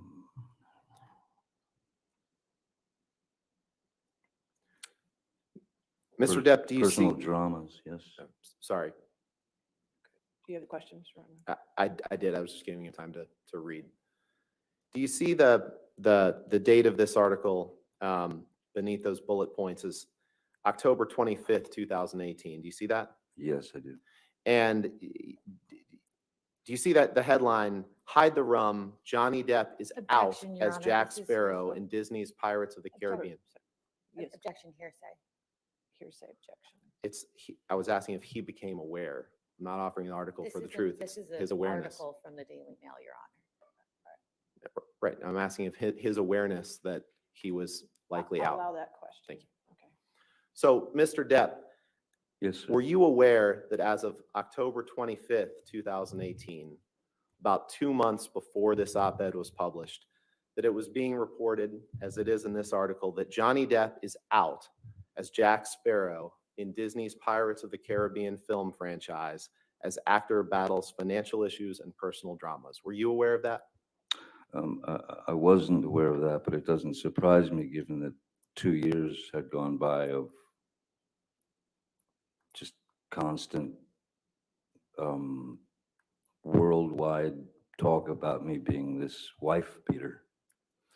Understood, but I'm sure that Disney was trying to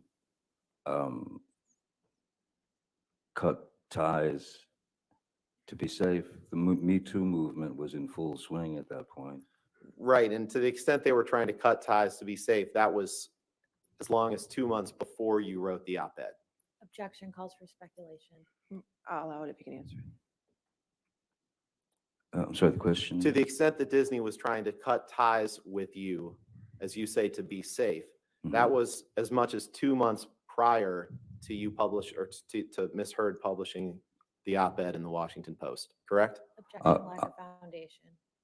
I'll allow it if you can answer it. October is 2 months before December. That's correct. But it's odd that they were going to release me from my role as Captain Jack Sparrow, but yet kept me on every ride across the world in the Pirates of the Caribbean rides. I'm in the Los Angeles or the Hollywood one or whatever it is, 3 or 4 times. Shanghai, I mean, all over the world. So they didn't remove my character from the rides. They didn't stop selling merchandise of Captain Jack Sparrow. They didn't stop selling dolls of Captain Jack Sparrow. They didn't stop selling anything. They just didn't want there to be something trailing behind me that they'd find. And you aren't aware, you said Pirate 6 in your view is dangling. You're not aware of if or when Pirate 6 will be made, correct? No, sir. And the fact is, Mr. Depp, if Disney came to you with $300 million and 1 million alpacas, nothing on this earth would get you to go back and work with Disney on a Pirates of the Caribbean film, correct? That is true, Mr. Rottenborn. And you couldn't identify a single movie that you did between the divorce and the op-ed in response to Ms. Meyer's questions just now. You said there was a small tour of your band between that, but you couldn't identify a single movie that you did in the year or two prior to the op-ed, correct? I have to tell you that when I'm working on a film, I do my work, and when I'm wrapped on that film, I've done my work, and I move on to the next. So I haven't seen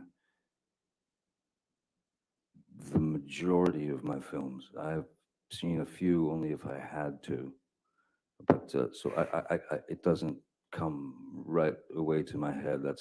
Films are not the first thing that I think about. And you spent a long time talking about the impact of the abuse allegations made in Ms. Heard's obtaining the temporary restraining order or the domestic violence restraining order in May 2016, right? Sure. And you testified that you wanted to fight it, right? But the fact is, you never fought the allegations in court in 2016. It was only after Ms. Heard published this op-ed in 2018 that you fought them. You never tried to fight them in 2016, did you? I was advised by my attorneys not to fight. In fact, you signed not only that we read a statement, but let's pull up.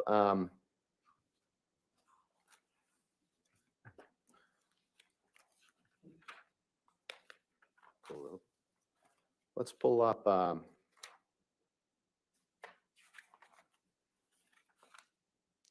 DX 1458, please.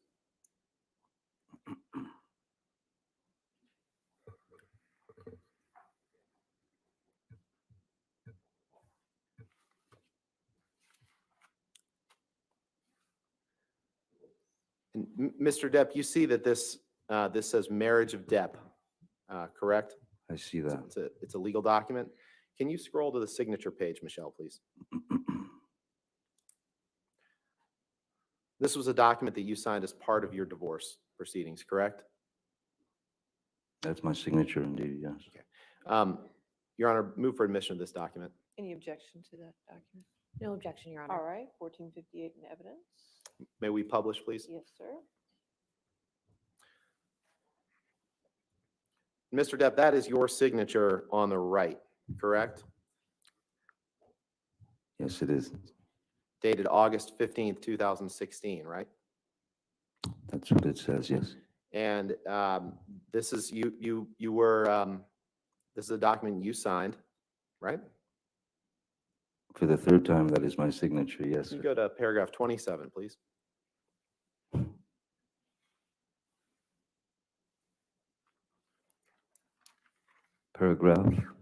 Paragraph 27. Okay. And this paragraph is a joint statement that both sides agreed to release. And if you look in the block quote there, it contains the quote, or it contains the statement, neither party has made false accusations for financial gain. Neither party has made false accusations for financial gain. Did I read that right? You did, Mr. Take Rottenborn. that down, Michelle.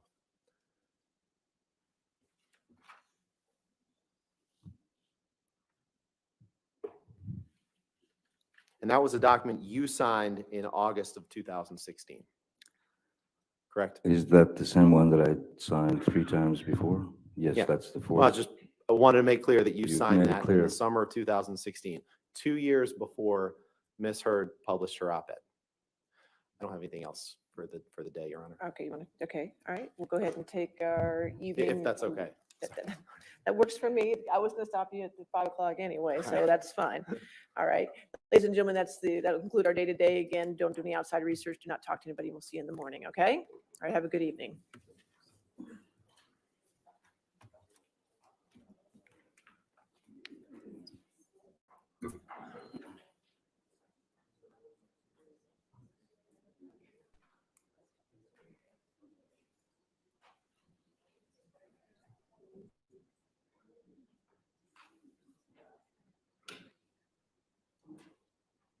All right. Again, sir, just don't discuss your testimony with anybody since you're still testifying, include your attorneys, okay? We'll see you in the morning, okay? 10 o'clock? Good? Yeah. All right, thank you. Thank you, Your Honor. Thank you, Your Honor. All right.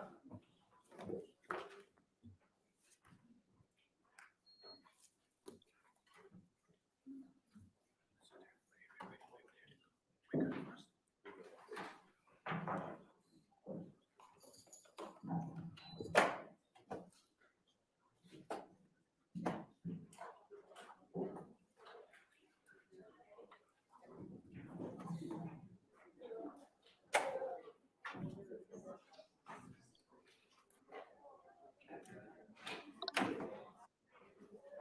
we talk now?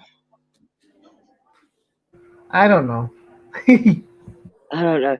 I'm just going to say, I knew from the opening statement that was where he's heading. That she did not lie in her op-ed. It was all about the consequences she faced after making the accusation. I knew this was the route they were taking. Yeah, but here's the thing. He had roles until that point, and I don't care what she said in 2016. I could say anything in 2016 and then do something 2 years later. What did you do 2 years later? Oh yeah, I put this out. Why? What made you put this out? Why would you do that? But did he not do? And because of that, what's the one that was just being released? What's the one that's just been released last year in America? What, the movie? The one that was put on hold for 2 years. But that he had the City of Lies or the City of Lies. When was that filmed? Yeah, 2018. Well, that was when it was released. Was 2018. So therefore, he had that role in between. What about the Manimara movie? That's separate. That's his own. That's his own project. It's nothing to do with Disney. It's nothing to do with Hollywood. But City of Lies was. You know, look. Here's the thing. Well, while we watched Elaine and Amber argue. Here's the thing that they've got, because now they can come back at them. They should cross, or what is re-examine, or whatever it's called. Things re-examine. Here's what they need to say. They need to say, okay, so what roles did you have before this was written out? I had this and that. What happened after this piece came out? What did Disney do? They let me go. Okay, what did Fantastic Beasts do? Let me go. Why'd they do that, Mr. Depp? Because this came out. How many people was Amber married to? Two. Who were those two people? Tasha Von Red. Okay, so this didn't come out when Tasha. Oh, here we go again. We got rid of that. Yeah, I got rid of that real quick. So you got to say to yourself, that's what they got to come back with. Like, okay, you're saying it had nothing to do with you. Okay, well then, why the media attack me? Why did social network attack me? Why did everybody attack me after this came out? Because she was married to me. And even though we settled this, I wasn't saying anything about her. Was she in Aquaman? Yeah. Was she in The Stand? Yeah. Was she in it? Wow. So she had all these roles. What did I have? Go ahead. I'll sit back, eat some popcorn while you think about it. I didn't have anything. Exactly. Yeah. So because this came out, everybody turned against me. Not everybody. Well, not you know what I mean. The media attacked him, right? Yes. And now you have these stains attacking him. Hollywood turned against him. So Hollywood turned against him. They basically. I loved how he pronounced Mr. Rottenborn. He really emphasized the rotten, didn't he? $1 million. Sorry, I had to put that there because I was thinking of her and the 7 million. I'm sorry about that, but let me get the names back up. Hold on, give me a second. Boom, there you go. Good night, Emma. So Night, Emma. To me, the whole thing here is pretty simple. He did well. I thought he did excellent job. Mm-hmm. He's done with pirates. That's obvious. He said it plain simple. I don't care what they offer me. I'm done. So everybody got their answer. So you could forget all these stupid videos that say he's coming back. He's going to come back, getting your hopes up. He now said it. I'm going to make a short because that thing's about 30, 40 seconds. I'm going to play that I'm not going to put it on the channel. He's done with Disney. I'm going to put Johnny Depp done with Disney. Boom. Done. So there's no more questions. There's no more videos saying, oh, could he be? Will he be returned? He already told you. He's done. His words. Could it change? Yeah. Listen, 2-3 years from now, who knows? Maybe it does change. But as of this moment, as of this second, he doesn't care about money. He's done with that. It's about principle. Sometimes it's about principle. It's not about always money. To us, that's a ridiculous amount of money. To him, it's like, you don't get it, man. It's principle. Yeah. Principle. So, and listen, all this happened because this op-ed came out. It's very obvious to say, well, your name isn't mentioned. Okay, so who's she talking about? Why now? Exactly. My question is, why would this come out now? Why didn't this come out? I mean, their argument is, Rob, that she didn't actually accuse him of abuse in that article. What she said is she got the backlash of accusing someone of abuse. So she weren't actually mentioning the abuse that she faced in that article. But she never went to the media and said, this isn't about Johnny, and I'm sorry if you mistook it. That's what you do. It doesn't matter whether it's about Johnny or not. That's irrelevant. The relevance is she's saying, I got attacked because I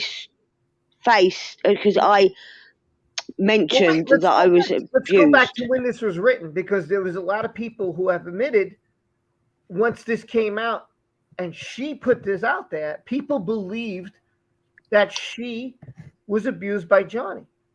And she never denied it. She never said, no, people, that's not what happened. Never came out with a statement that says this is not about him. That's what should have her lawyer back then out. She will confirm it. They should bring her the lawyer that she had back then. She will confirm it. But it's no doubt about him. The ACLU emails tell you that. Got an echo. Linda got the echo. So the ACLU's email, Linda, just lower the volume and then come on. The ACLU emails will tell you that. That's number one. Number two, everybody jumped down his throat. They let him go with Disney. Why did these things happen if it wasn't about him? Why didn't she correct the curve that moment? When she saw, she saw everything turning. Linda? I'm still trying. Hey, this time it's not me. No, this time it's Linda. Don't blame me this time, Mom. I'm not blaming you. I still got an echo. It's not me then. It's not you? No, it's not. Hello? Echo? No more echo. Yeah, it is you. It's either Linda or Carmen. It is you. When you're muted, we're not getting the echo. It's one of you two. I don't know which one. Now let's try Linda, and then we'll try Carmen. Hold on. All right, Linda, you there? Yes, I am. Yeah, we're getting Yeah, it's Linda. What in the hay? I did mute, and you still had echo. No. Okay, I'll leave and come back. Okay. And the echoes go. Echo goes. No, it was Linda. So to me, they have to if I'm Johnny's team, I'd be like, don't worry, bro. Don't worry, I got this. Well, I can't say anything to him, but I would say, I got out there when I'd recross and say, let me ask you something. Before this came out, you were still good with Disney, right? Correct. They didn't let you go, correct? No. The media didn't attack you for anything, correct? No.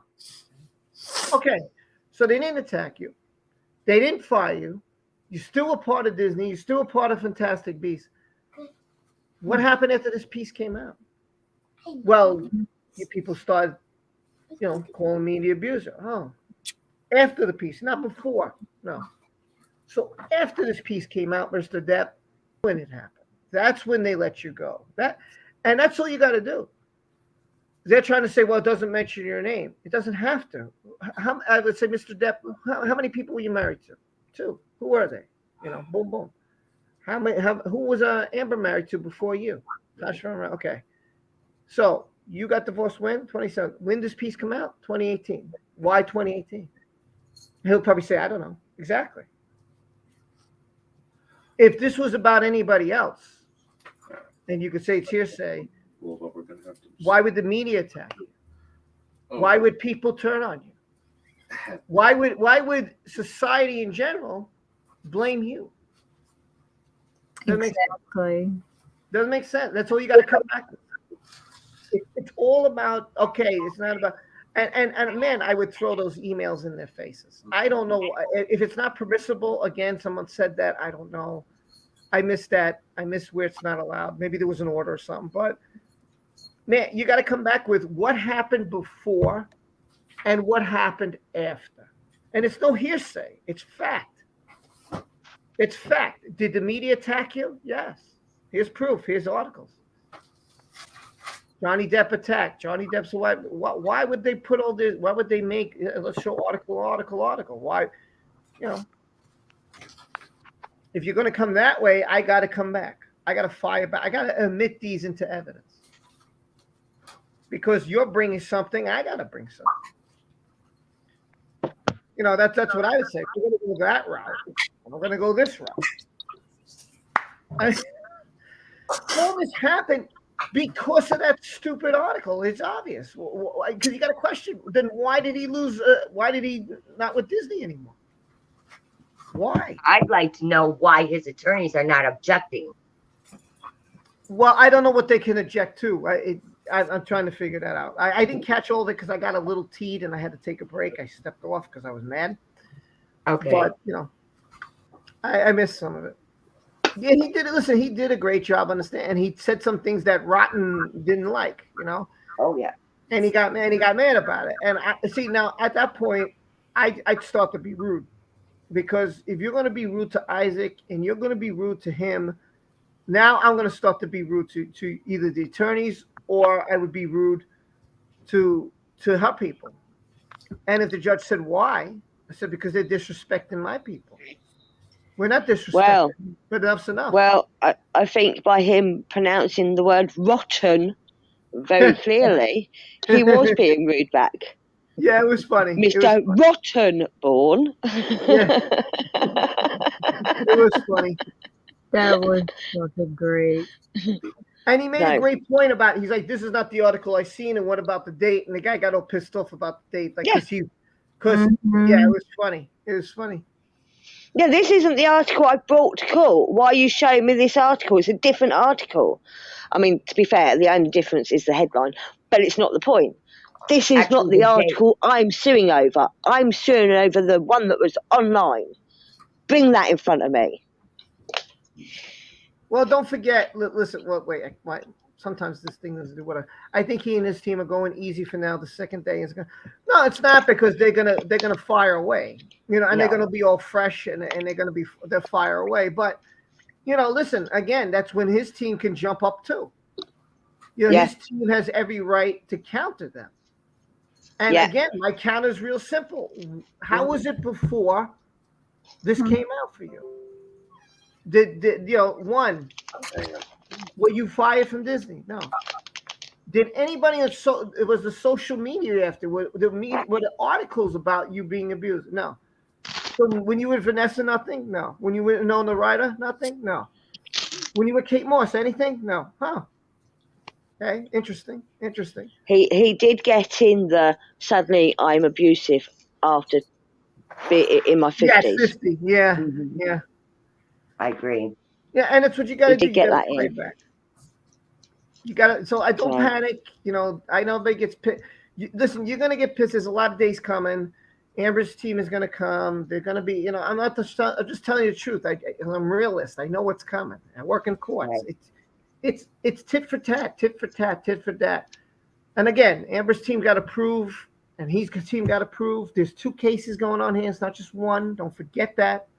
There's 2 going on here at the same time. There's her countersuit and his. It's tough. Well, the counter suit hasn't even started yet, is it? But like he said, no matter what the outcome is, I'm done. And this is what I can't stand. And people, it's like right away there's an accusation, and without proof, that's it. Person's done. They don't get shit to defend. They don't. It's like right away. Oh, they did this. It's over. Like what? And it's just got worse and worse for him the more it's brought up. You know, it didn't first destroy his life straight away, but it's got worse and worse as the years have gone on. It'll probably get worse and worse as the years go on, and as his trial continues, and he becomes more vocal towards Mr. Rotten, whatever his name is. Rottenbum. Rottenborn. Rottenbum. I would have changed my name a long time ago, but that's beyond the point. I think that's why he created his own company, so that now he can create what he needs to create in his own realm of being, so that he doesn't get this declassification from Hollywood. Mm-hmm. And I don't blame him for being kind of defensive towards this person. He's not allowing him to answer the questions. He says, "Oh, I want a yes or no answer." Excuse me, there's no yes and no answer to these questions. It's just, oh my God. Does he not realize who he's talking to? I doesn't give a shit who he's talking to. Yeah, exactly. the lawyers don't care. I think she has got them convinced that they are more important than anything in the world because she's their client. And I'm not trying to be rude towards her, but you know, this is just what I see. I've been watching the last few days. I've been working. I'm unable to get on. Thank you very much. Nice to meet you, Hen. Nice to meet y'all. But today it kind of just it pissed me off. Yesterday I was triggered by watching him explain to everyone about his mom, his father. Things just kind of were brought up and stirred in my soul. So I had to leave, but I came back today and I listened and I'm like, oh my God. Kerry asked this, and I agree. I didn't know what this was, so I'm just going to show you. It's a non sequitur, which we've heard Amber say, a conclusion or a statement that does not logically follow from the previous argument or statement. Meaning that it's kind of, you're saying one thing, but now you're saying something totally different. So that's what it means. Is that related to gaslighting?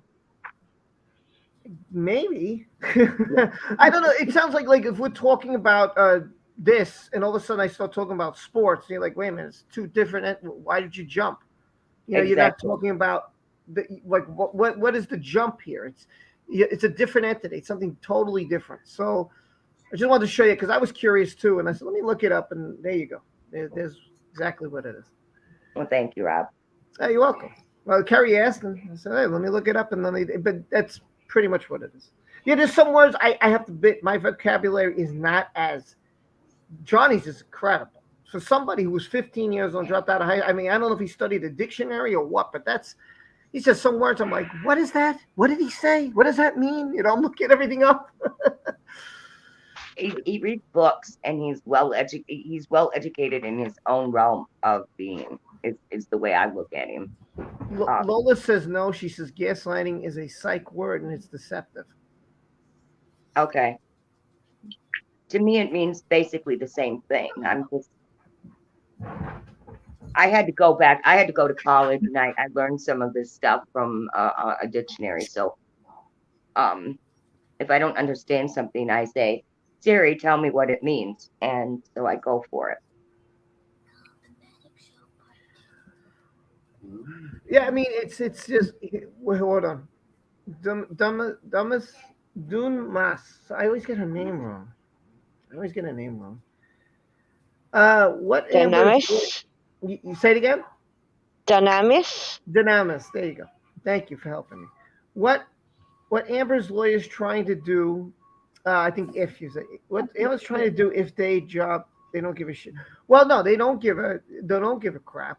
Lawyers are paid to side with one side, and theirs is to cause doubt. I think someone said that in my stream earlier. and they're correct. I forget who that was, but someone said theirs is to cause that. Yeah, theirs is to go to the jury and say, okay, here's one thing, here's another.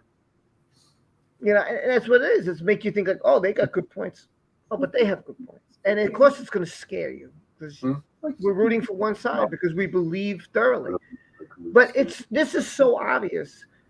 Like, okay, yeah, her name is not in it, and then her side has to come back with, yeah, your name is not in it, but what happened to your reputation? And why you? Why not any other actor in Hollywood? Why was it not Nicolas Cage? Why was it not Paul Bettany? Why was it not Elon Musk? Why was it not some other celebrity? But it's funny, it was just about you after this came out. Do you have any idea why that would be, Mr. Depp? Why was all these articles about you, Mr. Depp? Why did social media turn on you, Mr. Depp? Because I married Amber Depp. Wow. Amber Heard. That's all you got to say. That's all Johnny Depp's team has to come back with is that question. What happened before? What his life was like after? Why? Why did your life turn? You were with Disney before, correct? And after this came out, what happened? I was like, oh, you were let go. Yeah. The problem is he's got to prove that op-ed was the catalyst that lost him the job. Oh, definitely. And I don't know if he can prove that. I don't know if he can prove that. Yeah. But, well, can she prove that he's the one who destroyed her career when she's still working? Oh, exactly. I mean, you're still working. Yeah, you still have so many roles. You're in Aquaman, Aquaman 2, Justice League, the reshoot with Zack Snyder. I'm sorry, The Stand. You're in the Fire. I'm sorry, did I miss something of yours that hasn't been out recently? She was in Gully also. In what? Gully.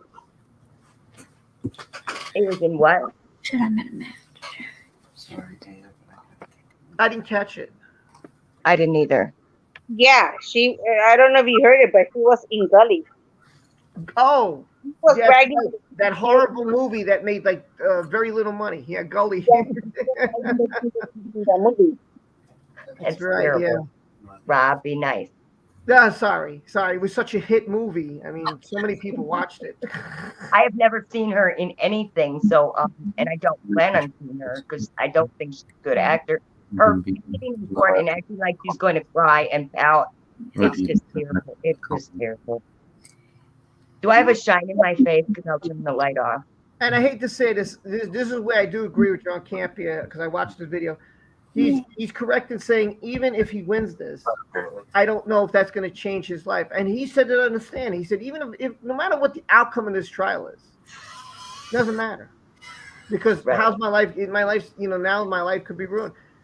It's just so wrong that people take one statement and then say, okay, yeah, you're guilty. Did you hear anything? Do you have anything? How do you know? Were you in my house? Did you witness anything? Do you know all this happened? No. So why are you going to say something like, listen to everything, put all the evidence together, educate yourself, and then make a determination. That's what we're all doing. I was just wondering if the panel if we were actually on the jury and did not know any of this background, what would the panel actually feel at this point in time? Would Johnny actually be winning, or would you have questions about him? I say he's going to win the trial because the jury heard the tapes already. She admitted that she hit Johnny. He has evidence. What evidence is he going to present? I agree with Dunamis. She says, I know Amber's lawyers are doing their job, but they don't have to be rude. I agree. I that rudeness to me shows me that you're trying to hide something. Like, why are you being rude to the person? You're trying to shut them up because you get nervous. Like, again, when you're rude to somebody, you're trying to cut somebody off. There's something you don't want to hear. There's something you're trying to hide. Rob, I'm going to jump off. Yeah, I'm leaving in 5 minutes. I spotted something in the chat that I need to go and deal with. So I'm going to speak to you soon. Bye-bye. Bye. Bye. Yeah. So again, I agree. They shouldn't have been rude to Johnny. They shouldn't have been rude to Isaac. That's just how I feel. And he's Don't done with forget Disney. the technical producer from the music that was they were rude to him yesterday. Yeah, the guy yesterday. Yeah, Wyatt. Yeah, Yeah. What about him? they were being rude to him also. I Yeah, know. Yeah. that's There true. was like just no reason for that. It was so uncalled for and immature. Yeah. To me, you don't have to be rude to somebody. You could just say, "Wait, that's not my question." You say, "Whoa, wait, that's not my question. That's not what I asked." Like when he said, "It's a simple yes or no," he says, "It's not that simple. Nothing in this case is that simple." Yeah, like you're trying to make it. Oh, it's so easy. What the hell? And he made a great point, Johnny, when he said, "Well, just because my name is in something, technically not written on paper, doesn't mean it's not about me." Mm-hmm. And to me, if it's not about you, why are you being attacked? Why is the media coming after you? Why are people in social media coming after you? Mm-hmm. Why not any other human being? See, that's where the obvious is, and that's what they got to point out. So yeah, if it wasn't about you, Mr. Depp, would you say that the media and all these articles that were written about you, why would they pick you? And he would say, I don't know. Why would people on social media pick you if this op-ed wasn't about reference to you? I don't know. Why would Disney let you go if this op-ed wasn't about you? I don't know. So Disney let you go. Social media attacked you, and articles from the media came after you. Is that correct? After, not before, but after the op-ed came out. Is that correct, Mr. Depp? Yes. Is that hearsay? This is fact. It was like 24 hours maybe before he started getting canned from everything, just like Marilyn Manson, wasn't it? Yeah, I mean, yeah.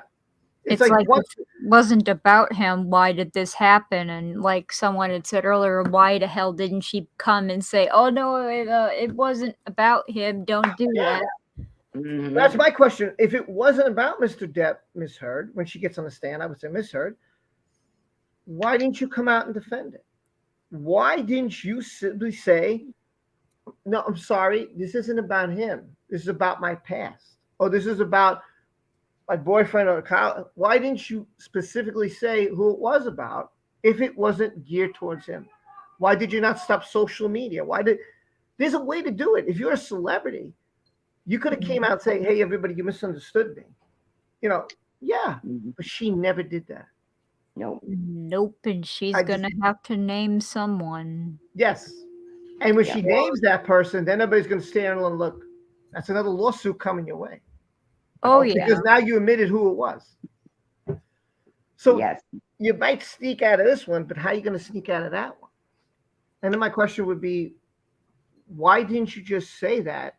Instead, you threw this man in the bus and you did nothing to defend him. Oh, God. The munchkin is back. Yes. Hi, Noah. Hey. How are you? Did you say hi to Linda? Hi, Linda. Linda. Hi, Linda. Hi. Hey, Animation. There you go. Is that Tracy? Tracy. Carrie? Hey, Carrie. Hey. Dunamis? Hey, Dunamis. Hey, the gaming Elmer. Yep, that's pretty good. Wow. Hey, Echo Spice. Who's this? Hey, Ethan. All right. Michelle. Hey, Michelle. Cam Lamb. Hey, Cam Lamb. Leanne. Hey, Leanne. Wait. Hey, Sue. I think you got everybody. Oh. Hey, Elsie. Oh, she had to go. Oh, I got kicked off. Oh, okay, there you go. Good. I told you to get it in before I go. Any last thoughts before I get going? Till tomorrow? Till tomorrow, Rob. Anything? Anybody want to say anything? Linda's frozen. Linda? I don't know what happened to me. Well, you want to say anything? I'm not on video, okay? No, but I can hear you.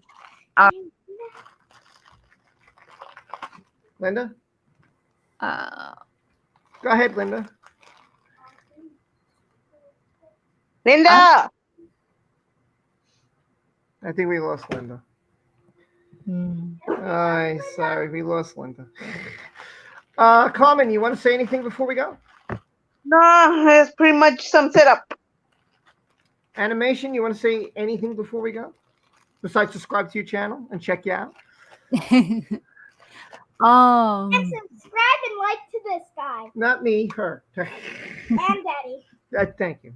Don't talk about me. And Johnny did really great today, and her team is just going to be hyper aggressive with their bullshit. But I think he's going to pull through just fine. I really do. They're in the corner and they're going to play dirty, but it ain't going to get them anywhere. True. I think he did a good job. And yeah, I mean, listen, he's a very good attorney. There's no doubt in my mind. He's a guy I would hire if I was on the defensive end. He's a very good attorney. And that's what makes you mad. If it makes you mad, he's doing his job. Elaine just rambles and rambles. Like, oh my God, please stop. God, I hope they don't put her in to test. Put an end to this. You know, it's like, it's not that she's good. I don't find her good. I just find her like.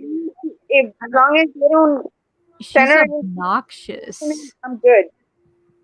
Yeah, Rottenbaum is good. He's really good. I give him that. Rottenbaum he's good. Yeah, I give him credit. He's a good attorney. He's somebody I definitely want to hire, you know, as a defense. But Wayne, no way. I can't. I'd be like, he's gonna bring up the amicable cream. Oh God, we know they're gonna bring up that fucking cream. All I know is Johnny's on in the morning because they're probably gonna go back and forth, and then I don't know in the afternoon. I just, like I said, I got nothing today. Tell me about anybody who's on. So your guess is as good as mine. I'll be surprised. But Linda, go ahead, Linda. Say what you'd like to say. I got kicked off. Are you there? Hello? I don't know how I got kicked off. I have this stupid cast on my hand, and when I go by my phone, it just does what it wants to do. I just wanted to wish everybody good night. Hi, Maya. Thank you, Rob. I have to work tomorrow, but I'm going to be listening. So after work, I will be back on. I will try to be back on. Okay. Y'all have a good night. Stay safe. Stay strong. And carry on. Night. Good All right, night. guys. I'm gonna head off. It was great. Tomorrow we'll be back 9:20. I'll do a recap of today. I got to do a lot of reading, see what I missed, and watching. I'll see you tomorrow. Again, don't worry. They're gonna start off with Rottenbaum, so just be prepared. The Amber starts. It's gonna start. Ask one two questions. Elaine to question him. So get some coffee or whatever you need, and thank you, Web Surfer guy. Appreciate it as always. Thank you. Just relax, get a good night's sleep, and just, have a good night. We'll see you tomorrow for more of this stuff. Mañana. And there's no Friday, there's no Saturday, and there's no Sunday. So remember that. So this will be it for the week. I'm supposed to stream a couple hours with Colonel Kurtz. I'll make sure that's still happening. And that's about it. If she comes on, she's ready to come on, she wants to hang out, we'll do it. So, anyway, I love you guys. Rob, get a haircut. Great panel today. Thank you, Linda. Thank you, Carmen. Thank you, Animation. Thank you, Hen. Kareen. I can't remember everybody. Web Surfer guy. Everybody who came, members, channels, video, everybody. Just thank you. Love you all. Have a great night and try to relax. See you all tomorrow. Love you. Be well. Bye. Be safe. See you tomorrow. Bye, Maya.